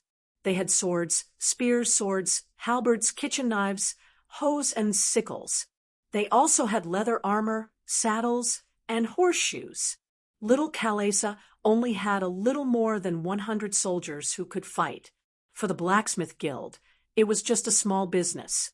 They could complete Danny's order in a few days. During this period, there was a small episode. Cora and Ago quarreled over the helmet. The Westeros Knight understood Danny's intention to protect her warriors, so he chose an extra full-body iron helmet. Yes, it was a helmet with a face guard, throat guard, and a skirt guard. Wearing that kind of helmet, the thick braid at the back of the head would be a huge burden, and the centaurs didn't like it. The two quarreled in the blacksmith shop and finally reached Danny. She thought about it and asked the blacksmith to open a hole at the back of the helmet to let the braid out. It's too ugly, and an extra hole is another hidden danger. Cora muttered, Sigh, that leather armor is full of flaws. This one won't make a difference. Danny sighed. In addition to the leather armor, Danny also ordered a large number of crossbows. Single-handed crossbows with hand strings and heavy two-handed crossbows with foot strings. Almost every centaur had a bow and arrow, but crossbows were rare. Other than Drogo, who had a blackwood, single-handed crossbow inlaid with gold, none of the other centaurs had one. Danny equipped every warrior with 2 crossbows and hung them on both sides of the saddle. The women, children, and the elderly also had one each, increasing the team's attack power by more than double. In addition to the weapons, Danny also ordered a batch of camels. Her actions immediately attracted Zero's attention. Buying weapons could be said to strengthen the guards, but buying camels, that meant she wanted to leave. "Starlight, what did I not do well enough? You're leaving so soon." The merchant wiped his tears and said sadly, "You're a hospitable host." Danny's eyes reddened when she heard this, and she said helplessly, "But I want to go back to the Westeros. My people are waiting for me. The usurper is dead, and this is the best chance for me. But I can't get any help here." "Sigh, this is so sad." Zero cried for a while, then asked casually, "My Star of Heaven, do you plan to ride the camels back to White Cloud City and then return to the Dothraki Sea of Grass?" "Perhaps. If you're willing to give me 2 large ships, I'll take the sea route. If there aren't any ships, I'll have to ride the camels." Zero thought for a while, then wiped the tears off his face with a handkerchief that smelled strongly of perfume. "My Star of Heaven, you don't have to be so anxious. Perhaps things will take a turn for the better." "What turn for the better?"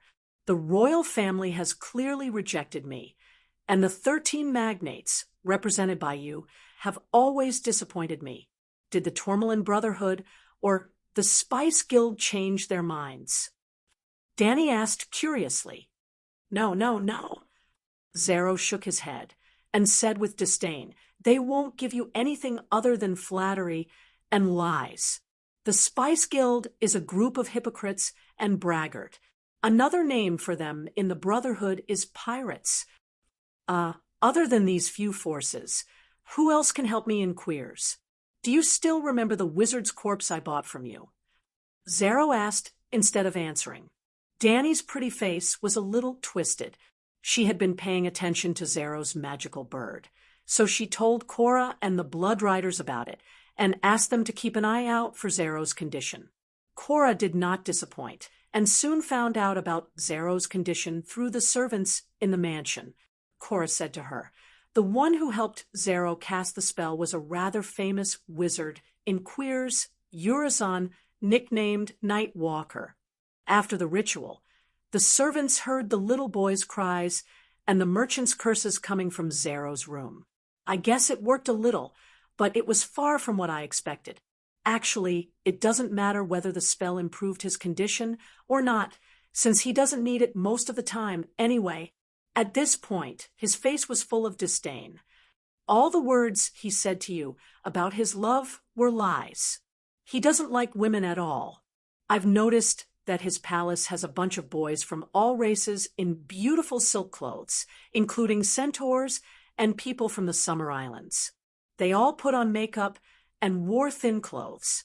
It's just, according to the teachings of the 7 gods, Zero will definitely go to the 7th level of hell in the future." Waking up from her memories, Danny carefully looked at the short and fat Zero in front of her. His milky white face was like freshly baked bread, and his nose was decorated with jade, gold, and gemstones. Together with his colorful silk robes, he looked like a bald, fat bird with colorful feathers. "You can't judge a book by its cover. Is the wizard's spell abnormal?" she asked. Zero didn't notice Danny's strange expression, mainly because his situation was nothing in Queers. It was like some men in modern society wearing women's clothes. Everyone was used to it and wouldn't treat you differently. "It works, but it has to be combined with the wizard's potion," he said generously. Danny's teeth ached. Was this the effect of the potion, or was the spell really working? "So," she asked, "the wizard's power is recovering, they are likely to regain their former power, Zero said with a serious expression. Danny understood what he meant. As time passed, the wizard's power would grow stronger and stronger. They would naturally become one of the most powerful people in Queers. If the wizard was willing to help her, then maybe the wizard lied to you. Even if it's true, why would they help me? Danny said, let's give it a try if we have the chance. The situation can't get any worse, Zero suggested. The Wizard's Hall of Dust is very dangerous. Let's not make contact with the great wizard, Hyabli. I know a more secular wizard, Urizen the Night Walker. He has a desire for money. Anyone who loves money can be trusted because I have money. Chapter 50. Danny did not immediately agree to meet Urizen. When she asked Yora for his advice that night, the knight advised her not to deal with the mysterious people. Sir, this is not the magic desert of Westeros. I also want to stay away from wizards, but you often go out on the street. There are fire mages, wizards, and priests everywhere. You can't avoid them. She sighed. Even in the far west, Westeros, under the doctrine of the seven gods, were experiencing waves of unprecedented magic events. Earl Barry, who had been killed many times, was resurrected again and again. The red-robed woman killed people with the Shadow Child. The leech curse revived Catelyn, who was almost rotten in the water. There was also prophecy. The skill of prophecy was terrifyingly easy to learn. It seemed that in this world, every sorcerer could prophesy.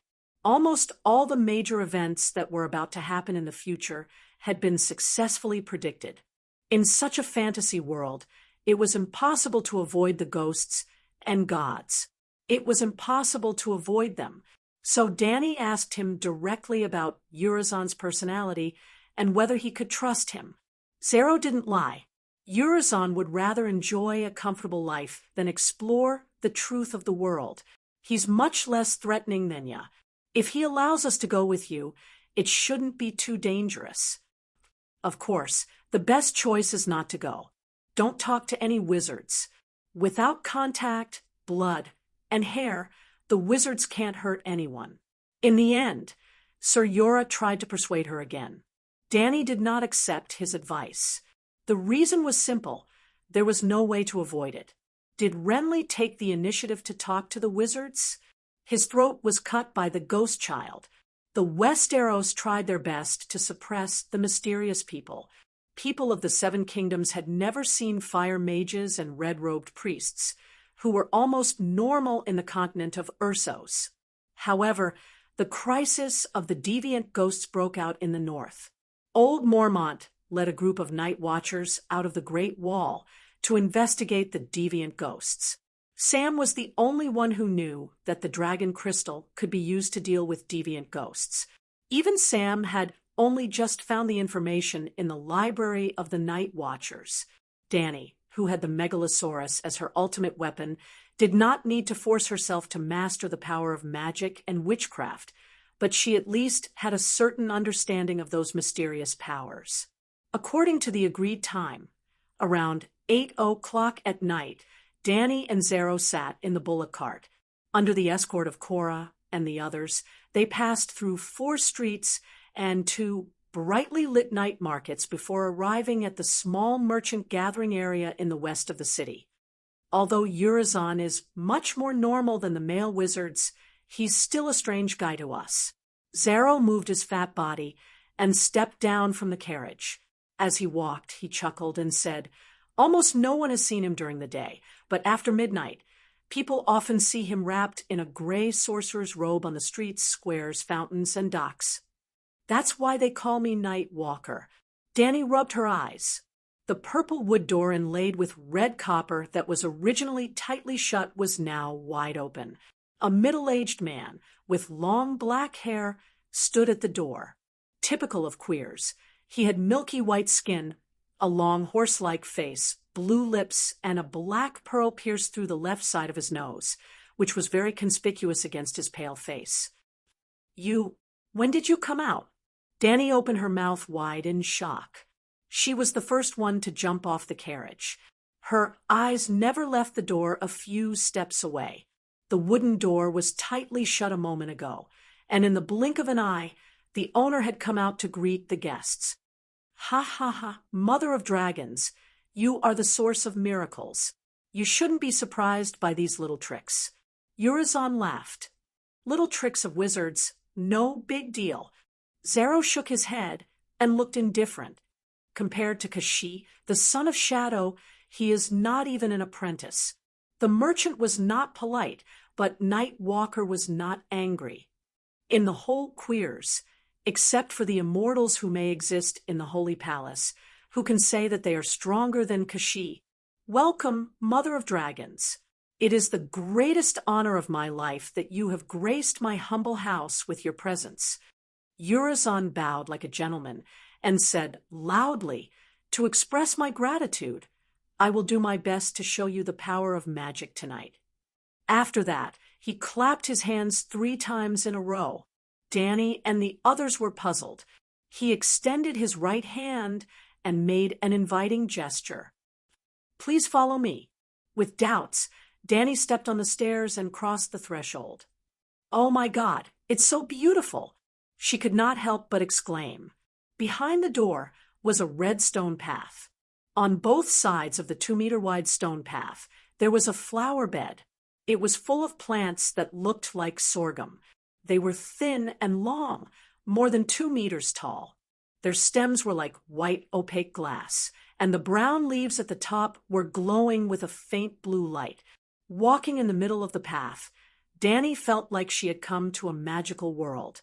She was intoxicated by the strange beauty and could not help but slow down her steps. Ghost grass! Sir Yora's expression suddenly changed, and he exclaimed, Clang! Clang! Clang! The blood guards were stunned at first, but they immediately pulled out their scimitars and stepped forward to protect Danny. Don't get too excited. This is the house of the sorcerer. The ghost grass is just the kind of landscape plant. Nightwalker smiled, faintly. Calixi, this is a cursed land. We have to leave quickly. Only cursed souls can make the ghost grass glow. Everyone knows that, Ago said loudly. Everyone knows, Ricaro replied. The ghost grass is an inauspicious thing. The moment it covers the world, all other lives will end completely. Everyone knows that, Jogo shouted. Calm down. If the ghost grass is so scary, would the people of Quills allow it to exist? Danny pushed Ago and Ricaro away and continued walking forward. Mother of Dragons, you have wisdom that is beyond the reach of ordinary people. After a compliment, Urizen explained, the reason the centaurs are afraid of the ghost grass is because this plant is very invasive. No other plants can survive where it exists, and cows and horses can't eat the ghost grass as food. Ha! Your barbarians call seawater poisonous. Any water that horses can't drink is poisonous water, and any grass that horses can't eat is cursed grass. Although Urizen's words made sense, Danny didn't like the way he belittled the centaurs. If the ghost grass is just a normal plant, why did the sorcerer plant it in his own garden? Urizen looked at her deeply and nodded. That's right. The ghost grass is not normal at all. It's a natural magic tide, water level indicator. When the magic tide comes, the ghost grass starts to grow. When the magic tide of the world recedes, the ghost grass withers and can't germinate anymore. The growth of the ghost grass is determined by the magic tide of the world. The centaurs don't have to worry about it covering the world. Danny touched the white, glass-like stalk in surprise. She didn't feel anything strange. What did you do when you clapped your hands before you entered? She asked. Put a curse on them. Urizen smiled weirdly. The souls of the newly dead made it glow. Urizen didn't waste any time on pleasantries. He led Danny and the others directly to his laboratory. Cora and the centaurs were in awe of the bottles and jars, but Danny had a strange look on her face. She felt like she was in a chemistry laboratory. Glass beakers, measuring cylinders, measuring bottles, brown reagent bottles, iron distillation racks, and strange heating lamps. What kind of lamp is this? She pointed at the heating device that looked like a small liquefied gas tank and asked curiously, "Secondary wildfire reagent." "Wildfire?" Cora yelled and quickly pulled Danny back a few steps. He yelled, "7 layers of hell. Are you crazy? You put wildfire on the table so casually? Look at the hot temperature. In Queers," Urizen interrupted him. "With the heat of Queers, it should have exploded a long time ago. But as you can see, my magic potion lab is still intact." "Have you found a more stable formula for wildfire?" Cora was horrified. What the hell was a wildfire? Wildfire was a low-level version of Amaterasu. Except for the need for oxygen, it had the property of Amaterasu that could burn and burn anything. If it were not so easy to burn and extremely unstable when moving, the world of ice and fire would have changed a long time ago. Well, it was the era of hot weapons. If Urizen could develop a wildfire that would not explode in the hot summer, then Queers would dominate the world. "I put ice in the jar," Danny said as she touched the gray iron jar. "Yes, every time you use it, take out a part of it and put it in the burning pot." Urizen said casually.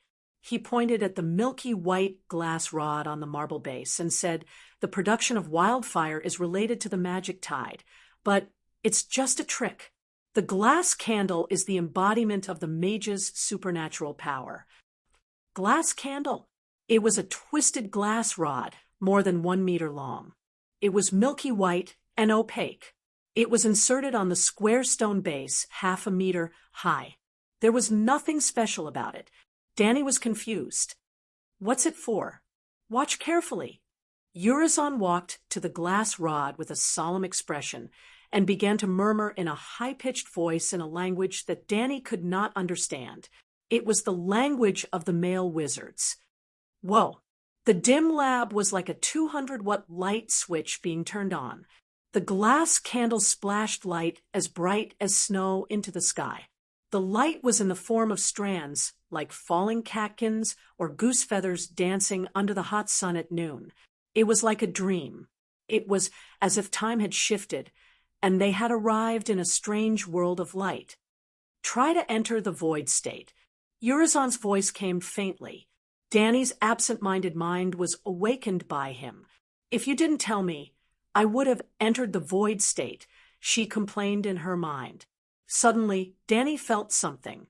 Her soul ignored the distance of several streets and found the black dragon in the mansion. Swoosh! She entered the dragon spirit mode. The black dragon's soul merged with her, but she once again turned her eyes to the shining glass candle.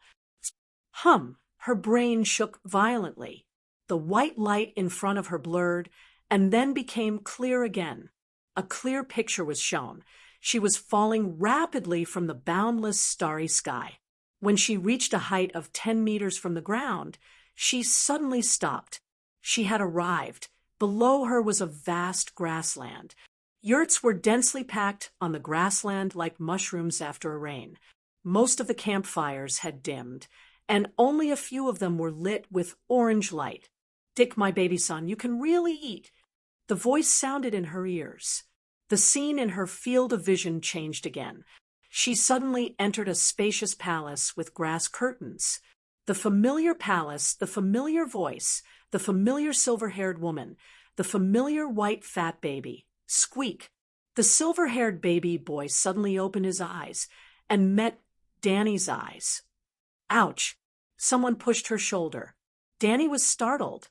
She turned around and saw Cora looking at her worriedly. Chapter 51. "Your Highness, are you okay?" Yora asked with concern. Entering the dragon dream again, Danny was still in the white light. She said angrily, "Yes, I can't see anything now." "See what?" Yora was confused. "What did you see?" Urizen asked anxiously. Danny looked around and asked, "How long has it been?" "You've been staring at the candle for a quarter of an hour. I'm worried." Urizen pulled Sir Yura away and approached Danny. "I told him not to worry, but he woke you up from your meditation. Mother of Dragons, tell me, did you see something different?" After calming herself down, Danny roughly understood the situation. "I saw the starry sky and the Dothraki sea in the white light of the candle. Then I felt someone punch me in the shoulder, and I woke up," she said blankly. "I didn't use any force. I just touched her lightly." Yura argued. "Then it was a punch to her." Urizen glared at him and said angrily, "The Mother of Dragons is an extraordinary person. She can see through the glass candle, through the mountains, the sea, and the grassland. She can see tens of thousands of miles away. She can even see through time, into the future, into other people's brains, and into other people's thoughts and dreams." The corner of Danny's mouth twitched slightly. She deliberately said in a suspicious tone, "Isn't that too exaggerated? I think it's more like an illusion." It's true. In the ancient Valeglia Empire, there were only about 20 Dragon King families. How could they rule such a vast world? They relied on the glass candle. Through it, their wizards could communicate across half the world. Urizen said seriously, "If they could see the future, why did the Valeglia Dragon King all die out in the cataclysm?" Yura sneered. "Who is she?" Urizen pointed at Danny and asked, "Why did the Targaryens sell all their properties and leave with all their people on the eve of the great calamity?"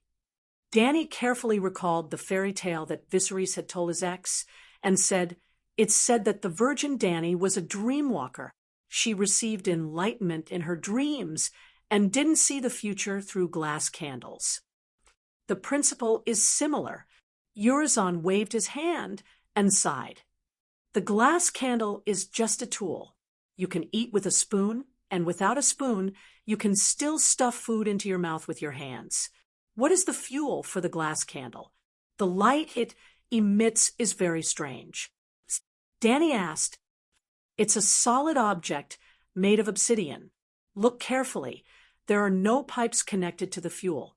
Urizen pulled the twisted glass rod out of the stone table and shook it from side to side. No oil dripped from it. Shit, perpetual motion machine. The laws of thermodynamics were broken. A series of question marks flashed through Danny's head. It should be drawing magic power from the world's origin, right? The dragon is back. Zero, who had been silent all this time, smacked his lips and said indifferently, "I'm not ignorant. The glass candle hasn't been lit for more than 100 years.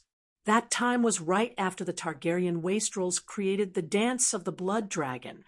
A bunch of lunatics. They broke the cornerstone of their rule. The dance of the blood dragon was the bloodiest and cruelest civil war in the middle of the Targaryen dynasty. The Targaryen siblings fought each other for the right to inherit the Iron Throne. Both sides rode dragons and fought each other for more than 10 years. Almost all the Targaryens and their dragons died in the civil war. Within a few years, the Megalosaurus was completely extinct. Danny did not comment on the dance of the blood dragon. She asked the wizard, "Can you see the future through the glass candle?" "No, I'm not talented enough. I can't do anything but let it burn," Urizen said sadly. It was because he knew the upper limit of his talent that he was not so obsessed with the mysterious power. "Then what other magic do you know?" Danny asked again. "Curse." Urizen's voice was cold. The temperature in the air seemed to drop a few degrees when he said the word. "Know Katie of the Marraven family?" he asked. "No," Danny said, shaking her head. "Katie? The wife of Magistrate Massos of the western part of the city?" Cora looked at the blue-lipped wizard in horror, his vigilance raised to the maximum. "She's now the laughingstock of Queer's City. A few days ago, in the middle of a crowded street. She took off all her clothes like crazy. It's said that the softest Eastern silk can make her feel like she's being cut by a knife or bitten by an insect. Yes, I put a curse on her, Urizen admitted. It's just a small punishment. She only needs to take off her clothes, and it'll be fine. Katie mocked his wizard robes for being old-fashioned, ugly, and not elegant enough, Zero explained to Danny. How to avoid being hurt by the mysterious power. Danny asked the main purpose of their visit tonight. Mother of Dragons, what price can you pay? Urizen smiled like a businessman. Every time a wizard gains wisdom, he has to pay a huge price.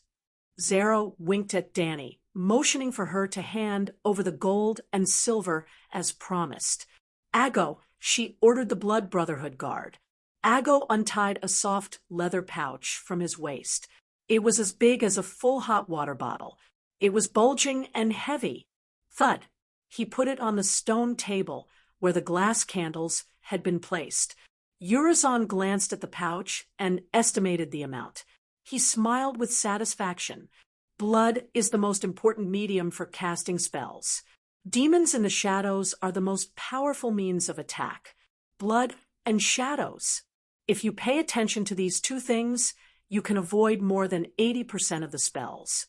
I'm not sure about the most powerful wizards, but under normal circumstances, the spells of the mysterious people are not as effective as swords and knives.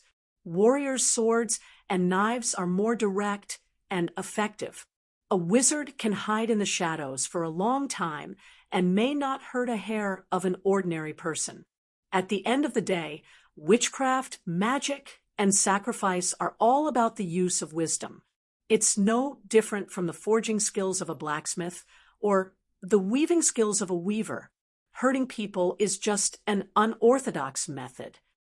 That's it. Danny was a little dissatisfied. She had paid 200 gold radiance as a consultant. This expert was too stupid, wasn't he? I've heard that Lalo's sacrifice can give birth to children of shadows and kill people with shadows, she said. Well, Urizen hesitated. I've heard of similar blood witchcraft, but it's only in ancient legends. It's said that people without hundreds of years of magic skills can't perform such witchcraft at all. But how can humans live for hundreds of years? Unless what? Danny asked quickly. It's just a rumor, Urizen said reluctantly. He was doubtful and frightened. It's said that the ancient wizards could freeze time. They hid in the Immortal Hall and could live forever. The legend of the immortals. Zero shook his head and sneered. Even the Immortal Hall has been reduced to the Hall of Dust. How can there be immortals? The so-called immortal legend is just a trick used by the wizards to make people think that they have the power of immortality and fear them. Are you doubting the power of the wizards? Urizen said coldly. No, don't misunderstand. Zero waved his hand quickly and said respectfully, I'm here now, and I've brought the most distinguished guest here. This has proved my respect for the wizards. But the immortals, Urizen, as a wizard, have you ever seen them? Urizen lowered his eyes and murmured, only the great wizard Haya. None of the people who entered the Hall of Dust came back. Except for Haya, no one can prove the existence of the immortals. Zero shook his head. Except for the immortals in the legends, are there any other wizards who can live for hundreds of years? Danny returned to the previous topic. No, Urizen said with certainty. The power of magic has been cut off for more than a century. It's only been restored recently. If there's someone who can live forever when magic is exhausted, then he must be a god. That made sense. But what was going on with Melisandre? It seemed that this guy who was paid to answer questions was a wizard with 2 swords. What's a god? Danny asked again. A god is a god. What else can it be? Urizen was stunned. Danny rolled her eyes. She was completely disappointed in him. Urizen's wisdom was far from being able to answer her doubts about the world. Thank you for your hospitality, Mr. Wizard. It's getting late. We won't disturb your rest.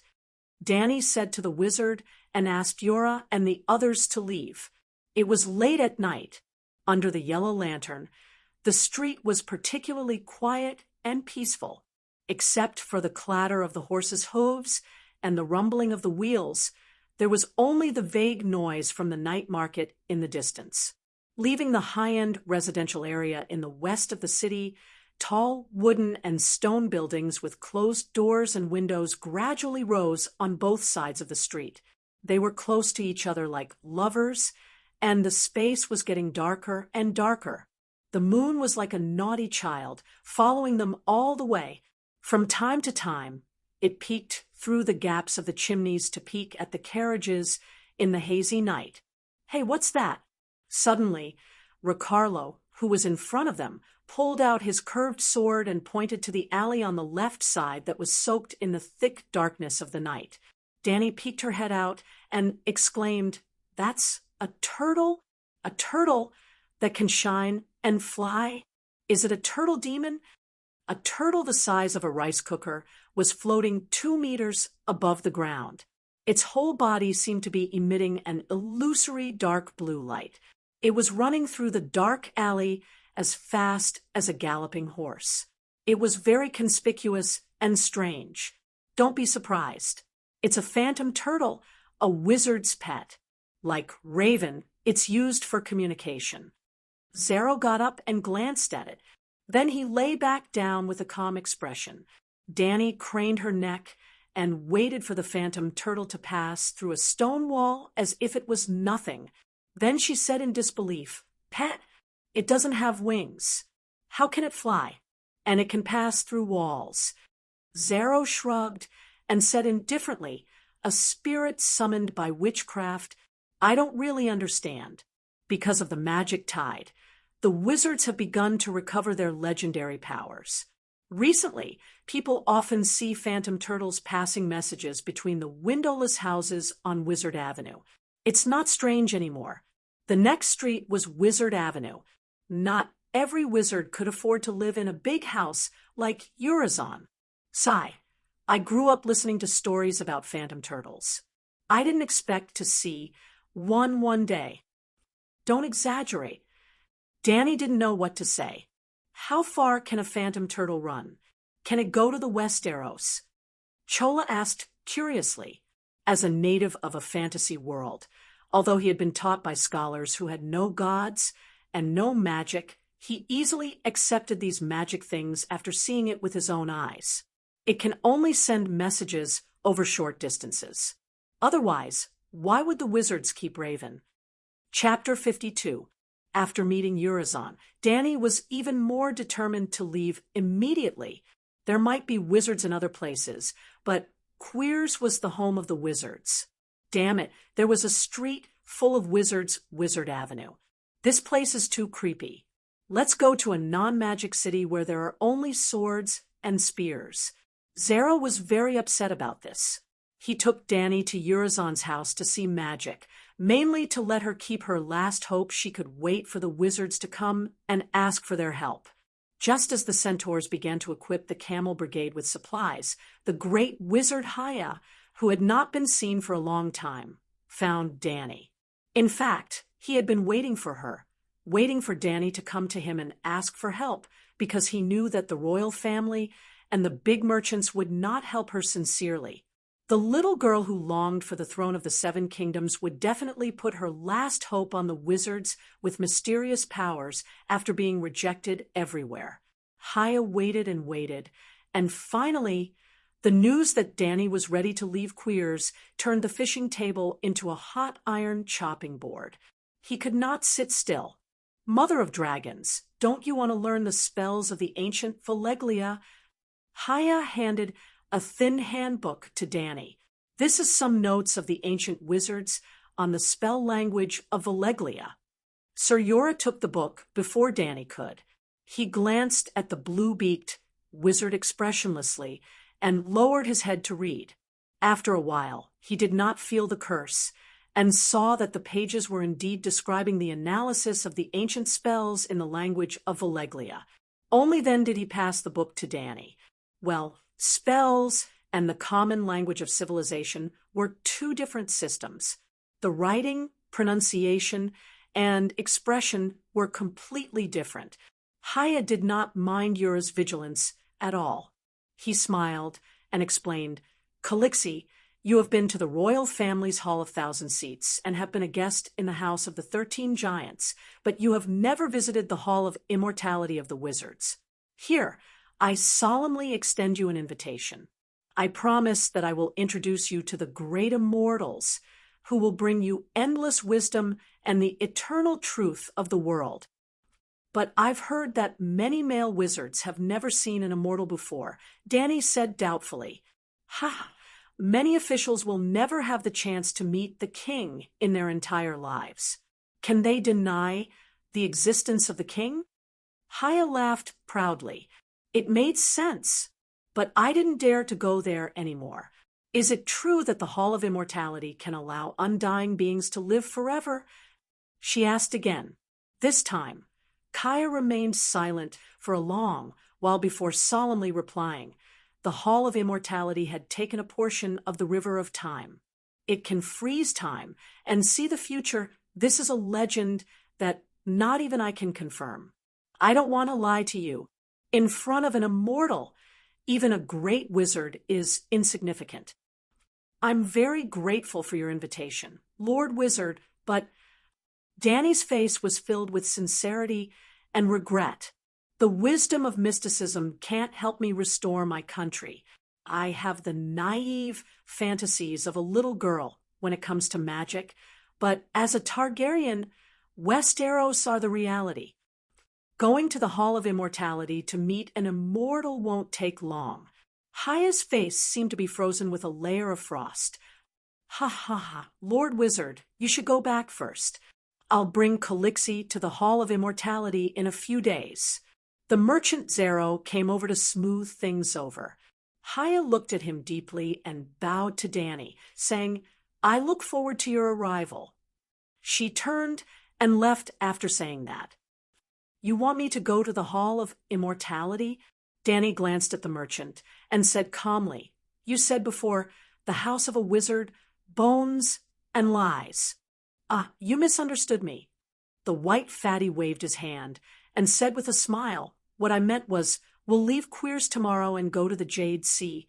We'll sail around the Jade Sea and forget about the wizard and his broken house." "You're not afraid of the wizard's sorcery?" Danny asked suspiciously. "If sorcery is so invincible, the wizards will be the ones to rule the world." Zero's eyes flashed as he said in a deep voice, "I'll leave, but not to the Jade Sea with you." Danny refused. "Think about it again. Maybe you'll change your mind." Zero looked at her deeply and left with his servant. "Ah, sir, sell all the gifts the visitors gave me. We really should leave." Danny sighed and said to Yura, "Yes, Your Highness." Yura also left. The maids were playing in the fountain outside the house. Danny was alone in the empty hall, sitting on the soft couch and thinking. "You should go to the Hall of Immortality." A female voice suddenly appeared in her ears. "Who is she?" Danny turned her head and saw Kueishi wearing a wooden mask standing by the window. "Oh my God, when did you come? Why didn't anyone tell me? Where's Doria? Where's Chi-Chi?" Danny looked left and right. There were no maids, but the sound of their laughter came from outside the house. "Danny, Liz, you should go to the Hall of Immortality." Kueishi continued as if nothing had happened. "You're a special person. You'll see a prophecy that will change your fate there. Didn't you realize that you said something wrong?" Danny's mouth twitched. "I've already changed my fate. Is the prophecy still a prophecy? You don't know the prophecy, so you can't change your fate. If fate is fixed, why should we pursue the secrets of the prophecy?" Kueishi said calmly. "Well, that made sense." "Just tell me the prophecy," Danny said shamelessly. "Okay."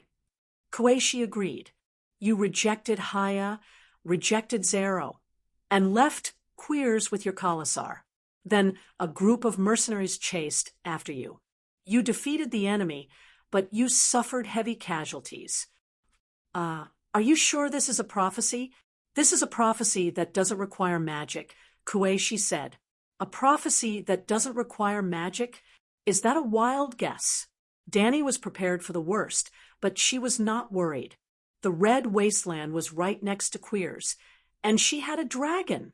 However, she did not want her Khalasar to suffer heavy losses. She asked, "Can I avoid your prophecy if I go to the Hall of Immortality?" "I don't know." Kueishi said something that almost made her vomit blood. "Didn't you just say that I can change the future after seeing the prophecy? You can only change your own decision. You can't change human nature and people's hearts." Danny nodded thoughtfully. She said seriously, "How can I guarantee my safety in the Hall of Immortality? Bring a dragon with you. When a dragon is by your side, no magician can hurt you with witchcraft." "Kuei," she said with a complicated tone. Danny's eyes lit up. Yes, because there was a dragon. There was magic in the world. "Anything, including you?" she asked. "I never meant you harm, Danny." "Kuei," she said faintly. "Calixi, who are you talking to?" Jichi walked into the hall with a basket of washed melons, looking left and right with a puzzled expression. "Kuei, where did you go?" Danny was only attracted by the maid at the door, for a moment. When she looked back, the woman with the wooden mask was gone. "Did you see Kuei-shi?" She left the couch and stuck her head out of the window. She only saw a few centaurs under the shade of the trees. "Kuei-shi? When did she come?" Jichi was confused. "I was talking to her just now. Did you hear her voice?" Danny turned around and asked solemnly. The centaur girl shook her head. "No, I only heard your voice. You seem to be talking to yourself. Then I asked you who you were talking to." "This." Danny shivered in the hot afternoon. "Tell Sir Yura to send a message to the Great Wizard. Tomorrow morning we will go to the Hall of Immortality." The Hall of Immortality was a building with black roof and gray walls. The main hall was long and low. There were no towers or windows. It looked like a huge stone snake coiled in the dark forest. Looking closer, many of the roofs had collapsed. The tiles were broken, and the stone walls were covered with mottled gray paint. No wonder Zero always called it the Hall of Dust. This was indeed a hall that was about to turn into dust. "This is the Forest of Shadows." Haya pointed to the surrounding black-skinned and blue-leafed woods and introduced the magic drink that we wizards often drink, the night shadow water, is made from these leaves. I'll send you a few barrels later. I promise you'll love it. Danny glanced at his blue lips and complained in her heart. If it was red, then the water of shadows could replace lipstick and become the lady's favorite. Blue lips were too ugly. She did not want to become one. The Forest of Shadows was located between a few streets. The streets were bustling with noise, while the Black Forest was dark and silent. The streets were sunny, but the heat was unbearable. The light in the forest was dim, and the cold wind was blowing. "Blood of my blood!" Jogo glanced at Haya and advised in Dothraki, "This is an evil place. Ghosts and witches appear here. It has sucked away the bright morning sun. Leave before it sucks away our souls." Yura also frowned and advised, "This is clearly a ruin. There is nothing to see." I think they said very wise words. Zero was a little worried about Haya and spoke carefully. "Since I am already here, I will not back down," Danny said firmly. The great wizard Haya smiled faintly. "You are a brave child. Come, take my hand, and let me lead the way for you."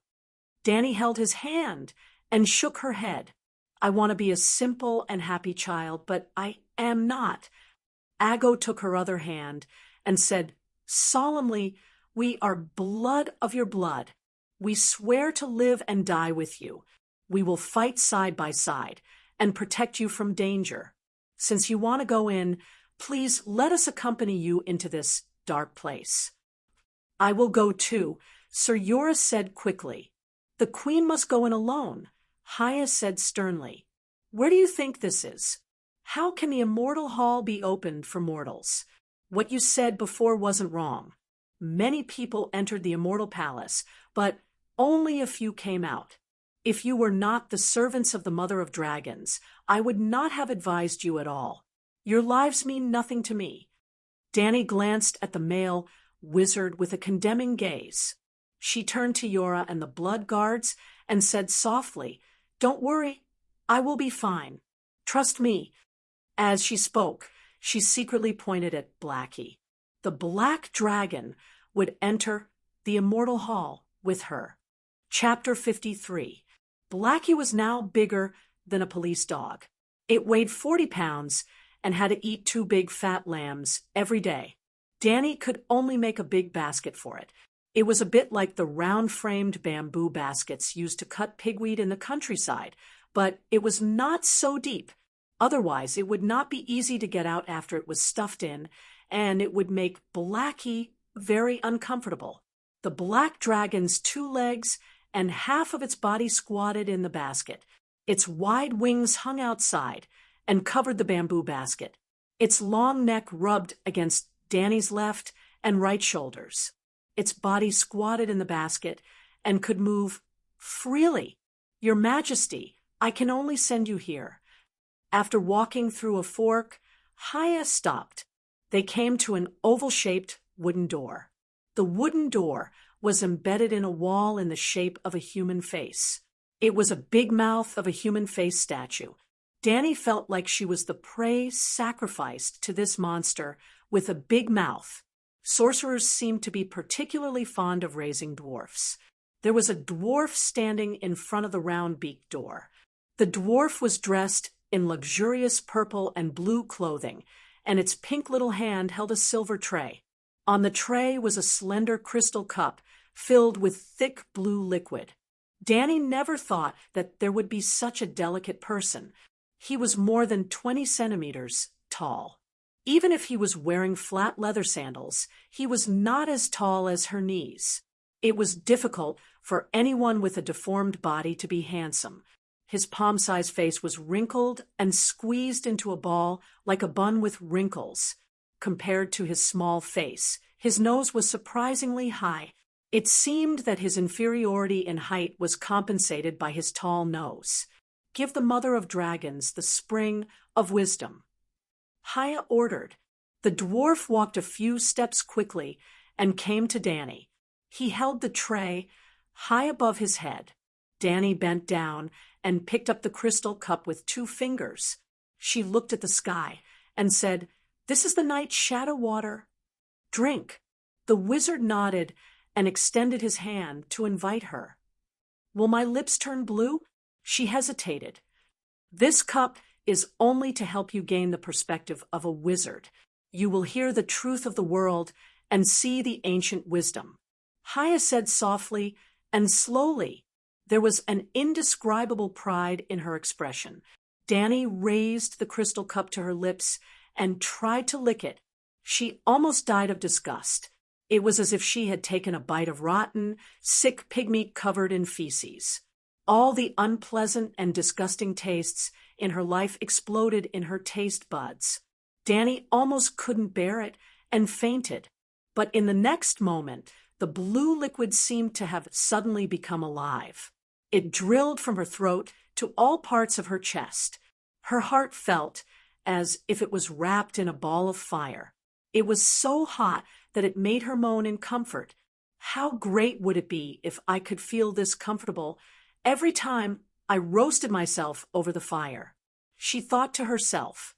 Then all the disgusting taste from before disappeared. The tip of his tongue exploded with the wonderful feeling of eating cotton candy, sugar-coated Haws, KFC, and other foods for the first time. At that moment, all of Dany's wonderful tastes from the first half of her life appeared in her mouth one after another. She lost herself in them trying to hold on to them. And then the cup was empty. Danny smacked her lips. She was very hesitant in her heart. She wanted the dwarf to pour her another cup, but she was also afraid that she had ingested some magical drugs from the other world. And her ugly blue lips. Haya nimbly took the empty cup from her hand and quickly said, "Pay attention. What I'm saying now is related to whether you can safely come out of the immortal palace." Okay. Danny immediately threw away all distracting thoughts and listened attentively. This door can only be entered but not exited. Unless you see an immortal, you won't be able to return even if you retreat. I'll remember it. After you enter, you will find that there are 4 doors in the room. Other than the entrance, there are 3 other doors. Please go to the right. Always choose the first door on the right. If you see a staircase, climb up. Never go down. Also, never take any other door other than the first one on the right. There are stairs. This room is very short. Danny was confused. Haya said seriously, "You'll understand after you enter. Remember my words. The immortal palace goes in the same direction. The way forward is the way back. Always go up. Always take the first door on the right. The other doors may open automatically. You will see many strange scenes, but don't let your thoughts be disturbed. Some of those scenes are beautiful. Some are what you look forward to the most. Some are what you fear the most. As long as it's not the first door, don't go in." "Can I watch?" Danny asked. "As long as you don't enter the room, you can do whatever you want." Haya sighed and said with a complicated expression, "The images you see, the sounds you hear, they either exist in the past or have yet to come or will never happen.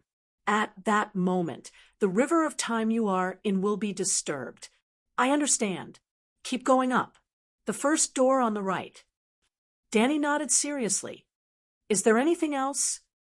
"When you finally enter the immortal's room, please be patient. Don't be impatient. We have a different concept of time. From the immortal, all you need to do is listen carefully and remember every word." Haya finally warned, "I'll remember. I'll definitely maintain the highest respect for the great immortal." Danny promised. "Then you can go in." Danny nodded and stepped out. She came to a gray stone hall. It was square, about 40 square meters. There was a door on each of the 4 walls. She remembered Haya's teachings. She should enter the door on the right. However, due to her strong curiosity about the immortal palace, she didn't act immediately. Instead, she stood in the center of the hall and looked at the other 3 doors for a while. She was disappointed. It was dark. She couldn't see anything. So, she pushed open the door on the right with the dragon on her back and came to another stone room. It was exactly the same as the first room. When she entered the square stone room with 4 doors for the 3rd time, Danny couldn't help but wonder if she had entered a maze. However, her mind was firm. She pushed open the door of the 4th room. This time, it was different. It was an oval-shaped wooden house. There were obvious signs of insect damage on the wooden walls. There were a total of 6 doors. Danny pushed open the first wooden door on the right. She entered. It was no longer a room, but a dark corridor. The ceiling was very high. There were torches on the right wall. Danny put her hand into the orange flames. She felt a burning pain. "It's a real torch, not an illusion," she murmured. "Hiss," Blackie hissed in her ear. She came back to her senses and continued to move forward. The long hallway was carpeted with moldy rugs, and the gold stripes of the fabric gleamed in the dim torchlight. It seemed to tell Danny that time was cruel. It had once been so precious, and now it was so broken. "It's strange. All the doors are on the left." Danny walked for dozens of meters, but she still didn't see any door on the right wall. However, she was not anxious. Even if there was no door on the right wall of the corridor, the last door on the left wall was the first door on the right. She just had to walk to the end of the corridor. Bang. Bang hiss, hiss, the carpet under her feet absorbed the sound of Danny's footsteps.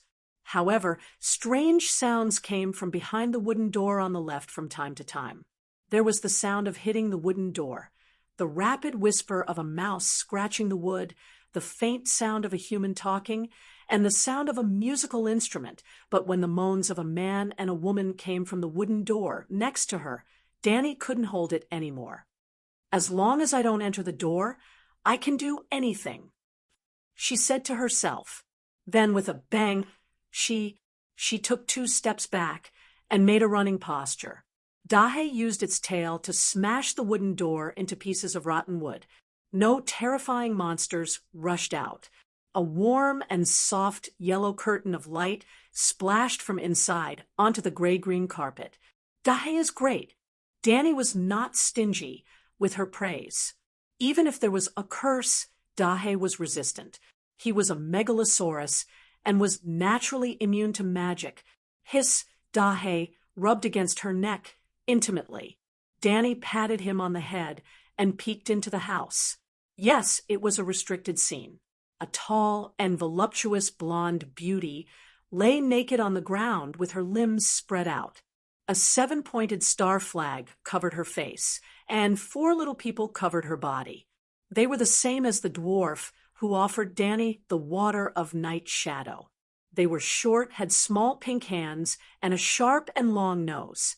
They looked like a wretched mouse. The 4 dwarfs didn't notice Danny at all. They were focused on violating the woman. What the hell is this? Danny was only endlessly confused. She wasn't embarrassed at all.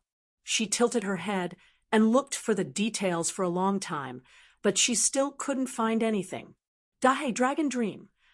In an instant, Danny switched to the black dragon's perspective. The woman's body suddenly fell into the endless abyss.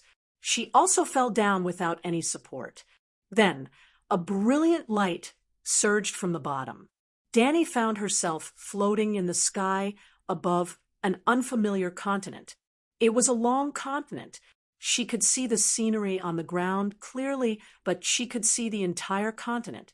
Shouts, cries, clashing sounds of swords, and proud laughter all reached Danny's ears from the continent below.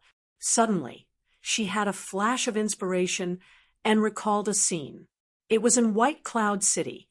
She and Cora were talking about Cora's story on the tower at the city gate. In order to let Danny understand better, Cora used a stone to draw a map of the Westeros on the balcony.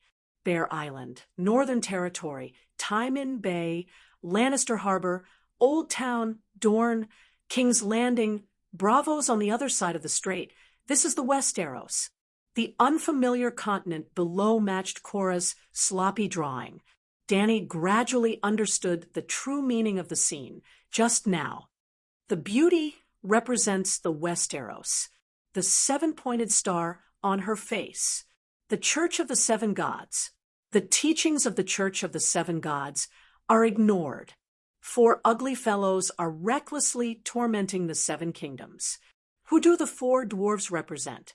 Her understanding of the 7 kingdoms came from the TV series. However, her real-life experience told her that the plot could be used as a reference, but she couldn't believe it completely. Forget it. I'll go back and ask Cora. Danny left the dragon spirit state. The room returned to the 5-piece scene from before. Bang! After knowing that the scene in the room had a special meaning, Danny's interest in the immortal palace increased greatly. She took a few steps forward, and a door was opened by Dahe. Shit! She was shocked. Chapter 54. It was a spacious hall that seemed to be holding a feast. First, it was a feast of celebration. Then it turned into a feast of corpses. There was no living person in the room. It seemed that the people at the feast had been brutally slaughtered. Corpses were sprawled on toppled chairs and broken high tables. Blood had solidified into black puddles on the table and floor. Someone's limbs had been chopped off. On the black oak table, ownerless hands were clutching bloody cups, wooden spoons, roast duck, and bread. Someone had lost his head. His body was slanted to one side, and his head rolled on the ground like a rubber ball. There was a wooden throne at the end of the hall, and on it sat a horrible, wolf-headed corpse. It wore an iron crown, and on the oak table in front of it were slices of bread, plates, wine cups, wine jugs, knives and forks, candlesticks. Strangely, it was holding a leg of lamb in its right hand, like a king holding a scepter. What was creepy was that unlike the dwarf who ignored her, the werewolf's eyes followed Danny closely. Its expression was complicated, as if it was silently complaining. The blood wedding. Danny instantly understood what this scene meant. Danny was very excited. For the first time, she was sure that she saw the future. The blood wedding would take place in a year or two, and she could see the ending now. "Serves you right," she shouted at Rob, then turned and walked to the next room. What Danny did not know was that early the next morning, Rob Stark, who had just completed the great victory in the Forest of Ravings, was awakened by a nightmare. "Mother, I dreamed of someone last night," he said to Caitlin with a puzzled expression during breakfast. Her son had just captured Jaime Lannister, so the Duchess was in a good mood. She asked softly, "Who did you dream of?" "A strange girl." "Strange." She was wearing a very beautiful strange dress, cheongsam, and carrying a bamboo basket. There was a black dragon in the basket. The young wolf master said, puzzled. "Dragons have gone extinct more than 100 years ago," Caitlin said. "That woman was not much older than me. She had silver hair and violet eyes. She looked like a—" Rob himself was very uncertain. "Targaryen. A Targaryen girl of this age does exist. The Mad King's daughter, Dany Lys Targaryen, was said to have married the Dothraki horse king a year ago. Did you see her face clearly? What did she look like?" "Beautiful. More beautiful than Sansa, more delicate than Cersei Lannister. More lively," he said. "Then it really could be her. Every member of the Targaryen family is extremely beautiful." Caitlin nodded and asked, "Why did you dream of her? Could it be—" "That's not right. Even if you're old and start to have feelings for girls, you've never seen her before." "I don't know, but the dream last night made me feel like I was in the 7th level of hell." Rob's eyes flashed, and he said thoughtfully, "If I defeat Lannister, and Theon Baela does not allow the North and Hudgian lands to become independent after all, the two combined make up more than half of the Westeros. I might fight Theon Baela again, and if I win again, if Aunt Lisa of the Arryn Vale sends troops to help me, she fears Lannister the most, but not Theon Baela, so it's very likely. With the help of the vassals of the North Hudgian lands and the Arryn Vale, you defeat Theon Baela. Then you take the Iron Throne and eventually replace the dead Robert. You will become Dany Lys Targaryen's greatest enemy." Caitlin followed her son's train of thought. "If she really has a dragon or something similar to a dragon, such as 100,000 roaring Dothraki warriors, you are probably no match for her. And she is the Mad King's daughter, so it's not surprising that she inherited his mad genes. To be defeated by such a mad and vengeful Targaryen. You are finished, and so is the North. Such an ending is worse than going to the 7th level of hell. Did she say anything to you?" Caitlin became nervous. "You deserve it," she said to me coldly. "You deserve it." Rob's face turned pale. "Ah, that must be it," Caitlin exclaimed. "It must be your recently deceased father who gave you a hint through the dream, warning you to be careful of the last Targaryen princess. Rob, do you want the Iron Throne?" She looked into her son's eyes and asked nervously, "I only want to avenge my father and then make the North independent." Rob said immediately, "But your dream, your future?" Caitlin said worriedly, "Sai, I really don't want to rule the world, and I have no desire for the Iron Throne of the King's Landing. Why do you have to force me?" I don't want to be the king of the 7 kingdoms. Rob cried sadly. Time returned to the present, and Danny returned. When Blackie used his tail to open the third door, Danny saw a scene that was both familiar and unfamiliar. It was a house with a red door, and lifelike animal faces were carved on the huge wooden beams. There was a lemon tree outside the window. That was Danny's home in Bravos before she was 5 years old. The night before Danny Alice was born, the dynasty had changed from Targaryen to Theon Byra. Only Dragonstone Island, which was located overseas, was still occupied by the Targaryen fleet.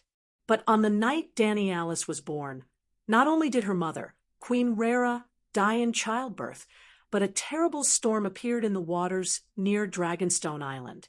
The warships anchored in the bay were not defeated by the enemy, but were destroyed in the storm. That was why Danny was called the Stormborn. The queen's death caused the Targaryen regime to collapse, and Viserys was only a child left. The storm destroyed all the warships that supported the Targaryen dynasty and made Dragonstone Island unsafe. Fortunately, not only did the storm destroy their own fleet, but Theon Byra's warships that were besieging Dragonstone Island were also destroyed, giving them a chance to escape. While the acting castellan of Dragonstone Island was hesitating whether to sacrifice the 2 children of the Targaryen family to the rebels, Sir William Darry and his 4 men brought Viserys and Danny Alice safely to Bravos. Sir William was the royal instructor, an old man with white hair and half-blind eyes. Under his care, little Danny had the happiest 5 years of her childhood. Then the old knight died, and Danny and Viserys were tricked by the servants into leaving the house and began a life of wandering for hundreds of thousands of miles. In Danny Alice memories, the house with the red door became the most beautiful place, and she could not forget it for a long time. At this moment, the scene in the depths of her memory reappeared before her eyes, and even the old Sir William walked out with heavy steps, leaning on his crutch. "Little princess, you're back." His voice was hoarse and affectionate. Come to me, my lady. You're home and you're safe." His wrinkled hand reached out to her, soft as old leather. This illusion is too real. Danny clicked her tongue as she looked around. "Come here, my little princess." "What are you talking about? What illusion?" The old man was still beckoning her. They can even talk to each other? This seems to have entered the uncanny stage. Danny was frightened and turned to run. The corridor stretched on, endless doors on the left and torches on the right. Danny ran past countless doors. Some were closed, some were open, some were wooden, some were iron, some were intricately carved, some were plain, some had handles, some had locks. At least they were still doors, until she caught a glimpse of a door that could barely be considered a door. Danny came to an abrupt halt. It was a simple cowhide curtain. She had a strong impulse, as if the main purpose of entering the imperishable hall was not to find the immortals, but to enter this door. Blackie's tail was like a hook, and it lifted the curtain. Then Danny saw a boundless grassland, the Dothraki Sea. A river meandered through the grassland, and a tall white horse carried 2 children along the river. The horse's back was facing Danny, and she could not see the horse's head or the faces on the saddle. She could only vaguely see the child in front lying on the horse's neck, and the little girl in the back, with silver hair and a painted vest, was crying nonstop, her cries weak and full of pain. It was not until the horse had gone further and completely disappeared from Danny's sight that she came back to her senses. Is this in the past? Danny, Liz, and Viserys? They didn't when they were young. That girl was wearing a painted Dothraki vest. She was puzzled. Subconsciously, she felt that this was important, but she could not guess what it meant. Screech! Blackie put down the cowhide curtain and screeched, reminding Danny to continue moving forward. So she memorized what she had just seen and walked to the next room. A pair of huge bronze doors opened automatically as Danny walked over. Behind the doors was a magnificent stone hall, and on the high walls on both sides hung the heads of many dead dragons, looking down coldly. Right in front, an old man in fine clothes sat on a tall and thorny throne. His eyes were dim, and his hair was silver. "Let me be the charred bones and roasted flesh of the king's landing," he said to a man below. "Let me be the king of ashes." The king's landing, the red keep, the iron throne, the mad king heiress? Danny suddenly understood, so she stopped and continued to watch. "Your Majesty, have you really made your decision?" The man below the throne in a fire warlock's robe looked fervent. "I am the true dragon. I will be reborn in the fire." The mad king on the iron throne waved his arms excitedly. "Immediately bury the wildfire everywhere in the king's landing. Don't miss a single spot. I will be crowned king again in the ashes and bones." "Oh my God, this madman!" Hearing the Mad King and the Fire Warlock Prime Minister discussing how to burn 500,000 people in the King's Landing to death, Danny felt a chill run down her spine, and goosebumps appeared on her bare arms. Leaving the bronze door, Danny encountered another door that opened automatically because of her arrival. Inside the gorgeous wooden door, with red copper nails, was a bedroom. The prince, who looked almost exactly like Viserys, said to the woman who was breastfeeding a newborn baby on the big wooden bed, "Let's call him Aegon. Isn't this the best name for a king?" Danny immediately understood. She once again saw the scene that had happened in the Red Keep. Prince Liga and Princess Elia were husband and wife. The newborn in the crown princess arms, Aegon, was the little prince who had been smashed to death against the wall like a cantaloupe. Princess Elia asked her husband, "Will you write a song for him?" "He already has a song," Liga said solemnly. "He is the prince in the prophecy. His song is the song of ice and fire." He looked up as he spoke, and his gaze met Danny's. It was as if time and space had shifted, and the two of them had arrived at the same time. "There's one more," he said. Danny felt her blood run cold. She felt that this cheap brother was talking to her. "Dragons have 3 heads. There's one more." "Motherfuck." Danny's little face was pale. She cursed and turned to run. She was completely sure that Liga, who had been dead for 15 years, was talking to her. He told her that 3 dragons needed 3 riders. Other than herself and Aegon, there was another Targaryen, but Aegon had died a long time ago, and she was the only one left of the Targaryen family. Oh, and the male lead, Jon Snow, was also a Targaryen. Chapter 55. When Danny was about to open the next wooden door, Dahe stretched out his snake-like neck and screamed. Smoke rose from between his teeth. She understood that he was urging her not to enter the dragon's spirit state. "What's wrong?" She turned her head and asked him. But as soon as she turned her head, Danny was shocked to find that the torches behind her were extinguished one by one. The long corridor was like a noodle being sucked into the mouth of a monster in the dark. "Shit." After cursing, Danny broke into a run. After running for more than an hour, she finally came to the end of the corridor. In front of her was not a wall, but a dark, bottomless abyss. There was no door on the right wall, so Danny could only enter the last door on the left wall. Just as she was about to step out, she suddenly froze. Is my physical strength so good that I can run at high speed for hours while carrying a dragon? Impossible. Even a marathon runner couldn't run at full speed for half an hour, let alone dozens of kilograms. Was it the power of magic, or was she trapped in an illusion all the time? But Dahe behind her was real, and the dragon spirit didn't see anything unusual. Danny was confused. Dong, dong, dong. Suddenly, heavy footsteps came from the depths of the dark corridor, where the torches were extinguished. It seemed that something was dragging along the faded carpet, slowly. Hiss! Dahe urged her to move quickly again. With a sigh, she entered the last door.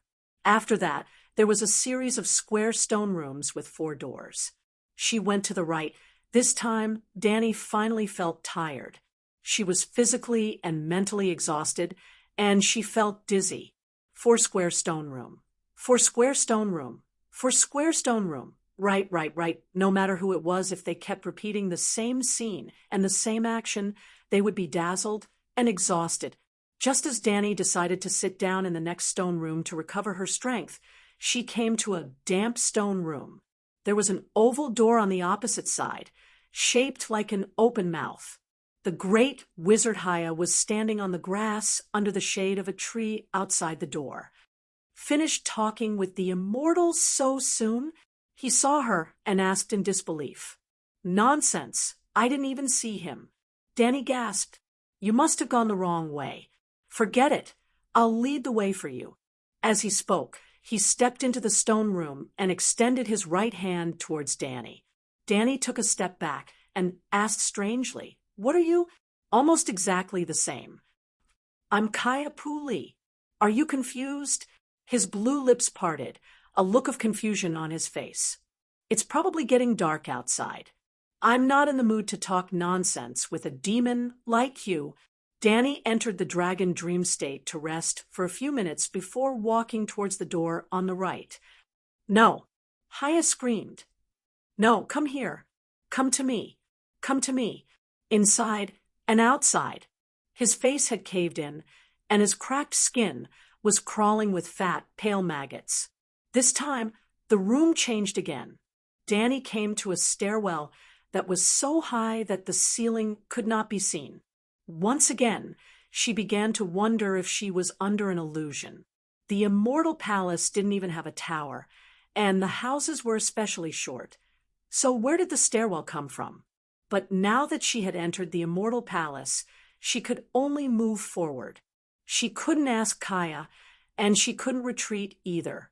So she climbed, and when her back and legs were sore, she entered the dragon spirit to rest for a while. After some time, Danny finally came to a corridor. On the right, there was a row of wide wooden doors that were half open. The wooden doors were made of ebony and weirwood. The black and white veins twisted and spiraled, forming a strange vortex pattern. It had a strange sense of beauty, but after looking at it for a long time, one would feel that it had a cruel and evil aura. Danny suddenly woke up from her daze. A few scenes from American dramas flashed in her mind. Wasn't this reverse spiral pattern a magic symbol made by the deviant ghosts? Could it be the runes used by the mystics? She gently touched the engravings of the veins and thought. Behind the door was a hall, and there was a group of sorcerers in luxurious clothes. Some of them wore luxurious robes made of white sable, ruby red velvet, and gold cloth. Some wore exquisite armor inlaid with gems. Some wore tall pointed hats studded with stars. There were also female sorcerers among them, and their clothes were even more luxurious. Beams of sunlight slanted into the stained glass windows, and the most beautiful music in the world played in the hall. Even the air seemed to be lively because of it. A man in a luxurious robe, who looked like a king, stood up and smiled at Danny. Danny, Rise of the Targaryen family, welcome, welcome. Please come to the Feast of Eternity. We are the immortals of Queers. We have been waiting for you for a long time, said the woman beside him. She wore rose-red and silver clothes, and according to Queers customs, her exposed breasts were flawless. The king of sorcerers said, We knew you would come. We have known since 1,000 years ago, and we have been waiting until now. The comet is the guide we sent. A warrior in shining emerald armor said, We will share our knowledge with you and teach you how to use magical weapons. Come quickly. You have passed all the tests. You only need to feast with us, and all your questions will be answered. A handsome young man smiled. Do you want me to teach you the mysterious ancient Valeglia spells? Come quickly. Danny ignored them. After entering the door, made of ebony and weirwood, She looked around and finally found a small door behind the wooden door. It was to her right. The tall, wooden door completely blocked it. Most people would not be able to find it and would eventually fall for it. After finding the small door, Danny calmly turned around and looked at the room of sorcerers in luxurious robes. All right, teach me the spells. Come here, I will teach you. The handsome male sorcerer from before waved his hand. Sigh, please paint your mouths blue and make your skin paler. Then you can pretend to be an immortal, Danny said as she pushed the small door open and walked in without looking back. It was a narrow room with dim light and cramped space, but there was no door in the four walls. Although she was surprised, Danny guessed that she had probably arrived at her final destination. She cast her gaze at the long stone table in the room. It almost took up the entire space, and there were illusory blue figures surrounding the table. In the middle of the table, a human heart floated in the air. It was rotten and swollen, bruised, but it was still beating.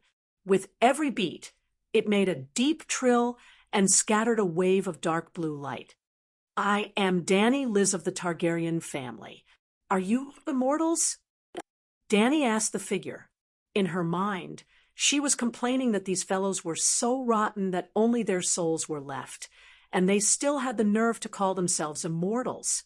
Perhaps the journey ahead had trained her courage, but Danny did not feel a trace of fear when meeting with a group of ghosts in a haunted house. At first, the figure did not move, did not speak, and did not turn to look at the intruder. But just as Danny finished speaking, a voice sounded intermittently in the room. Mother of dragons, daughter of death, mother of dragons, killer of lies, mother of dragons, bride of flames. It sounded like a whisper, but it also sounded like a groan. A series of echoes appeared in the darkness. Mother of dragons. There were male, female, elderly, and children's voices. It was as if a group of people were greeting Danny through the slit of hell. The floating heart continued to beat. Sometimes it would emit a faint light, sometimes it would be dark. The rhythm was slightly faster. It's me, I am the mother of dragons. The scene in the room changed. The originally light blue figure had other colors. Well, it was as if the group of people from before had been printed out in 3D. With the help of the dim blue light from the decaying heart, Danny could clearly see the two people on the outermost side of the long stone table. On the right was an extremely old man. That was all a person could do, even if they were the oldest. His face was full of wrinkles and patches of age spots. He had no hair. His bluish-purple skin was stuck tightly to his head. Even the whites of his eyes were blue. His lips and nails were so dark blue that they were almost black. On the left was an old woman. She was as old as the old man. Her pale silk robe was rotted together with her body. She looked like a dried corpse that had been dug out from a grave. One side of her shrunken chest was still exposed according to the queer's custom. It showed a sharp, dark blue protrusion that was as hard as rawhide. Danny had an epiphany. She was facing a group of dead people. Their physical bodies had been dead for decades, even centuries. That strange heart had preserved their broken souls. Her thoughts seemed to be sensed by the undying. A thin voice said, "We are not dead. We have always been alive, alive, alive. We are waiting. We know everything. What are you waiting for?" Danny was alert and asked, "Waiting for you. We know everything. Don't know. Mother of dragons, what do you want from the undying?" The deep voice said, "What can you give me?" Danny asked back, "We know everything, the past, the future. They are all in front of us. We have the wisdom to conquer death." Danny had an epiphany. Queers hoped that she could get a prophecy of the future from the undying, but she had seen the ending of Game of Thrones. What was the value of a prophecy, unless the ending had changed because of her appearance? But compared to a big watermelon, Dany was more interested in the watermelon planting technology. She was more interested in magic skills. I want to learn a spell that suits me. I want to learn the dragon-seeking spell of ancient Valeglia. She said, she wants to learn ancient Valeglia witchcraft. The deep voice was mocking. Tell her. Dany was alarmed. But just as the voice finished, a cloud of indigo rose in the darkness. Then, countless images flashed before her eyes.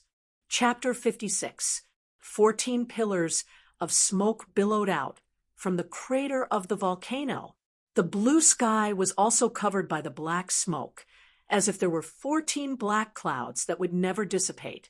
Surrounded by the 14 volcanic peaks, there was a huge city. There were no walls, and tall buildings were wantonly spread out in all directions. This was a city that only heavenly deities were worthy of owning. Roar. The tall black towers were like the fingers of the gods, piercing straight into the sky. There were 70 to 80 megalosaurus leisurely circling the towering towers. Red dragon, white dragon, gold dragon, green dragon, black dragon, purple dragon. The colorful megalosaurus could fill up all the colors in the world. They were as beautiful as the elves under the command of the gods. Below the clouds, one could see that the city was filled with a layer of scorching dark red light, even on a sunny day. That was the lava river that meandered down from the mountainside of the 14 volcanic peaks. Looking carefully, this city was somewhat like the water city of Venice. However, it was not seawater that flowed between the streets and the buildings, but the lava river that glowed and emitted black smoke. The windows of the black stone towers that were integrated into one also had a red light that was the same color as the lava. They seemed to be absorbing the light, heat, and magic power in the lava river. There were no pedestrians on the streets above ground, and there were no residents in the low buildings above ground. In fact, the low altitude was filled with grayish-black smoke, and it was difficult for life to survive in it. Only at the highest level of the Tower of Babel, in the sky garden that was decorated with mythical stone sculptures such as griffins, megalosaurus, gargoyles, and so on, there were silver-haired, handsome men and women sitting quietly in the garden, reading books on their knees, participating in lively banquets, reminiscing about the scene, stroking the head of the megalosaurus by the fence, whispering to their companions. They were the dragon king of ancient Valeglia, who lived in the city in the sky. They used dragons to conquer the world, used magic to control the volcanoes, and extracted magic power from the lava. They enjoyed power and wealth that even the gods were jealous of. The Tower of Babel had different uses. There were houses covered with domes, gardens with open ceilings, and wizard towers that flashed with huge blue magic power balls. They were all extremely tall and indestructible. In the center of the Tower of Babel stood a 300-meter-tall Magus Tower. On the plaza on the top floor, a tall old man in luxurious clothes with a dignified face covered the surface of the magic ball with his hands. Countless images flashed through his eyes. On this high tower, he read real-time information from all the major cities in the world. Every day at 5 o'clock in the afternoon, the wizards stationed all over the world would report to the capital of Valeglia via glass candles about the major events of the day. GAC, at this moment, a golden dragon flew over from the other side of the city. A young knight in a silver silk robe nimbly jumped down from the dragon's back and quickly walked to the side of the dignified old man. He bowed respectfully and said, "Your Excellency, great wizard, Inar Targaryen is selling his family property." The old man didn't even turn his head. He continued to extract useful information from the magic balls and replied to some of the requests. "All of my belongings?" "Everything, including the Tower of Babel." It is said that his daughter Dany Targaryen dreamed that Valeglia would be destroyed in the near future. The dragon rider whispered, The Targaryen family has fallen. The great wizard wasn't angry. He said with a mocking tone, "The city court has declared Anar guilty. His several appeals have ended in failure, and the deadline for the appeal is about to pass. As a loser in the game of power, if he doesn't choose to exile himself, he can only pay the price of blood and life to wash away his folly.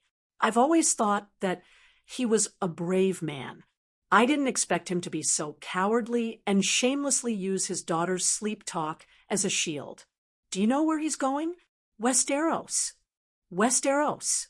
The old man frowned for the first time. As the saying goes, the world is infinitely big, but it is still under the shadow of the Megalosaurus. But that land in the far west is our Dragon King's. Sigh, it's not considered a forbidden area, but it's not worth it to make an enemy of those ancient gods for such a broken place. We've even sealed Lalo. Are we still afraid of the ancient gods who are about to die?" The young man was puzzled. The old man pondered for a moment and said, "You're the heir of the fifth peak, and you've subdued your own Megalosaurus at a young age. You're qualified to know the secrets that only the 14th peak master knows." The old man retracted his thin hands that had been placed on the magic ball and walked slowly to the balcony. Looking at the magnificent city below, he sighed. The people of Valeglia wantonly absorbed the magic power of the ley lines and built the city in the sky. To other races, they're as honorable as gods. But we're not gods after all. For thousands of years, the Wizard Alliance has been working tirelessly, hoping to cultivate our own gods. Not that trashy qualls, but a true god like the ancient gods, and Lalo. Unfortunately, Beleriand, Vargal, Miracis, even if they're stronger than Blue Lips, they're still not true gods. All things in the world, including the Megalosaurus and the demigods, have life and death. Only the gods are eternal. The old gods that you look down on are indeed decaying. But as long as there are people who remember them, they'll never truly die. But even true gods can't interfere with the mortal world. A group of ancient gods isn't as useful as a dragon. The Fifth Peak's young Dragon King argued, unconvinced. Although he was young, he had been groomed as the next peak master in his family. He was also an apprentice of the great wizard, so he knew far more secrets than the marginal nobles like Targaryen. The old man nodded and said, "Yes, the gods can't directly interfere with the mortal world. Lalo is known as the god of fire, but he can't make a withered leaf burn out of thin air. But the gods don't have to do it directly. They can change the entire world through their believers. Just like me, the great wizard of Valeglia's Freedom Fortress. I haven't left the Wizard Tower for 30 years, but the world has always been under my rule. The heavens and earth change color because of my anger. Normal people can't imagine my methods, but we can't look down on the gods' power. Great wizard, I'm enlightened." The young man was sincere and respectful. In the end, he said, "Targaryen didn't directly enter the Westeros. He plans to settle down in Dragonstone Island. That's the fortress on the western border of Valeglia. They can be considered to be guarding the border for the Empire." The old man nodded indifferently. The great wizard who inadvertently glanced at the sky suddenly changed his expression. He hurried a few steps and came to the front of the blue magic sphere, the size of a celestial instrument. His hands covered it again. "Who is it? Who dares to peep at Valeglia? Whose child are you?" The old man scolded sternly at first, but his expression softened after a while. But he was still a little surprised and doubtful. "What happened?" the young man asked hurriedly. "Someone has been eavesdropping on our conversation." The old man's voice was faint, and his face was full of doubt. "Who has the guts?" The young man was shocked and angry. "It's not an outsider. It's a little dragon king with extraordinary talent. It's just that. The old man was surprised and doubtful. It's just that she doesn't even know the basic spells. She can't communicate with me. Even the great nobles of Valeglia can't peep at the wizard tower. Didn't her parents and teachers tell her? The young man said angrily. I sensed the breath of the Belarus family. The old man said uncertainly. The first peak. Belarus? The young man's expression changed, and his voice was full of surprise. The old man's magic resonated with the magic sphere of the wizard tower. Strange runes flashed in his eyes, and he still had the energy to say, maybe, go to the first peak later, and ask. I gave her a set of 108-letter standard pronunciation table. If you guessed wrong, you can ask her directly the next time you see her. Huh. Little girl, your life force is greatly decreasing. What happened? Forget it. You can hear me, right? You're most likely being haunted by evil spirits. Where's your dragon? If your dragon isn't with you, immediately enter the dragon's spirit state. The old man shouted to the sky. His voice was anxious, full of worry and anger. Which blood magician is so bold to have designs on the true dragon bloodline of Valeglia? Great wizard. You said she can achieve the legendary dragon spirit? Compared to someone daring to attack the true dragon bloodline, the dragon spirit shocked him more. Noticing that the consciousness had retreated, and there was still the breath of her dragon, the old man sighed in relief. He then turned to the young man and said, I just said that this little girl is quite talented. But Beleriand, Vargal, Danny couldn't hear the rest of the words. Her consciousness had been pulled away from the river of time. When she asked the immortal for knowledge suitable for her, a blue light screen rose in the darkness, and then countless images appeared in front of her. Under the guidance of a mysterious force, Danny saw Valeglia before the end of the world. Just like watching a TV change the channel, she easily adjusted the view to the wizard tower, which might not be the tallest, but was definitely the most mysterious. Danny was amazed by the huge magic ball. Later, she saw the Blackstone Tower extracting power from the lava river, saw the old wizard use the magic ball to manage the entire world, and heard about the secrets of the gods. For the first time, she truly felt the power and advancement of Valeglia's civilization. But what shocked Danny even more was that the people in the TV image could see the audience on the sofa in front of the TV and could even communicate with the audience. They could even sense the danger that Danny herself didn't notice. Did I see the past, or did my consciousness travel to that point in time? With this thought in mind, Danny entered the dragon spirit state. The soul of the true dragon was with her. She felt the essence of life, essence, and divine aura flowing out like a flood breaking through a dam. She opened her eyes. The immortals who had been standing still all this time had left their seats by the stone table. They surrounded her like a fishing net. Icy blue figures were chanting sharp spells while tearing strands of golden essence of life from her body. This was the Megalosaurus's perspective. Danny opened her eyes. The scenery around her changed once again. It became extremely horrifying. A group of zombie-like blue zombies with bright blue eyes emitted endless greedy light. They crowded around Danny, using their cold and shriveled hands to pull, caress, and drag her clothes, touch her body, and entangle their fingers in her hair. Danny felt like a ghost was pressing down on her bed. The strength in her limbs disappeared together. She couldn't move, and even her heart stopped beating.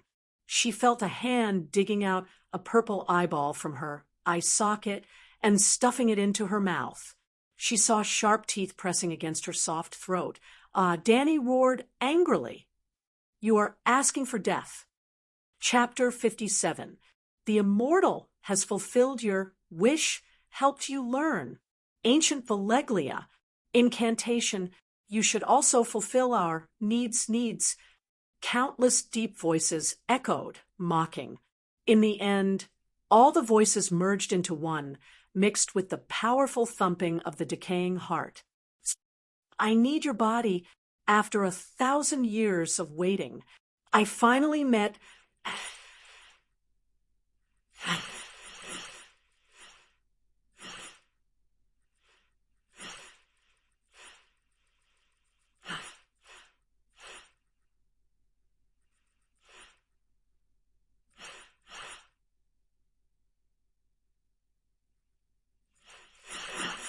Complacent murmurs turned into sharp screams.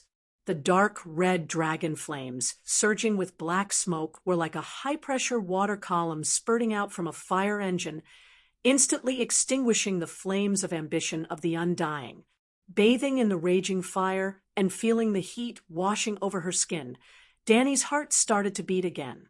It was thumping wildly, and the hands and feet of the ghostly shadow that was grabbing her disappeared in an instant. The zombies crackled and burned in the dragon flames. Their blue, withered skin burned like paper soaked in oil, and their bones melted like candles under the high temperature. They stumbled, tumbled, and twisted. They shouted in a language that had long since disappeared, and their shrill voices were as weak as cow hair. Danny ignored the illusory scene in front of her and quickly walked to the middle of the long stone table. She passed through them. They were as light as gas, as illusory as an illusion, dispersing upon contact. Approaching the black heart dripping with blue blood, Danny shouted, "Dahe!" Hiss! The black dragon's long neck stretched out like lightning and bit the rotten meat on the stone table. Seeing that he was about to tear it up and throw it away, Danny raised her voice and said, "Eat it.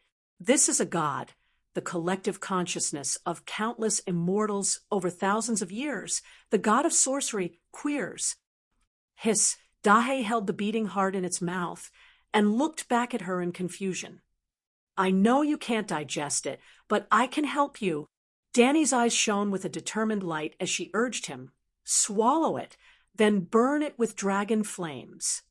Dahe raised its head and swallowed the rotten meat into its throat. Then, boom, intense dragon flames shot out of his mouth like a rocket launcher, blowing off the ceiling and revealing the daylight outside. Bloodline talent, dragon incubation, bestow flames and spirituality to the dragon egg, thereby allowing the dragon egg that retains its sole origin to become fossilized dead dragon eggs and healthy dragon eggs to hatch into a baby dragon. Danny was immortal. She used her 5 senses to observe the room, but everything she saw was an illusion. For example, she saw countless corpses crowding around her and gnawing on her flesh. However, after entering the dragon spirit state and seeing the world with the eyes of a black dragon, she saw something even more fundamental. Blue tentacles extended from the black heart, and each tentacle was an undying whose body was infinitely elongated.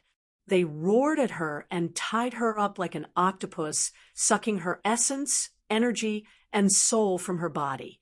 In the end, even her soul was taken away. It was also in the form of a dragon spirit that Danny saw that the black heart was filled with a large amount of spiritual essence. Even if it was not a true god and was called trash by the great wizard Valeglia, it was still a spirit of faith. Well, Danny still did not understand what a spirit of faith was. Maybe it was because of the treasure in Danny's mind, or maybe it was because she often roasted herself with fire, but she did not know when she could take the initiative to guide the spiritual essence in nature to the dragon egg. Until today, she also found that if the spiritual essence density was high enough, even a living megalosaurus could be infused with spiritual essence. The spiritual essence density of the black heart was extremely high.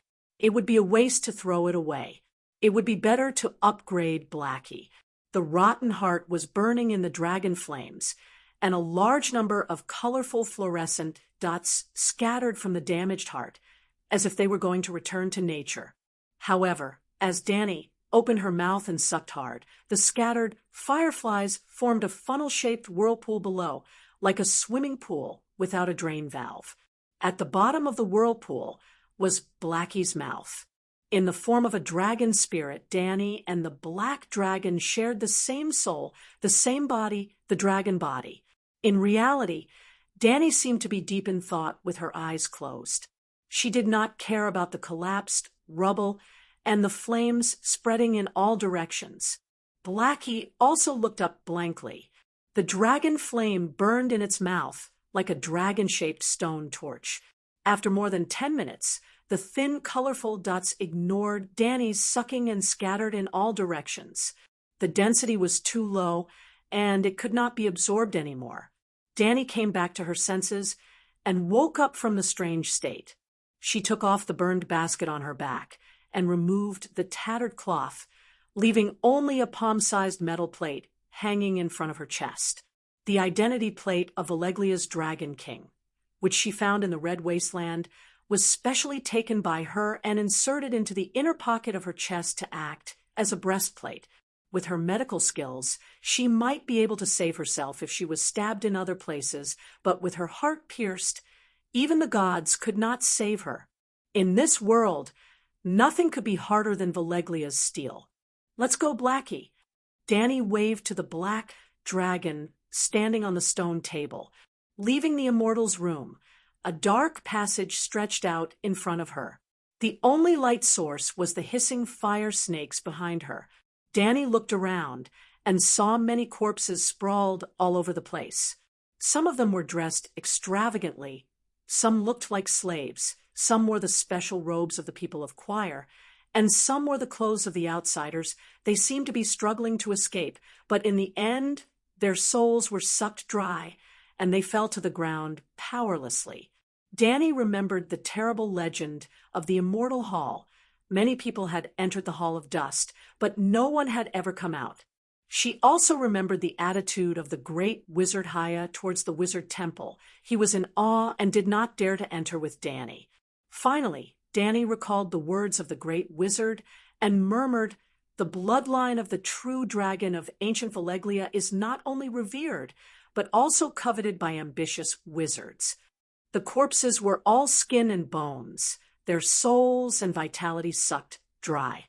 The rest of the dried corpses did not rot, except for the brittle dust of time. A few pieces of clothes remained.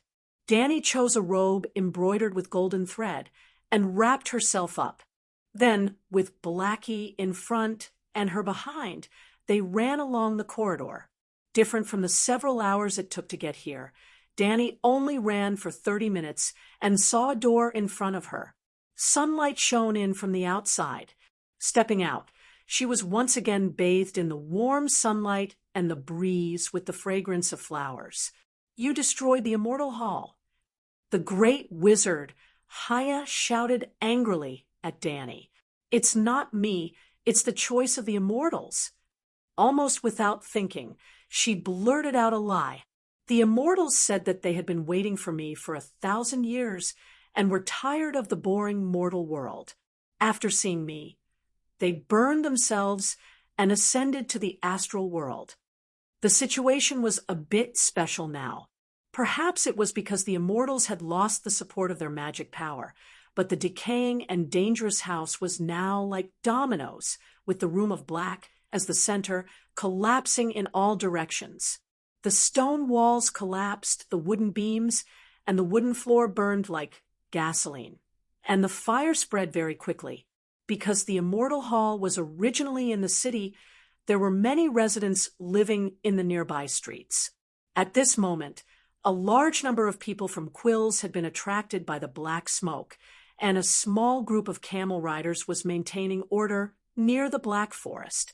If the great wizard was alone, Danny would have ordered the blood guards to cut off his head in front of Zero. But in public, not only could Danny not take revenge on the great wizard, but she also had to put the blame on the immortals for burning down the Immortal Hall. "You're lying. It was your dragon that burned down the sacred hall." The wizard lunged at Danny, baring his fangs and brandishing his claws, but he was immediately restrained by two big black men. They were the servants of the merchant Zero, and they only went to stop him after receiving Zero's signal. Yep, the centaur beside Danny had already pulled out his gleaming Arak scimitar. Zero had to fulfill his responsibility as the host to protect the guest, and he didn't want the great wizard to be killed on the spot by Danny's self-defense. Let me go. I'm going to kill that bitch. Haya's body was suspended in midair, her two short legs kicking around like a bicycle. Danny's lips curled into a smile, and her tense nerves suddenly relaxed because she saw Haya pulling out a dagger from her waist even though she was yelling at her to kill. Yep, she really wanted to kill Danny. But she didn't use any magic to attack, but held the dagger, intending to stab her to death. I'm not lying. Danny gave herself the wronged girl of the movie queen buff. If it was a dragon, how could the fire spread so quickly? In fact, you saw it too. The dragon was flying in the passage, and I was running behind it. The fire was still far away from us.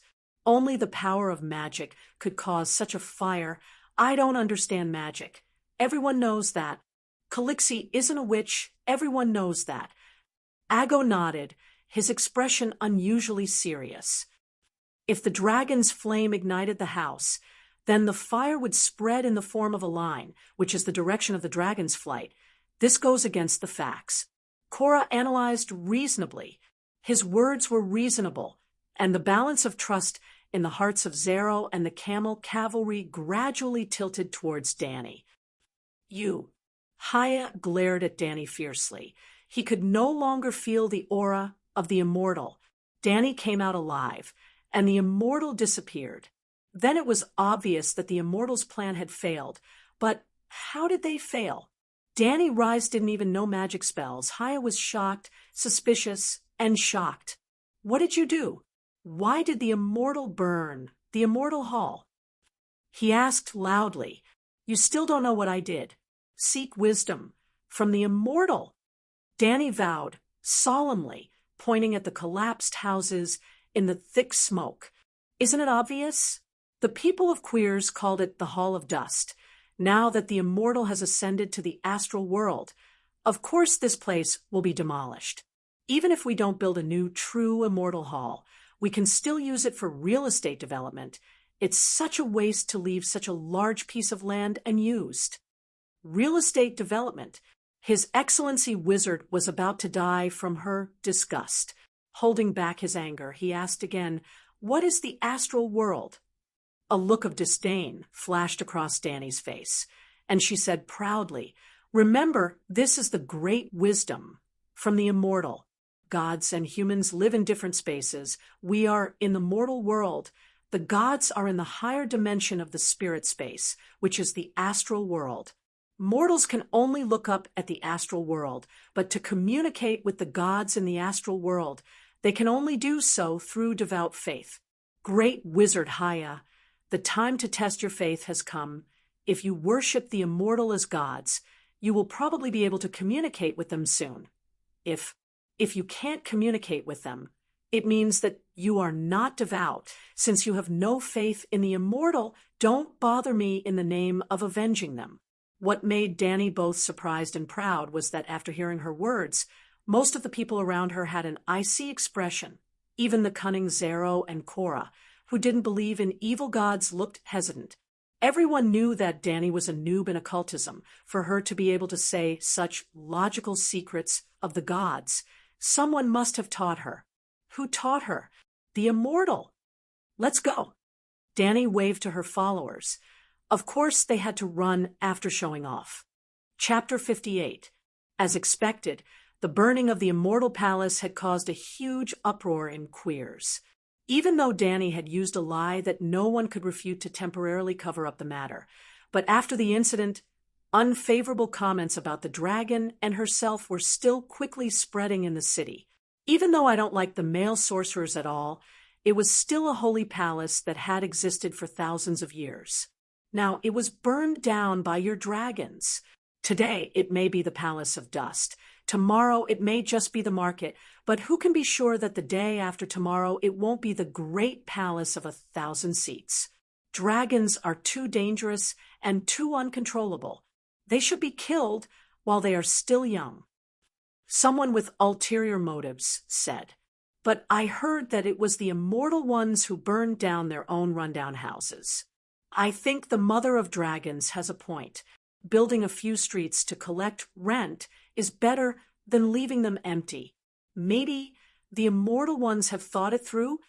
Someone else retorted. Whether it's the dragons burning or the immortal one's magic, they are both dangerous things to us. We should at least let the dragons leave queers. The next afternoon, Zero worriedly told Danny that Kaya was gathering the male sorcerers to harm her. Danny immediately replied, I'll leave queers in the morning the day after tomorrow. Zero lowered his head and forcefully held her small hand, kissing her fingers and saying affectionately, You should leave. Leave immediately, sooner rather than later. But, my queen, you won't be alone. You saw a dark scene in the Palace of Dust, but my dream was bright. I dreamed of the warm and peaceful surface of the Jade Sea, a cruise ship sailing slowly in the breeze. You were happily lying on a soft couch, bathing in the sunlight, tasting delicious coconut milk, smiling as you watched our children play with the seagulls on the deck. Ugh, you shameless bastard, you really know how to fantasize. Sigh, it's a pity that we'll be parting ways. You'll head east to the Jade Sea, and I'll ride my camel to the west. We may never meet again. Danny teased, rubbing her hands on the blanket under her as she spoke. Come with me to the Jade Sea. Give me a son, and let my dreams come true, my lovely star of heaven. The merchant, who looked like a steamed bun, used the tone of a Casanova to say lines from a romantic drama. This was even more disgusting than saliva. Saliva could be wiped away quietly, but the words that entered one's ears could not be forgotten immediately. Not only could it not be forgotten, it might even become a memory, a nightmare. I'm sorry, Zero. You're a good person, but my target is in the west. Danny said sadly. This time, Zero's expression changed when he received the good guy card. He said in a low voice, Then you should leave. Hurry up and leave. Danny was stunned for a moment before she reacted to his sudden change in attitude. She said, I'm already packing my things. I'll leave the day after tomorrow. You repeatedly went back on your word and played with my feelings. The merchant looked at Danny coldly. Give me back my things. Play with your feelings, my ass. I didn't even raise you as a spare tire. When have I not directly rejected you? Danny was very unhappy, but she suppressed her anger and said in a muffled voice, What is it? I didn't take any of your belongings. She swore in her heart, Don't ever say that your heart of love is with me. Otherwise, I'll kick you twice before I die of disgust. Fortunately, the merchant was colder and more shameless than she thought. The magic amethyst I gave you, the ox cart, 1,000 toy soldiers carved from jade, the earth-raising silk. Zero spoke for a full 3 minutes without missing a single detail. There were many things that Danny had forgotten, but he remembered them clearly.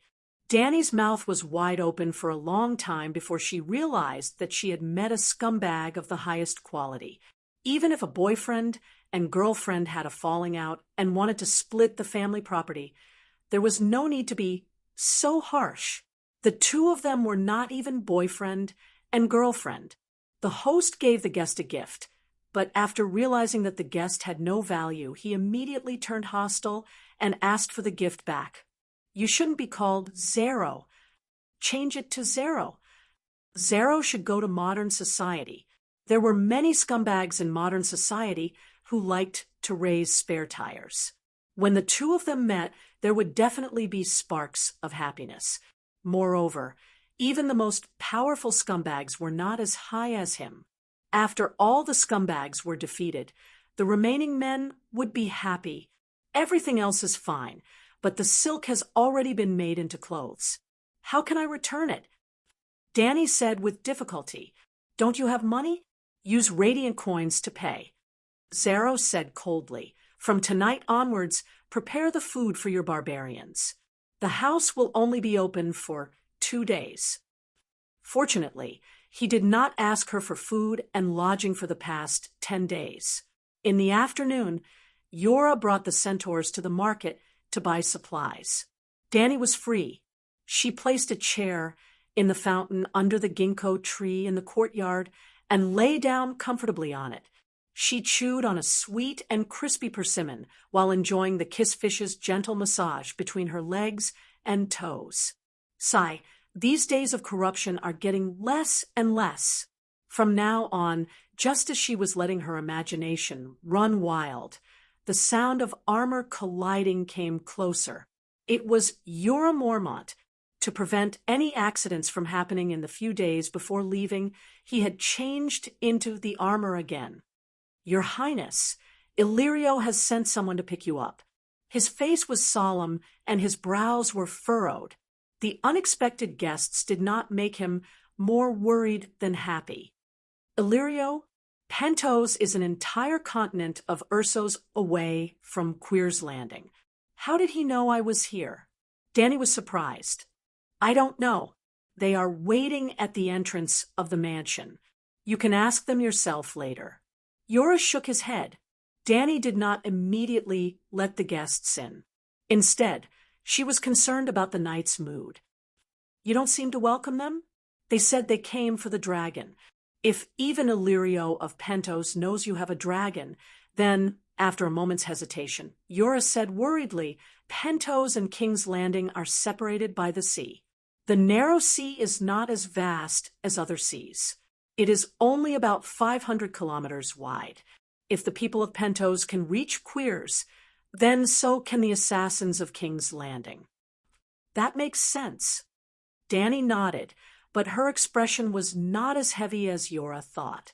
She slowly said, Our original plan was to take the land route, heading west to Astapor to buy a batch of immaculate ones, and then head north.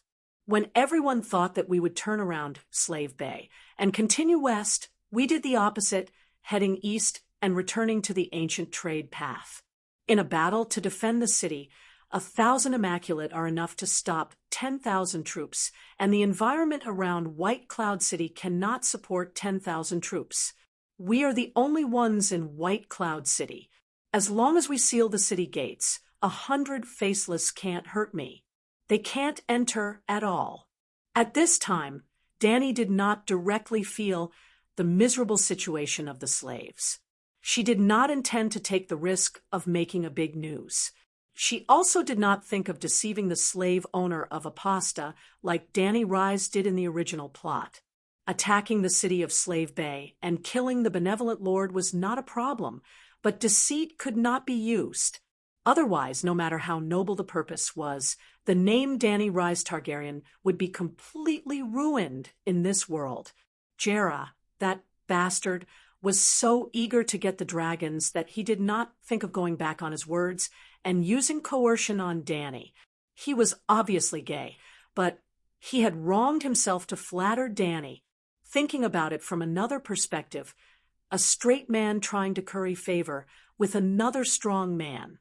Who could stand it? The royal family of Queers was the same. They only asked for gold and silver according to tradition, but they did not send camel knights to kill Danny and her party and take the dragons. The royal family of Queers was so greedy for gold and silver. How could 3 young dragons not be worth a few thousand radiance coins? Obviously not. The great sorcerer Haya hated Danny to death, but he was also fervently hoping to get the dragons. But his little tricks were still within the rules. When the 3 dragon seekers, Haya, Zhao, and Kuei Shi, extended their invitations to Danny, they had automatically established a universal relationship of trust. In Westerosi terms, they had established a relationship of guests, and each of them enjoyed the rights of a guest. Even people liked that could keep their promises. How could Danny be worse than them? So, Danny's current plan was very conservative. She only wanted to stall for time and wait for the 3 dragons to grow up. Korra was definitely not the first confidant. He was not as loyal as the Blood Brotherhood, but he was definitely the first think tank. Danny told him the outline of the plan, and he was in charge of the details of the plan. He was far more experienced than Danny in war. Sigh, it was quite pitiful. Cora Mormont was at most a Zhang Fei, but in the end, she used him as Zhuge Liang. Your Highness, Illyrio sent 3 large ocean-going ships. Cora's voice floated into her ears. He did find out all the details on our side, Danny said with a hint of sarcasm. He can easily fit my little Khalasar. Cora said, faintly, not just your Khalasar. He is a merchant, and merchants never do business at a loss. When the 3 ships came, they were filled with the specialties of the Western continent, and when they returned, they were filled with enough goods to cover the cost. This time, Danny understood that there was a hidden meaning in his words. So, in theory, you will be the temporary master of the 3 ships. Cora's eyes flashed. We still have to go to Apasta, take a ship, and buy about 3,000 unsullied. No one can easily hurt you. The persimmon in her hand had not been eaten for a long time, and the part that had broken through the skin slowly turned brown in the air.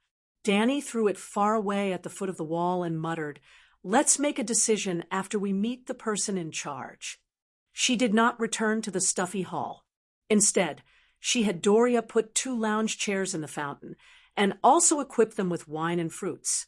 After the 2 guests followed Agu into the courtyard, they saw a young girl with her hair tied up at the back of her head. She wore a painted vest and loose silk shorts, similar to beach shorts. Her bare feet were white as she stood by the water and smiled as she extended her hand in invitation. Most of the heat in the air seemed to have dissipated because of her. The leader was a burly fat man, 9 meters tall, close to 2 meters tall, with dark brown skin. Sweat made his bald head shine, with a greasy sheen. He was only wearing a tight-fitting leather vest, and his sweaty yellow trousers were stained with obvious stains. An extremely long Iraq scimitar was sheathed at his waist. Although he was fat, he was not fat. His arms were like thick oak trunks, and his belly was bulging but full of thickness. Chapter 59. There were 2 things about the fat brown man that caught Danny's attention. First, his cheeks were smooth and delicate, very similar to the eunuchs of Queers. Second, his exposed skin, such as his arms, chest, and the lower half of his abdomen, were covered with old scars. Compared to his tan skin, the pale scars were as conspicuous as a business card. The other old man was wearing an undyed woolen traveling cloak. The hood was lifted, and his long white hair fell to his shoulders. A silky silver beard covered the lower half of his face. He leaned his body weight on a hardwood walking stick that was as tall as him. He was half a step behind the fat man, and seemed to be his servant. However, the old man's temperament was far better than the bald fatty's. He was tall and burly, like an experienced old warrior. "Welcome, I am Danny Liz Targaryen." Danny introduced herself with a smile. The fat man bowed casually and said with a smile, "Greetings, Your Majesty. I am Beworth, known as Beworth the Brawny." Hearing his sharp voice and thinking about his title, Brawny, only people who don't have that kind of thing would care more about this kind of evaluation. The old man performed a standard etiquette that seemed to have been done thousands of times. He knelt on one knee and said, "Your Majesty, my real name is Aston. Beworth has given me a nickname, Whitebeard." Whitebeard. This name was far more intimidating than Brawny. At least, it amused Danny. "My 2 guests, please sit here." Danny gestured for them to take off their shoes and enter the fountain to cool off. Fatty Beworth did not stand on ceremony. He took a few steps forward, kicked off his leather sandals, and stepped into the fountain with his feet full of mud. With a creak, the wrought-tan chair sank half an inch, and he picked up the wine jug and poured it directly into his mouth. Fortunately, the fountain was running water, and there was clear water spurting out from the megalosaurus statue's mouth. Otherwise, the kissing fish in the pond would have all died. On the other hand, Whitebeard's mouth was wide open, and his face was full of shock. He stood there for a long time without any reaction. Danny asked him in confusion, "What's wrong? Is there a problem?" "I'm sorry, sitting with the queen and soaking my feet in the same pool is too—" The old man looked embarrassed. He walked forward but did not enter the pool. He just sat by the side of the pool and sighed. "You are different from the queen, I imagined. I thought you would be more." He stuttered and couldn't say the offending word. Danny laughed and said, "Queen's demeanor? Wong family etiquette." "I'm really sorry." Whitebeard apologized again. "Actually, it's good that you're like this. Hee, I'm just a wild girl who grew up on the streets. I haven't even read many books, so how would I know about the etiquette of the Wong family?" Speaking of this, Danny's big purple eyes flashed with a mischievous smile. "Big Black, come out and meet the guests." SSSS, the black dragon, had been lying on the roof basking in the sun. Even if someone accidentally caught a glimpse of him, they would most likely mistake him for a dragon-shaped stone sculpture. At this time, hearing Danny's mother's call, he stood up and jumped down. Flap, flap. His wings broke a large number of leaves and branches. In the horrified eyes of Whitebeard and Beavos, Big Black stepped on the water and landed beside Danny. "Do you have a little bit of the Wong family style now?" Danny stroked the black dragon's head and asked with a smile. The ferocious black dragon and the beautiful silver-haired girl leaned together, combining a strange sense of majesty. "You are the true dragon, the real Targaryen, the only queen of the 7 kingdoms." Whitebeard's eyes were wet, and his voice was trembling with excitement. Since a few days ago, with Danny's help, Big Black seemed to have evolved a lot after devouring the demigod wizard. Not only did his appetite and growth speed increase, but his intelligence also increased to about the level of a 6 or 7-year-old child. The key was that his temperament had become more stable and not as irritable as before. After being taught by Danny, he could also resist his desire for the sky and not fly around. Therefore, the other 2 dragons were still chained, but Big Black had broken free of the shackles. It's only been 4 months. How did he grow to the size of a pony? Beavos came back to his senses and asked with interest, "Is it very big? You don't know his appetite." Danny shook her head and asked, "Beavos, what is your purpose in coming to Queers?" He put down the empty wine pot and picked up a green-skinned, crisp melon. He took a bite and muttered, "Beavos was originally a gladiator in Meereen. Because he was invincible and had a great reputation, he was bought by a merchant from Coer. Later, he was sold at a higher price to that fat man in Pentos whose hair also has the smell of spices." "Governor Illyrio." "Yes, that's him." Eunuch Beavos nodded. That fat man sent brawny Beavos across the sea to be the little queen's bodyguard. As for Whitebeard, he is the bodyguard that the fat man arranged for Beavos. "I'm his attendant." Whitebeard raised his cane high, as if he was holding up a long spear with a fluttering flag. "Your Majesty, I was born in the Dorne borderlands. When I was young, I was the attendant of a knight in the Sven family. Sir, you're 60 years old, right? You're still a bodyguard and an attendant?" She complained in her heart, but asked, "Sir, you're also a Westeros. No wonder you speak the common language so fluently." Then she pointed to the armored knight standing at the side. "My Queen's Iron Guard is also a Westeros knight." "You know him?" Hearing the words Queen's Iron Guard, Whitebeard's expression changed. He looked at Cora with a scrutinizing gaze for a while and said lightly, "Lord Mormont is considered famous in the 7 kingdoms. What kind of famous reputation could the Great Bear have? Violating the ban and selling slaves, giving up honor, and avoiding the trial of the Lord. His head was green. His wife ran away with someone else.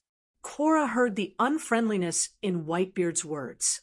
He frowned and said, "You didn't say you knew me at the dock. When did we meet?" "Earl Mormont, on Pike Island. You fought bravely and were made a knight. On Lannisport, you almost knocked the Kingslayer off his horse. For this, you won the heart of a beauty. I didn't say it before, because it was unnecessary. Now that your Majesty asks, I'll tell you the truth," Whitebeard said calmly. "You look familiar." Cora pulled up his mask and stared at Whitebeard in confusion for a while. He shook his head and said, "Hundreds of people participated in the tournament at Lannisport, and thousands of knights were deployed to attack Pike Island. I can't remember who you are, but let me remind you, I'm no longer an earl. The Earl of Bear Island is Mage Mormont. I'm just a wandering knight. You're my Queen's Iron Guard," Dany reminded him. "Yes, your Majesty." The bitterness on Cora's face dissipated, and a happy smile bloomed. "Knight Cora has rich combat experience and has saved my life many times. He's my most loyal friend and outstanding think tank." Dany said such words against her will in an incomparably solemn and natural manner. The smile on Cora's face became brighter. She also didn't forget to help the horse guards gain face in front of the guests. She pointed at Aggo and introduced him. "This is Aggo, my Blood Alliance guard. He's also a bandit. His martial arts are excellent, and he's brave and fearless. Calixi, it's enough to have us protect her." Aggo glanced at the fat eunuch Beworth and said, "A horse boy." Beavis threw away half of the melon and grinned. Beavis, the strong man, can't even remember how many horse boys I've killed in the fighting arena. All of them have longer braids than you and more bells than you. Without waiting for Aggo to reply, he patted his thick belly full of scars with his right hand, which was sticky with green melon juice. "Look at this. Before Beworth kills someone, he'll give the other party a chance to cut himself first. Can you calculate how many people, brawny man, Beworth has killed? Ha ha ha, countless." Aggo angrily pulled out his knife and pointed at the fat eunuch. "I haven't killed a brown fatty yet. Beworth is barely qualified to add a bell for me. Put away your weapon, blood of my blood." Dany reached out and pressed down Arak's scimitar.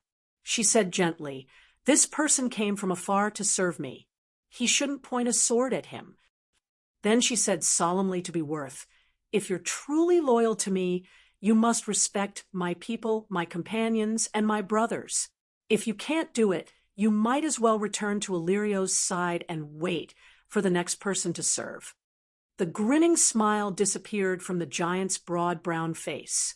He looked at the petite but dignified girl, then looked at the black dragon beside her, who was spewing white smoke from its nose. He muttered, "Beworth hasn't completed his mission. He can't go back." Dany smiled at the boar and asked, "What other mission do you have?" "That fatty wants a dragon, and he also wants you, the girl who gave birth to a dragon." Beworth said casually, "Damn it, I know that everyone is greedy for a young dragon, but isn't this too direct? Isn't it better to start with some tricks? I'm not used to it." Dany's smile froze. She was stunned. Whitebeard explained, "Beworth is telling the truth.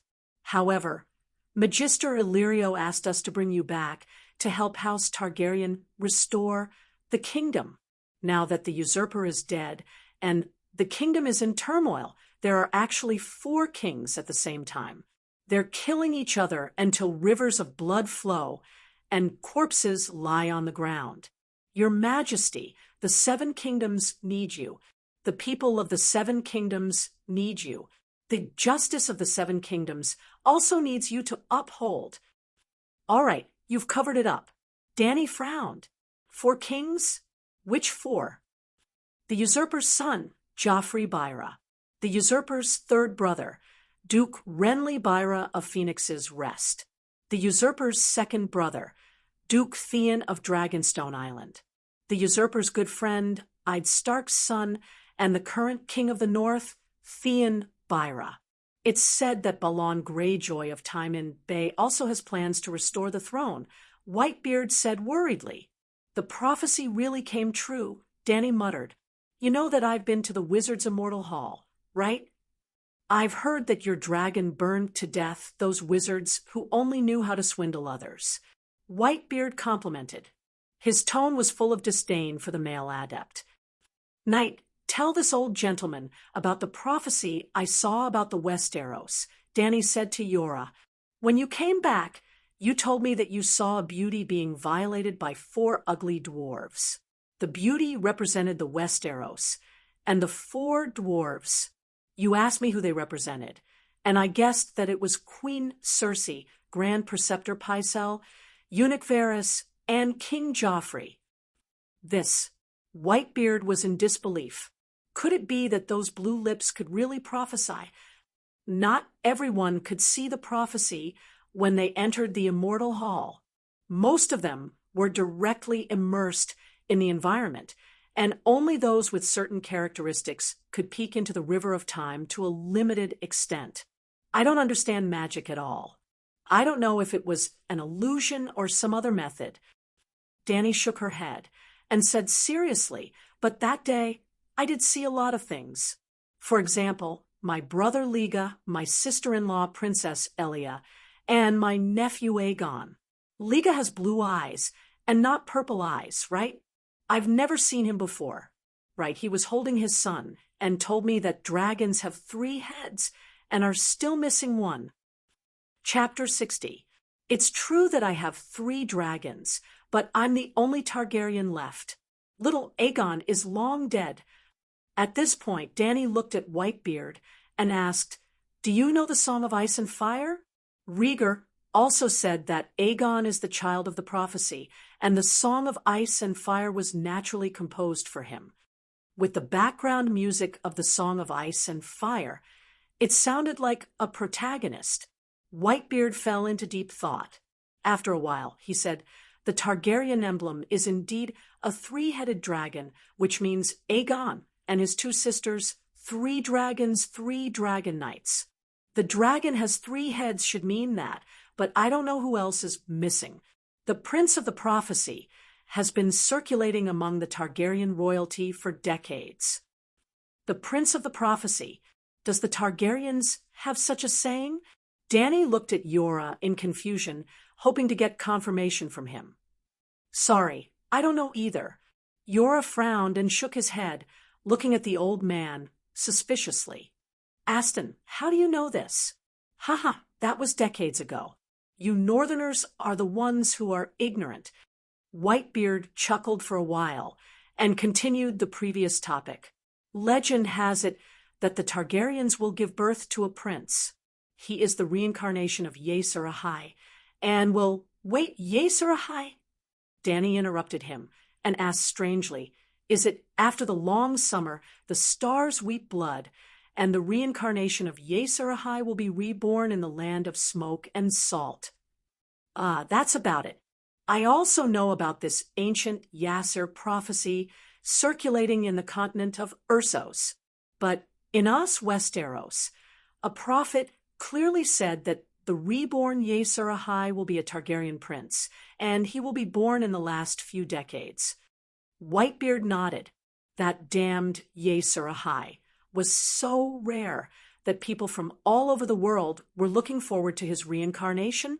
Whether or not he saved the world from the other ghosts, killing his wife as a sacrifice to his sword was a sure thing. The old zebra man had told him the story of the descendants of Hel Cologne. After saving the world, Hel Cologne gave birth to many little Hel Cologne. Then, who did he have a child with? Scumbag. As if seeing Dany's indifference, Whitebeard said seriously, Even if Sir Mormont doesn't know about this prophecy, he must have heard of Jenny of the city of Barrenstone. Not to mention Yora.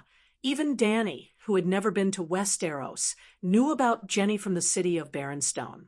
In the Song of Ice and Fire world, the first Mary Sue White Lotus, At the wedding of Danny Rise and the horse King Drogo, all the guests gave gifts. Even Mormont, who was so poor that his wife had run away, gave 2 old books. It was a handwritten parchment without a name. Danny had read it many times in order to understand this world. It could probably be considered as Westeros fairy tales. It was filled with the legends of the 7 kingdoms. The writing was very simple and superficial. It was written specifically to help children learn how to read. Among them was the story of Jenny from the city of Barrenstone. It was said that she came from the city of Barrenstone, the ruins of a 6,000-year-old ancient city in the wilderness. She had no clear parents and only claimed to be a descendant of the ancient king. The city of Barrenstone was the capital of an ancient king and was destroyed by the Undul's invasion 6,000 years ago. However, the people in the nearby villages did not believe her and mocked her as a crazy peasant girl or even a witch. But one thing was certain, she was a great beauty, mysterious and charming. So much so that Crown Prince Duncan, who had been engaged, would rather give up the throne and marry Jenny after meeting her in the wild with flowers in her hair. Speaking of which, Jenny was also Danny's aunt.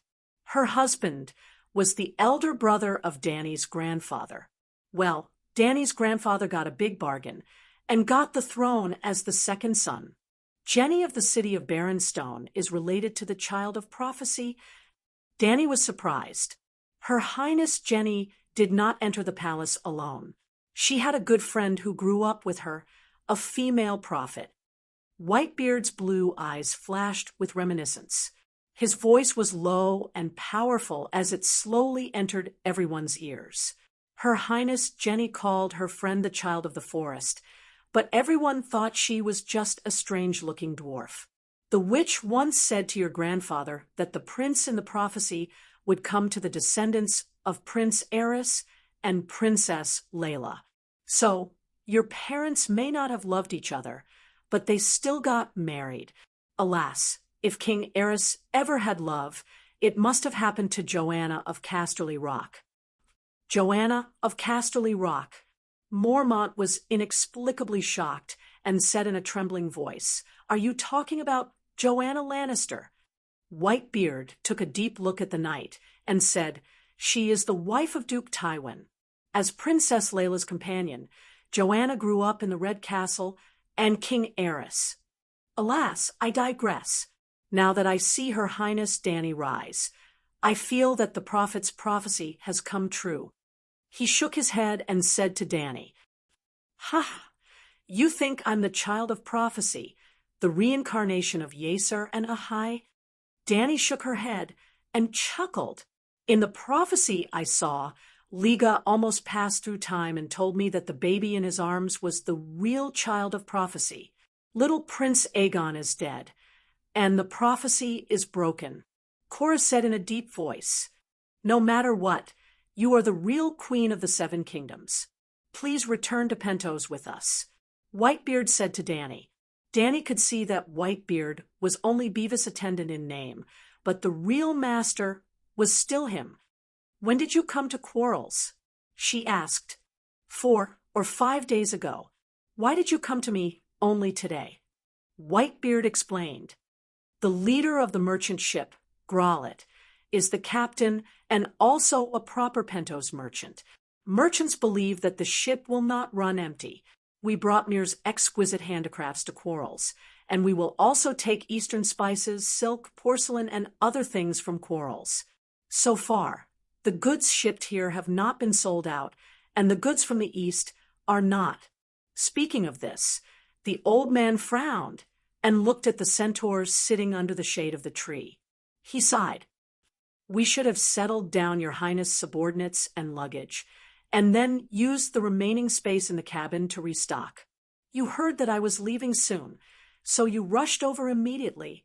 "That's right." The old man nodded. There was one more thing he did not say.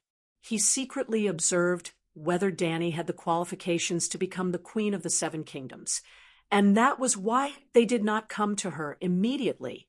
To the old man, As long as Danny did not inherit the Mad King's crazy genes, she was qualified. He could not be blamed for having low standards as there were too few people to choose from. Danny let the maids serve the two guests, while she returned to the living room with the Blood Brotherhood guard and Cora to discuss their next move. Ago and the others had always believed that centaurs should not leave solid land. The endless poisonous water would drown the entire world, and it was too dangerous. Well, the centaurs were all landlubbers and had a phobia of the sea. Their views were too biased, and there was not much reference value. Cora only hesitated for a moment before suggesting that Danny accept Illyrio's invitation. You've been targeted by him. No matter if he has other motives, or if he just wants to profit from your restoration, he won't give up your 3 dragons so easily. If he can find you so accurately and quickly once, he can find you a second time. If you keep rejecting him, perhaps. After pausing for a moment to let Danny understand the worst possible outcome, he continued, it's also safer and faster to go by sea. We're not used to fighting on poisonous water. Our strength is halved, Chui Luo retorted. It's harder to be tracked by sea, and it's naturally safer if you don't meet any enemies. Although your warriors on horseback, the 2 ultimate skills of Ursos, the Iraq scimitar, and Bao, are not completely useless on a ship. A fierce look flashed in Cora's eyes. In fact, if things don't go well, we have the power to seize control of the ship. We won't go to Pentos. The ship will send us to Slaver's Bay. The next morning, Captain Grollet came to meet Danny. He was a weather-beaten, rugged old sailor of medium build, with a fluffy beard and curly black hair. He seemed to only have a mouthful of big white teeth and sharp, dark brown eyes that leaked out from his face. In his conversation with Danny, Captain Grollet did not appear to be forceful. The moment he saw her, he offered to give up his captain's cabin. Like Bevo's, he already saw Danny as someone he could serve and be loyal to. Of course, Danny would not tell him to change direction the moment they met. In fact, Danny would not take the initiative to mention this. She was only 15 years old, naive and muddle-headed. She did not have her own opinions, and only listened to Cora Meng Meng. If Illyrio really had bad thoughts, he should blame the Queen's Iron Guard. When Zaylor found out that Illyrio had sent a ship to pick her up, he only said that the house could be extended for a few days, but she would have to pay for the food herself. After that, he did not show his face much, and if there was anything, it was through the steward. While waiting for the merchant ship to restock, Danny did not idle. First, she had to sell all 300 camels she had just bought, making a small loss. Not only did she have to sell the camels, but the old, weak women and children did not need to ride horses. Apart from the 80 elite cavalrymen, the remaining people's horses would also be sold. In fact, Danny had sold 70% of the tribe's war horses and spent money to equip the cavalrymen with better horses. Drogo Khalasar's good horses had been taken away by the many new Khans who had left, and the remaining horses were not suitable for battle. In the end, Danny had Captain Grollet choose 200 sailors from his fleet. The centaurs, including the Blood Riders, were required to learn how to swim, and the sailors were their instructors. Yora Mormont had grown up by the sea and did not need to take part in any training. 2 days passed like this. After breakfast and a bowl of sponge gourd and shrimp soup, Danny decided to go to the docks to see Grollet's ship in person and see if there were any problems that had been overlooked. For example, the terrifying septicemia during the age of the Great Voyage. She did not know if this magical world had encountered such a problem. The distance from Queers to Pentos was much farther than the Atlantic Ocean in Europe. She went to the stables in faded sandals and straw sandals. A silver medallion belt hung from her small waist, and a small scimitar hung from it. Jiki had braided her silver hair into a Dothraki braid, and tied a silver bell at the end, which jingled with her light footsteps. The centaur maid thought that Danny had burned the witch to death in the Hall of the Dust and sent the soul of an immortal to hell. It was a victory worth bragging about, and was fully qualified to add a bell to her braid. Danny was helpless about this, not because of the bell, but because even the simple-minded centaurs thought that she had killed an immortal. Could the great wizard be dumber than a centaur? Chapter 61. Your Highness, is it really okay for you to dress like this? Danny's centaur girl outfit made Whitebeard's old face scrunch up like a conservative father who saw his beloved daughter make a shammate look. I think the cheongsam you invented is very beautiful, completely in line with the style of the royal family, he suggested hesitantly. Since seeing Danny that day, Whitebeard and Beworth had not left. The two claimed that it was their responsibility to protect Danny's safety, and wherever she went in the future, they would follow closely. Danny thought that the two were not cunning, and even if they had other motives, they would not hurt her, so she agreed to their request. Sir Yora was very dissatisfied with this, and he kept telling Danny that there was something wrong with Aston, and he did not act like a servant at all, although Danny agreed with him. She also retorted that they would cross the sea together sooner or later, and there would be more time to spend together in the future, so it was impossible to keep those two apart forever. So, Sir Yora also began to fulfill his duty as the Queen's Iron Guard, becoming one of Danny's bodyguards. Since we are here at the stable, we must ride horses, and my cheongsam is not suitable for this kind of occasion. Danny led her little silver horse out, pressed on the saddle, and stepped on it vigorously. Little Queen, Beworth likes this dress very much. It looks like a warrior. The eunuch did not ride a horse, so he guarded Danny's side and strode forward. Ahem, the two of you, and Sir Yora, don't call me Queen in the future. You can use the Queen's name to scare people in front of outsiders. We are all familiar with each other, so there is no need to deceive ourselves. The horse trotted briskly, crossed the threshold, and stepped onto the street. You are the Queen of the Seven Kingdoms. The real Queen, Whitebeard said solemnly. He and Cora rode their horses, and together with Ricardo and the other 4 centaur knights, they surrounded Danny from all sides. My brother Viserys has always claimed to be the guardian of the 7 kingdoms, the king of the Westeros, but everyone mocked him as the beggar king. Danny told them, from now on, you can call me Calixi or Princess of Dragonstone Island. You can just call me Danny Rise. When Danny Rise was born, the Targaryen dynasty had yet to be completely destroyed.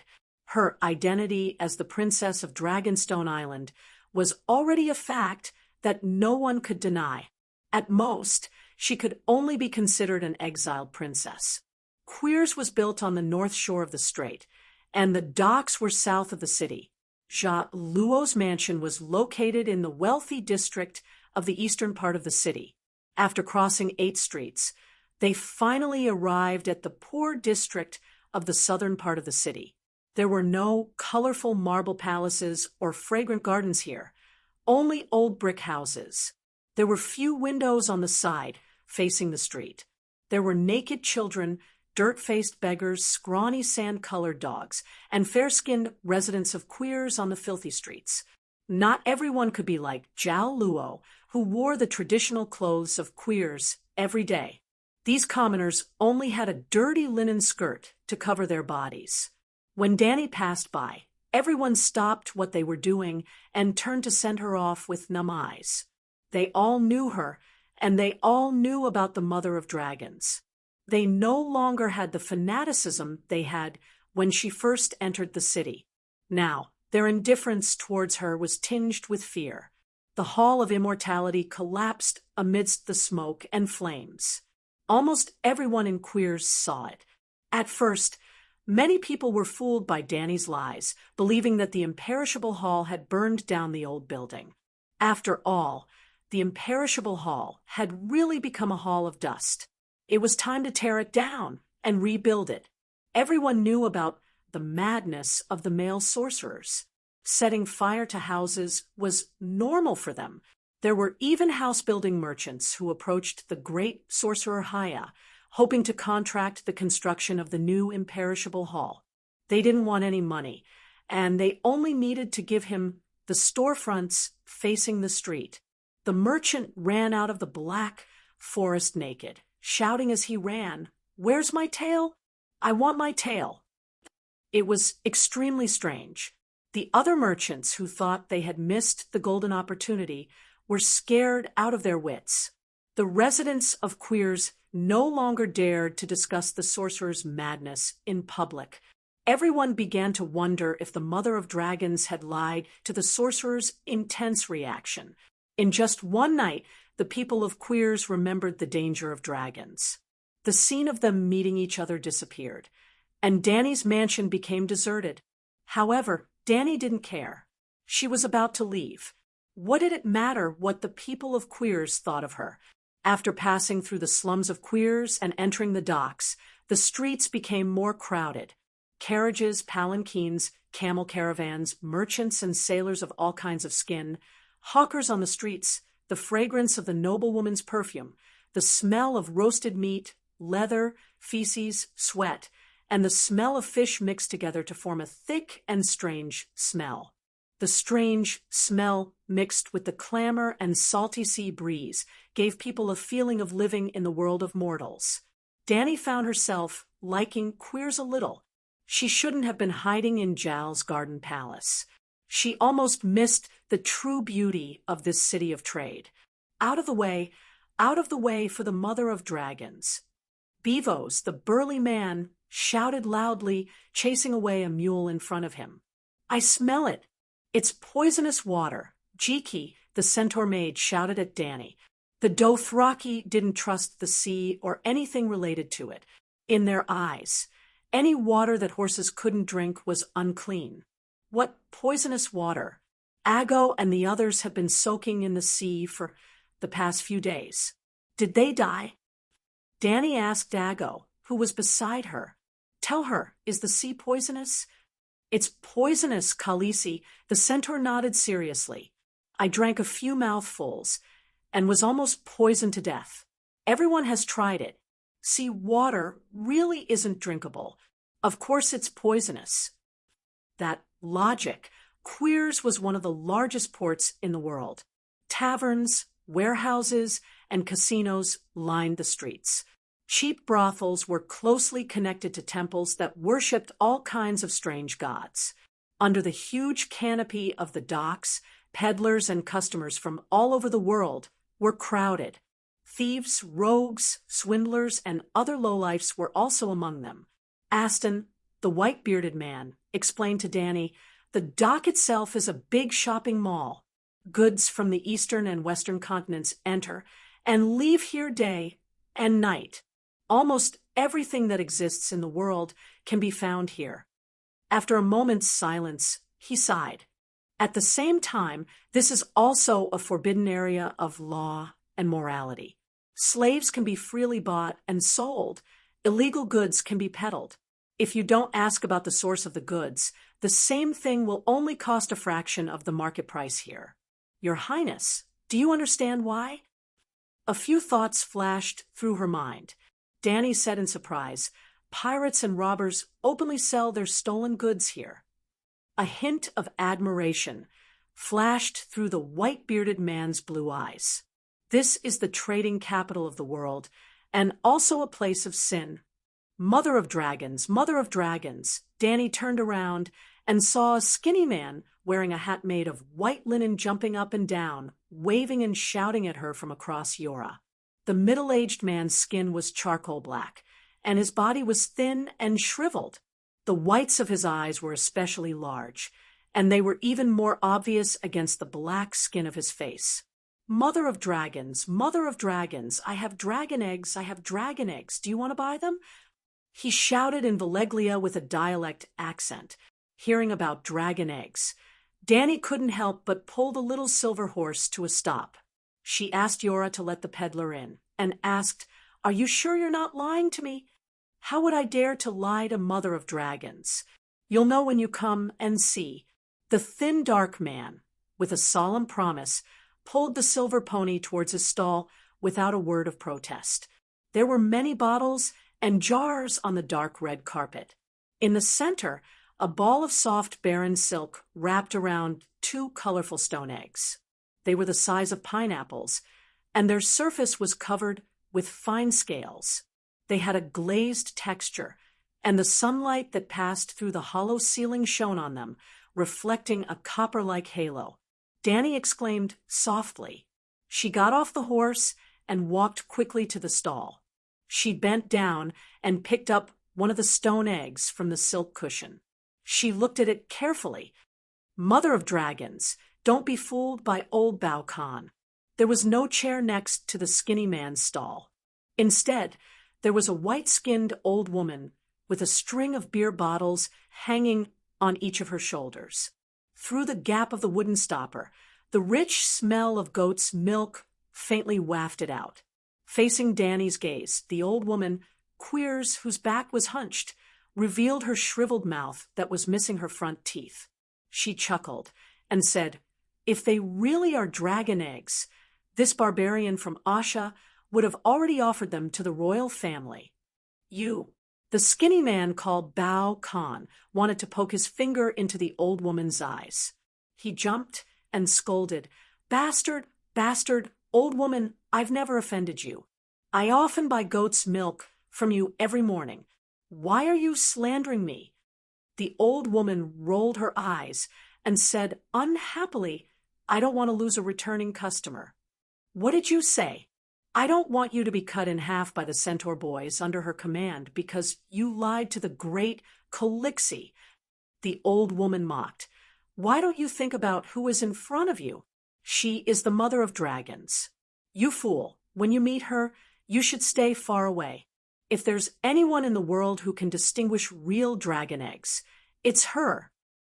The old woman is very wise. The skinny man was speechless. His dark face became a little pale. The onlookers nearby also nodded. "This is indeed a dragon egg." Danny said something that made the old woman dumbfounded. "What? It's really a dragon egg?" Even Bao Khan himself was not calm. "Dragon egg. The mother of dragons said it's a dragon egg. Bao Khan's dragon egg is real." The nearby vendors were in an uproar. "Your Highness, are you sure?" Whitebeard came over and picked up another dragon egg. He looked left and right, but it was difficult to distinguish whether it was real or fake. He was also an expert. When he was young, he had come into contact with real dragon eggs, the dragon eggs of the Targaryen family. "Ha! This is a dragon egg. I'm not lying." The Asian man, Bao Khan, jumped and jumped as if he had won the lottery. He laughed and greeted the people around him.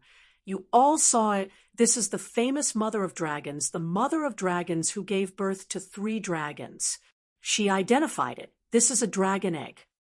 "It's indeed a dragon egg."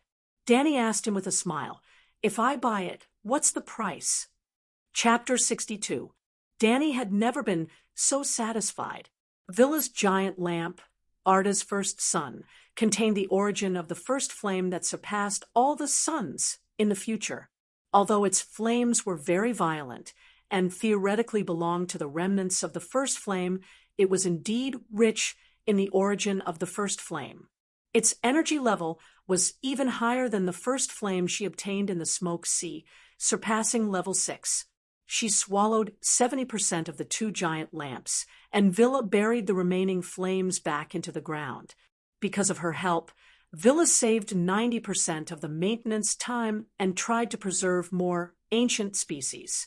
Other than the fire in the giant lamp, the underground fire spewed out due to the collapse of the earth and mountains. Danny also absorbed countless earth core fire. At this time, when the world was created, the earth core fire was the origin of the secret flame buried and sealed by Villa. The high quality made Danny lose control of her desire again. She was drunk and stuck her head into the crack, squeezing in with all her might and sucking the secret flame deep in the earth. The earth god, Aoki, used the continental plate to clamp her head and prevent her from going down. The Titan god, Tokus, grabbed her spider leg and pulled it out with all his might. The Olomian dog barked at the side to scare her. However, Danny had absorbed enough origin of the first flame to create 10 Song of Ice and Fire worlds from the giant lamp. Tokus couldn't stop her. In the end, crybaby Nina used her pitiful tears to awaken Danny's rationality and prevent her from being beaten up by the Varus. "Thank you, Nina. I almost made a big mistake again." Danny smacked her lips, savoring the taste of the secret flame while sincerely thanking the god of mercy. Nina ignored her. Like Lin Dayu, who was abandoned by Jia Baoyu, she looked timidly at the crack in the earth and cried. Wherever her tears fell, the earth's wounds were immediately healed. The earth regained its vitality, plants grew, beasts revived, and the world was filled with hope and beauty again. Danny saw this and was envious. "Greedy spider, since you were driven by instinct and couldn't extricate yourself, Manwë pardoned your crimes. Leave. I don't want to see you again." Takasa's anger had yet to dissipate. His eyes seemed to contain a storm. His wife, Nessa, the fleet-footed leg, glared at him angrily, with her face puffed up like a bun. "Don't do any more evil. I'll keep an eye on you." Olami's voice echoed across the land. "Woof, woof, woof." Even the dog barked at her. Danny didn't have the face to curry favor with him. She put on the black miasma cloak and disappeared in front of the villa. "Hiss, did you notice how she disappeared?" Olami gasped. He was the god of hunting and was best at tracking. He also had a dog with a superb sense of smell and vision, but he still couldn't find any trace of Danny. "Shadow, pay attention to the shadow on the ground." Valda, who was behind the stars, said with a worried expression. She said to Manwë, "After losing the giant lamp, the world fell into darkness with only thin starlight. We can't find any trace of Angorian. Maybe we should keep her with us. Compared to Mirko, she's not too evil. Since she's not too evil, she won't do evil alone. We don't have to worry about her. If she joins Mirko again, keeping an eye on him is the same as keeping an eye on her," Manwë said softly. Valda thought that it made sense and let the matter go. Villa and the others didn't look for trouble with Mirko again because the land had just healed. The world was like a terminally ill patient who had just recovered from a serious illness. It couldn't withstand the torment of the battle of the gods. After the battle of the giant lamp, the symmetrical landforms of the continent changed completely. There were plains that rose into hills and mountains that rose into the clouds that became lakes. The continent, in the middle of the ocean, was like a biscuit that had been bitten a few times. There were many bays and islands. In general, the world map before and after the Battle of the Giant Lamp was completely different. Even Villa's residence, Omeron Island, was shattered. Part of it even became steep mountains. Therefore, Villa left Middle-earth and moved to the westernmost continent, near the edge of the world, on Amen Island. To prevent Mirko from attacking again, Villa built the highest mountain in the world on the coast of Amen Island. Manwë's throne was on the highest peak of the mountain. It had a very beautiful name, Oyoluashua. When Manwë and Valda looked east from Oyoluashua's palace, they could almost see the end of the world. That was because the world was still flat. Danny quietly approached Amen Island, wanting to peek at what Villa was doing. However, she was discovered by Valda. She looked at her with a serious face. The light of Amen shone on her face, like a holy living bodhisattva. Danny was embarrassed by her stare. She smiled and left the West Sea. She didn't want to look for Mirko at first. She had secretly approached Yurimo Fortress in the north a few times before. The environment there was really disgusting. However, after wandering around the continent for a few times, she found that humans had not been born yet. The world was quiet, and she didn't even have a friend to talk to. after Villa went to Amen Island. She almost never set foot on the continent again. The loneliness of being the only person in the world drove her to the north. Mirko didn't blame her for surrendering to Villa and helping Villa to stop the disaster. He wanted to rule the world, not destroy it. Besides, he himself had escaped at that time. How could he blame Danny, who fought alone? However, his reaction was a little strange. Sometimes he was happy for her return, but sometimes he wasn't very enthusiastic. When facing her, he often showed jealousy and fear. Sagrador said with a complicated expression, "You can wrestle with Tokus and fight against several villas at the same time. Mirko craves the help of your power, but he is also jealous of your power. He is also a little scared." Danny also saw jealousy in the old goblin's eyes. On the other hand, Soren was also jealous and afraid, but he hid it well. Plus, he was one of the few wise men in the Maya. Danny got along well with him. Hence, she moved to the Angban fortress in the west. There, they researched evil black witchcraft and blood magic together, and tortured Milo's divine beasts into all kinds of monsters. Unknowingly, a few decades had passed. The sudden appearance of holy light in Amen interrupted their peaceful days. The twin holy trees were born. Villa built the kingdom of the gods in Amen, Velinor. They built countless beautiful palaces, castles, gardens, and towers. Villa also placed all the beautiful things that were saved from the disaster in Velinor. Most importantly, they have the twin holy trees. They are divine objects that transcend common sense. They make Velinor more beautiful than artist spring. Bigme's black face twisted into an exaggerated arc, just like his heart. That land is full of blessings. Everything there will never wither. Not a flower, not a tree, not even a stone, not even a drop of dew is tainted. How can this be allowed? I won't allow it.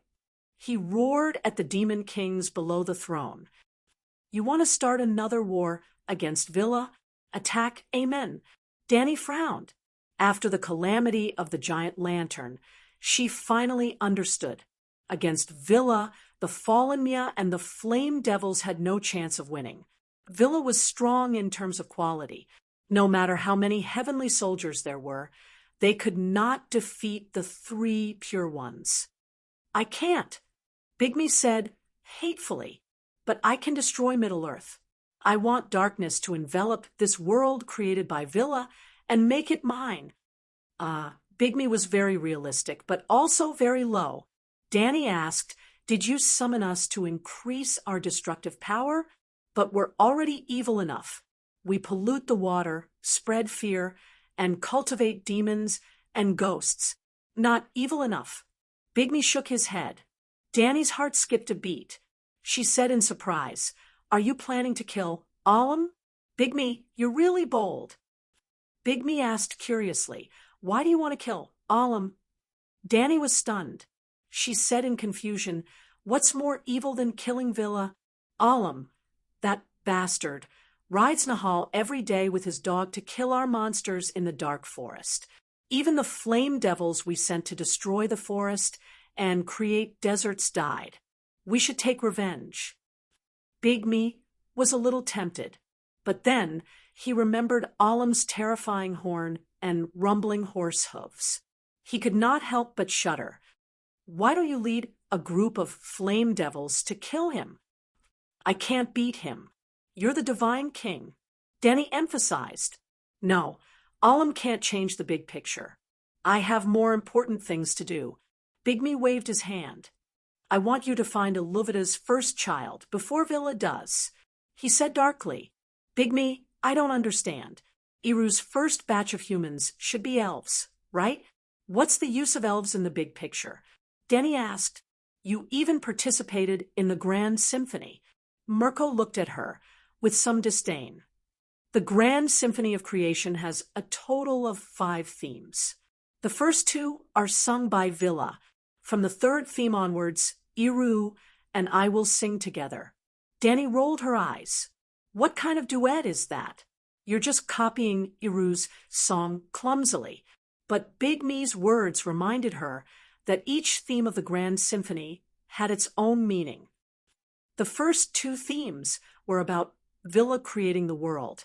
From the third theme onwards, Iluvida's children will follow. You have to understand that the most important thing is what Iru does personally. Danny frowned. During the Grand Symphony, Iru stood up 3 times. Each time, it meant that the theme changed. The first theme was harmonious in the early and middle stages, but ended with Mirko causing trouble in the latter stages. In the second theme, Mirko caused trouble from the beginning until Iru couldn't stand his clumsiness anymore. Iru stood up and participated in the third theme. In the early stages, Inu also participated, but later only Big Me and Iru were left. The fourth theme, Mirko was right. From the third theme onwards, Iru added her own thoughts into the Grand Symphony.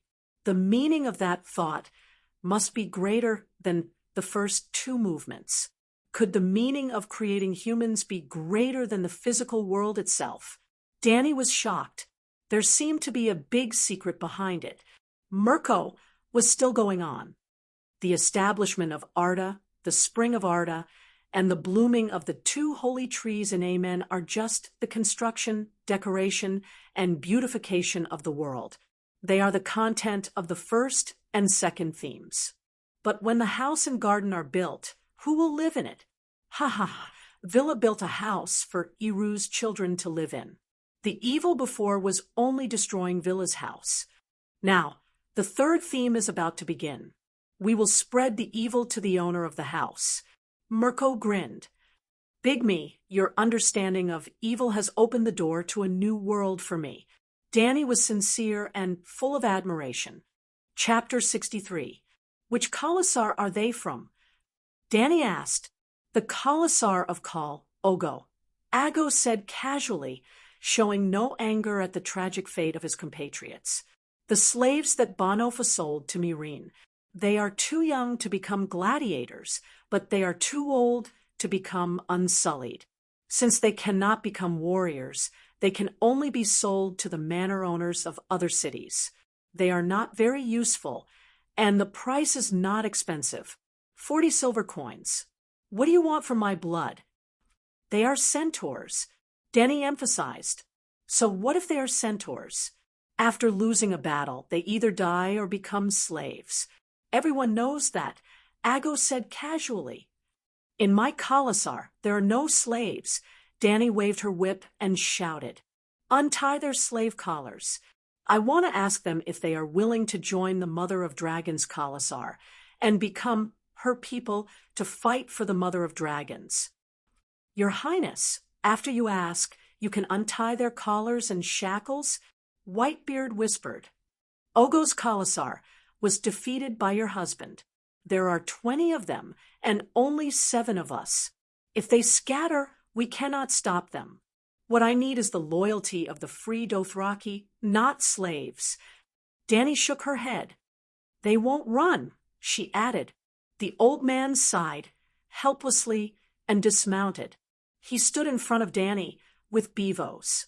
Ago and 3 centaur warriors stepped forward and untied the slaves' collars and chains. Ding ding dong dong. Soon, a pile of chains rose from the ground. The centaur slaves moved their wrists and turned their stiff necks, feeling the long-lost pleasure of being light. Danny asked, Do you know who I am? Some of the centaur youths looked at each other, while others peeked at Danny, but none of them came out to speak. Slaves do not need to speak. I do not need slaves. If anyone remembers that they are centaurs, come out and answer my question. Danny said coldly, Khaleesi. One of the youths hesitated. Immediately, a voice sounded. You are Khaleesi, Khaldrogo's Khaleesi. I've seen you before, Khaleesi. No one called her the Mother of Dragons. They probably didn't know about dragons. Will you join my Khalasar? She asked again. I'm willing. First, someone said that he was willing, followed by a series of rebuttals. Women can't lead the Colossi. Drogo is dead. You should go to Horse King City and become a Dash Kalen." Hearing their words, Dany laughed happily. "Very good. You guys have finally regained some of your centaur's pride. Go. Split them up when we get back. Pick 2 people from each bull record and fill in the 2 newcomers. We can make 2 new bull records." "Yes." Gu nodded and accepted the order, completely ignoring the opinion of the centaur, who had just taken off his slave collar. "They didn't agree to pledge allegiance to you?" Aston asked in confusion on the way to the next pier. Dany smiled and explained, "I don't care if they immediately pledge allegiance to me or not. What I did before was just to provoke them and let them get rid of the slave shackles in their hearts as soon as possible. The centaurs are indeed barbaric. They don't have any sense of nationality and country. They don't have any empathy for their companions becoming slaves. But because of this, they don't have the shackles of nationality and tribe ties. Every moment, there are old Khalasars disbanding and new Khalasars forming on the plains. As long as they find out that my Khalasar is indeed a Khalasar, they will quickly pledge their allegiance to me until the moment I die." Back then, Drogo didn't take Ogo's people into his Khalasar, mainly because his Khalasar scale was close to its limit. 50,000 roaring warriors and more than 100,000 tribesmen were already the largest Khalasar in the Sea of Grass. They couldn't take in more people. They walked past 3 to 4 miles of piers, docks, and warehouses until they reached the end of the horseshoe-shaped port. Ships from the Summer Islands, Westeros, and the 9 free cities were required to dock here. The piers prepared for foreign merchants were not as neat and orderly as before. The prostitutes wore faded gauze dresses and flirted with the sailors with their bare legs crossed. The vendors sold their goods, drinks, and food directly between the ships. There were even more sailors. Sailors from dozens of countries in the east and west wandered around the piers. They carried bottles of wine in their hands, hugged women, or fought with each other. The people beside them cheered loudly. The strange accents merged into a clamor. "Beavis is hungry." "Whitebeard, buy me something to eat."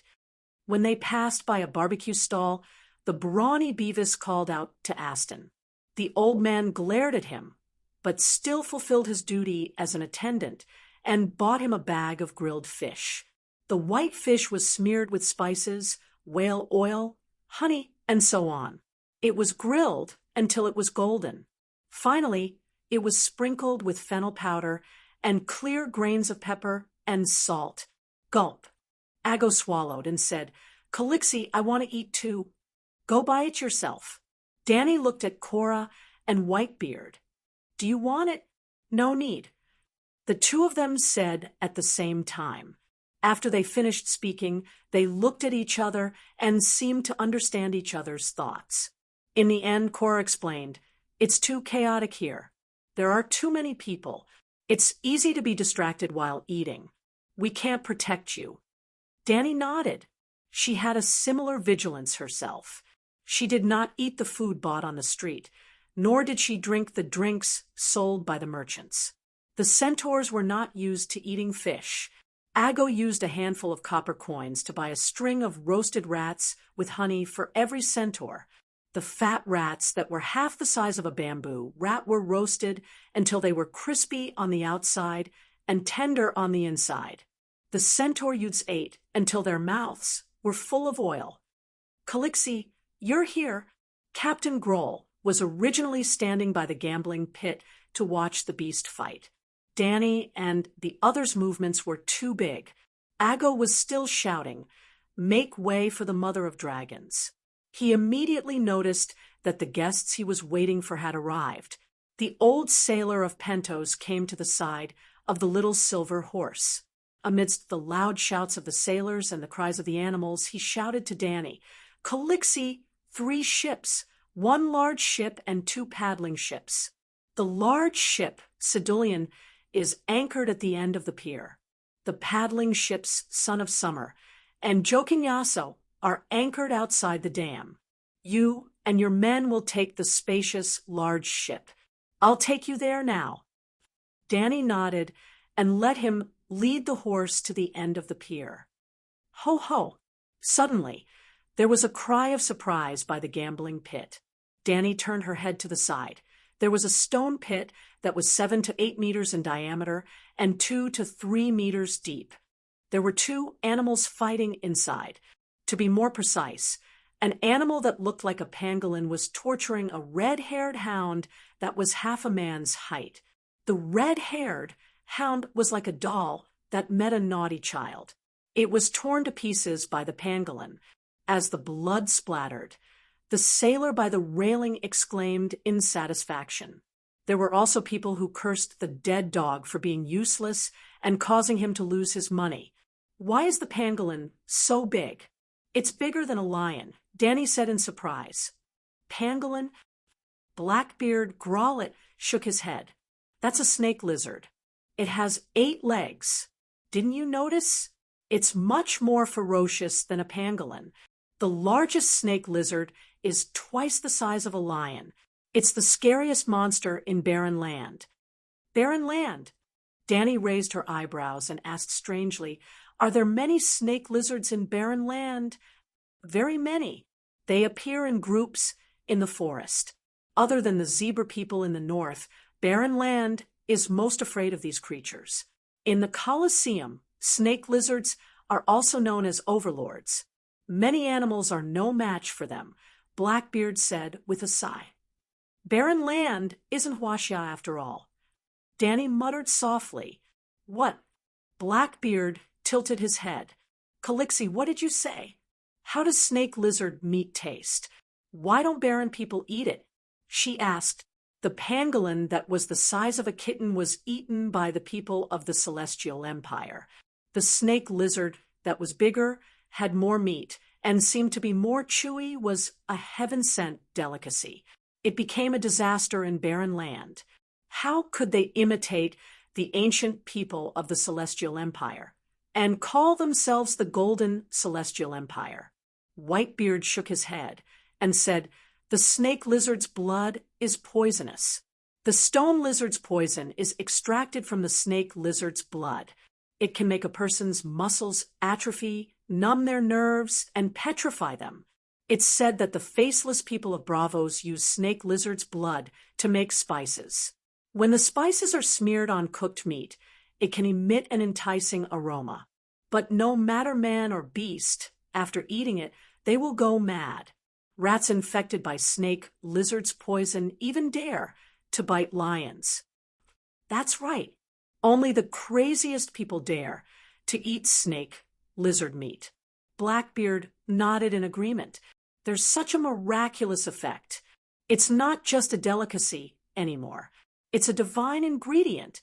No matter how poisonous it is, can it be more poisonous than pufferfish? And with an enticing aroma, it's just asking for death." Danny decided that when the time comes, she must make snake lizard meat into a famous edible dish.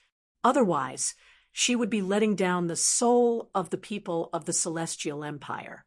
Speaking of poison, Danny said thoughtfully, "Zero once gave me a silver necklace inlaid with a magic amethyst. He said it could protect me from poison. Before I could test it, that guy took it back. Do you think that thing can really protect me from poison?" "Your Highness, the perfect guard system has a test for poison. It's much more useful than those scams," Whitebeard said proudly. "It's not all scams." Blackbeard shook his head. "You Westeros are all about chivalry. Men usually use swords to solve problems. But in Ursos, schemes and poison are like dust in the air. It's hard to see clearly, but it's everywhere.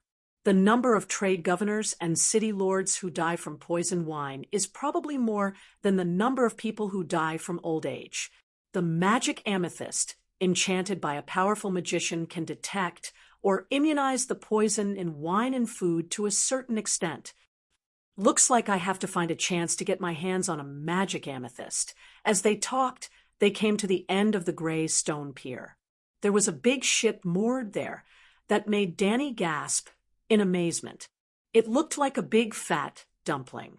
Danny estimated that it was more than 100 meters long and more than 40 meters wide. Excluding the area below the deck, one could see the windows of the fourth floor. What a majestic ship! This is a sea ship. Without oars, it can only sail by the sea breeze. Blackbeard proudly explained the ship's structure and transportation ability to Danny, as if he was introducing his son who passed the exam to Tsinghua University. Let's not talk about your 200 horse riders. Even if there were twice as many, it would still be easy to accommodate them. Let's not talk about this Sidolian of mine. Every rowboat docked at the flood wall has 200 rowers. Chapter 64. The captain's cabin was more spacious than Danny had guessed. It was a full 30 square meters. She asked the sailors to move away the tables, chairs, mattresses, boxes, and other miscellaneous items, leaving only a double bed and an open space. "My dragon wants to live with me," she said to Blackbeard. "But this place is too small. It can't fit 3 huge metal cages." Blackbeard Pentos said doubtfully, "You even prepared cages? There's no need." Danny looked around the cabin and said, "After leaving Queers, I'll remove the chains on their necks." "Then what if it catches fire?" Blackbeard's face was bitter as he said hesitantly, "The Hall of Dust and the stone walls were all burned to the ground by your dragon. Wooden ships and cloth sails are more likely to be ignited." Danny frowned as she walked around a puddle of dried vomit and asked casually, "Have you heard of the dragon worshipping portrait?" "What dragon worshipping portrait?" Blackbeard was confused. Whitebeard, who was behind her, was shocked and cried out, "There are rumors at the docks that Her Highness Black Dragon drew a picture for a merchant from the Summer Islands, depicting the scene when he paid his respects to you and your dragon in detail. That merchant called it the dragon worshipping portrait. I thought he was just bragging when he was drunk. Oh, I've heard of it too." Blackbeard was surprised at first, but then he said disapprovingly, "I've also heard that the Black Dragon sings and recites poems for visitors. It's all nonsense. Whoever believes it is a fool." Sigh. The dragon's throat bone can't make human sounds. The reciting of poems is true, but no one but me can understand it. This rumor is false. Danny shook her head. Blackbeard and Whitebeard were aghast at her words. Was she implying that the rumors about the dragon worshipping portrait were true? "It's true. Many people were there, and I've seen the Black Dragon paint many times." Yora lifted his chin a little and said with an expression of pride. Danny concluded, "I can let the dragon paint, and I can also restrain their actions. At least they won't burn your ship." All right. Danny spent more than an hour looking at the cargo yard from the deck to the bottom. It was dirty and messy. Rats and cockroaches were running rampant. Rotten clothes were strewn everywhere. A layer of mud had formed on the deck of the ship.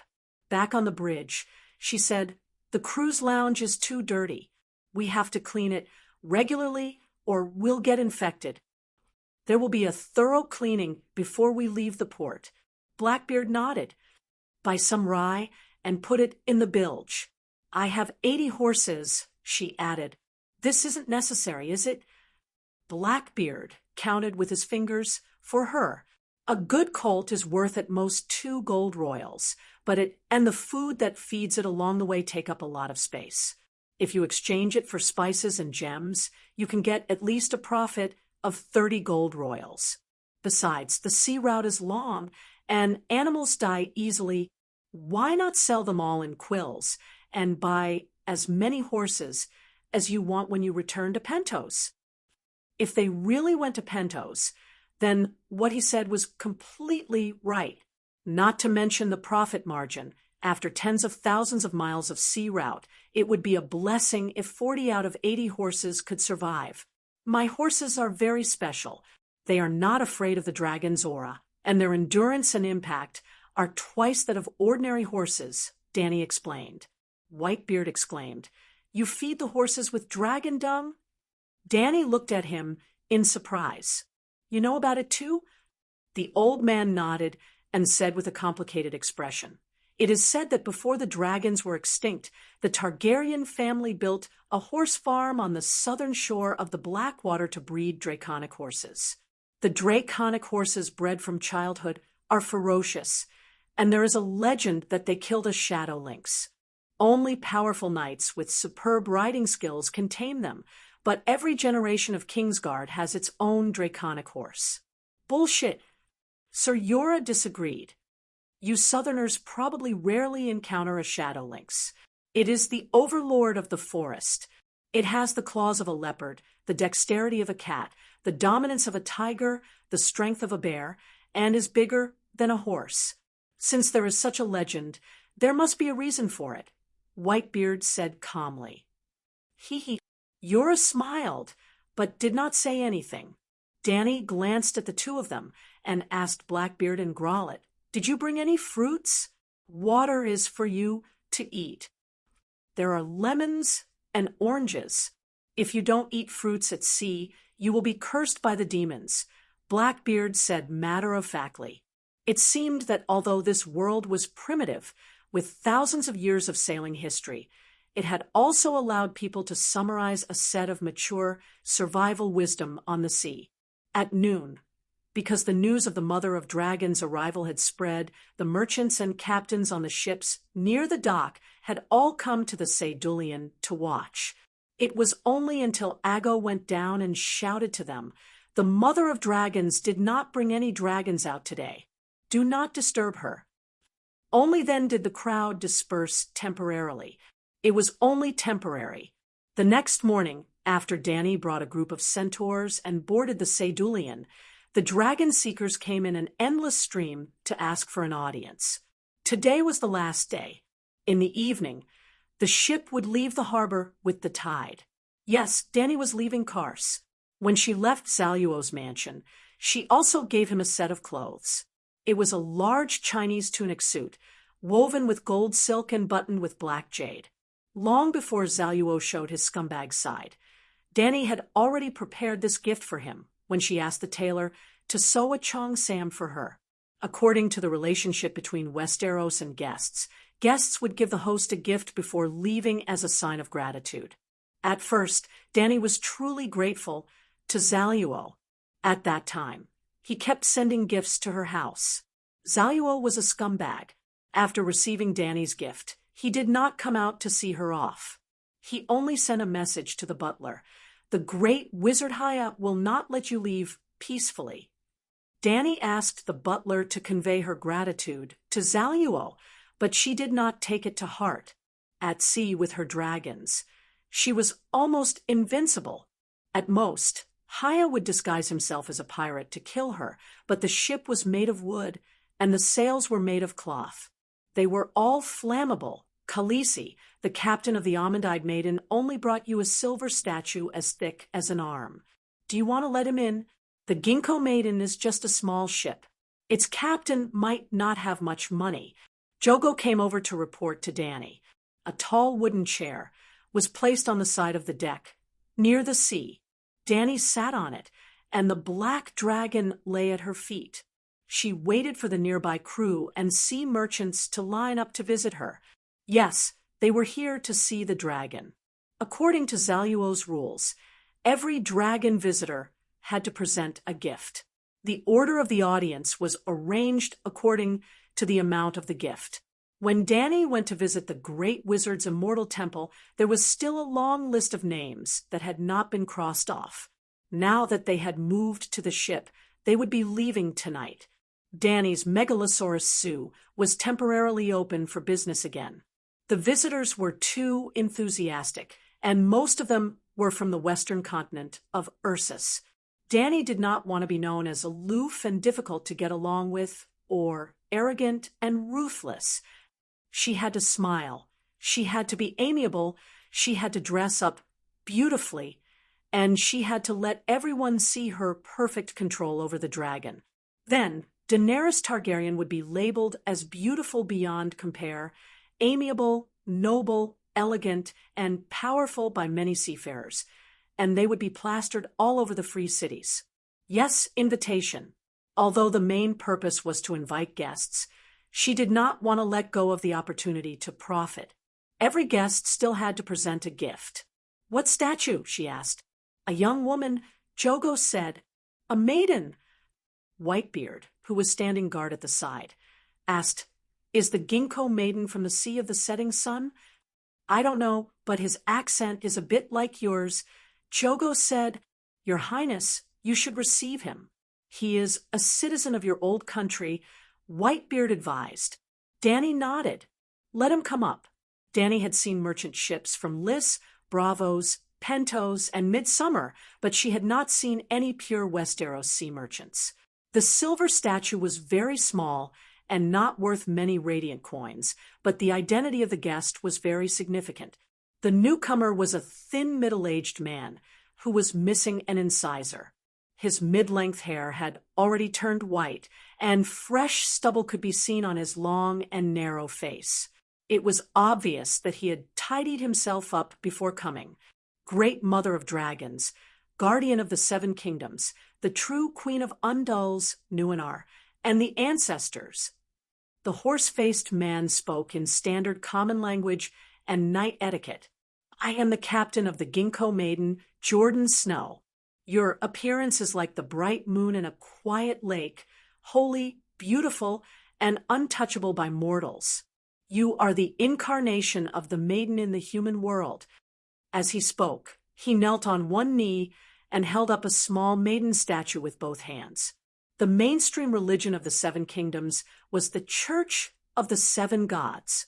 The seven gods they worshipped were 7 different forms of the same god, representing 7 different virtues.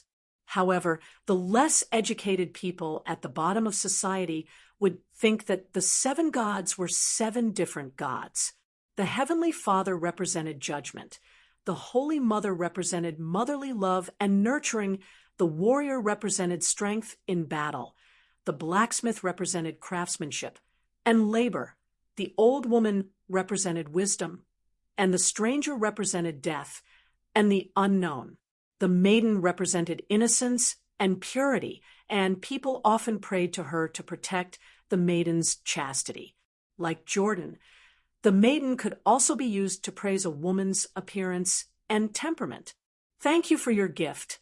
I will pray to the 7 gods, and let the blacksmith bless you to return safely to King's Landing." At this point, Dany stopped and asked tentatively, "Captain Snow, you are from the north, right?" In the tradition of the 7 Kingdoms, illegitimate children would use the most common things in the area as their surnames, meaning the lowest people. For example, Snow in the north, meaning snow in the north; Buddha's flower in Riverbend, meaning that Riverbend has a warm climate and many plants; Sand in Dorne, meaning that Dorne has a large desert with the most sand; Stone in the valley, meaning that there are many stones in the valley. Generally, one could tell where an illegitimate child came from by his surname. If he was an illegitimate child of a noble family, his coat of arms would usually be related to his father's family, or the opposite color, or an additional bar, or his parents were both nobles, and a new coat of arms was formed by combining the 2 families' coats of arms. Many experienced people could often deduce which family's bastard was from just a glance or a sentence.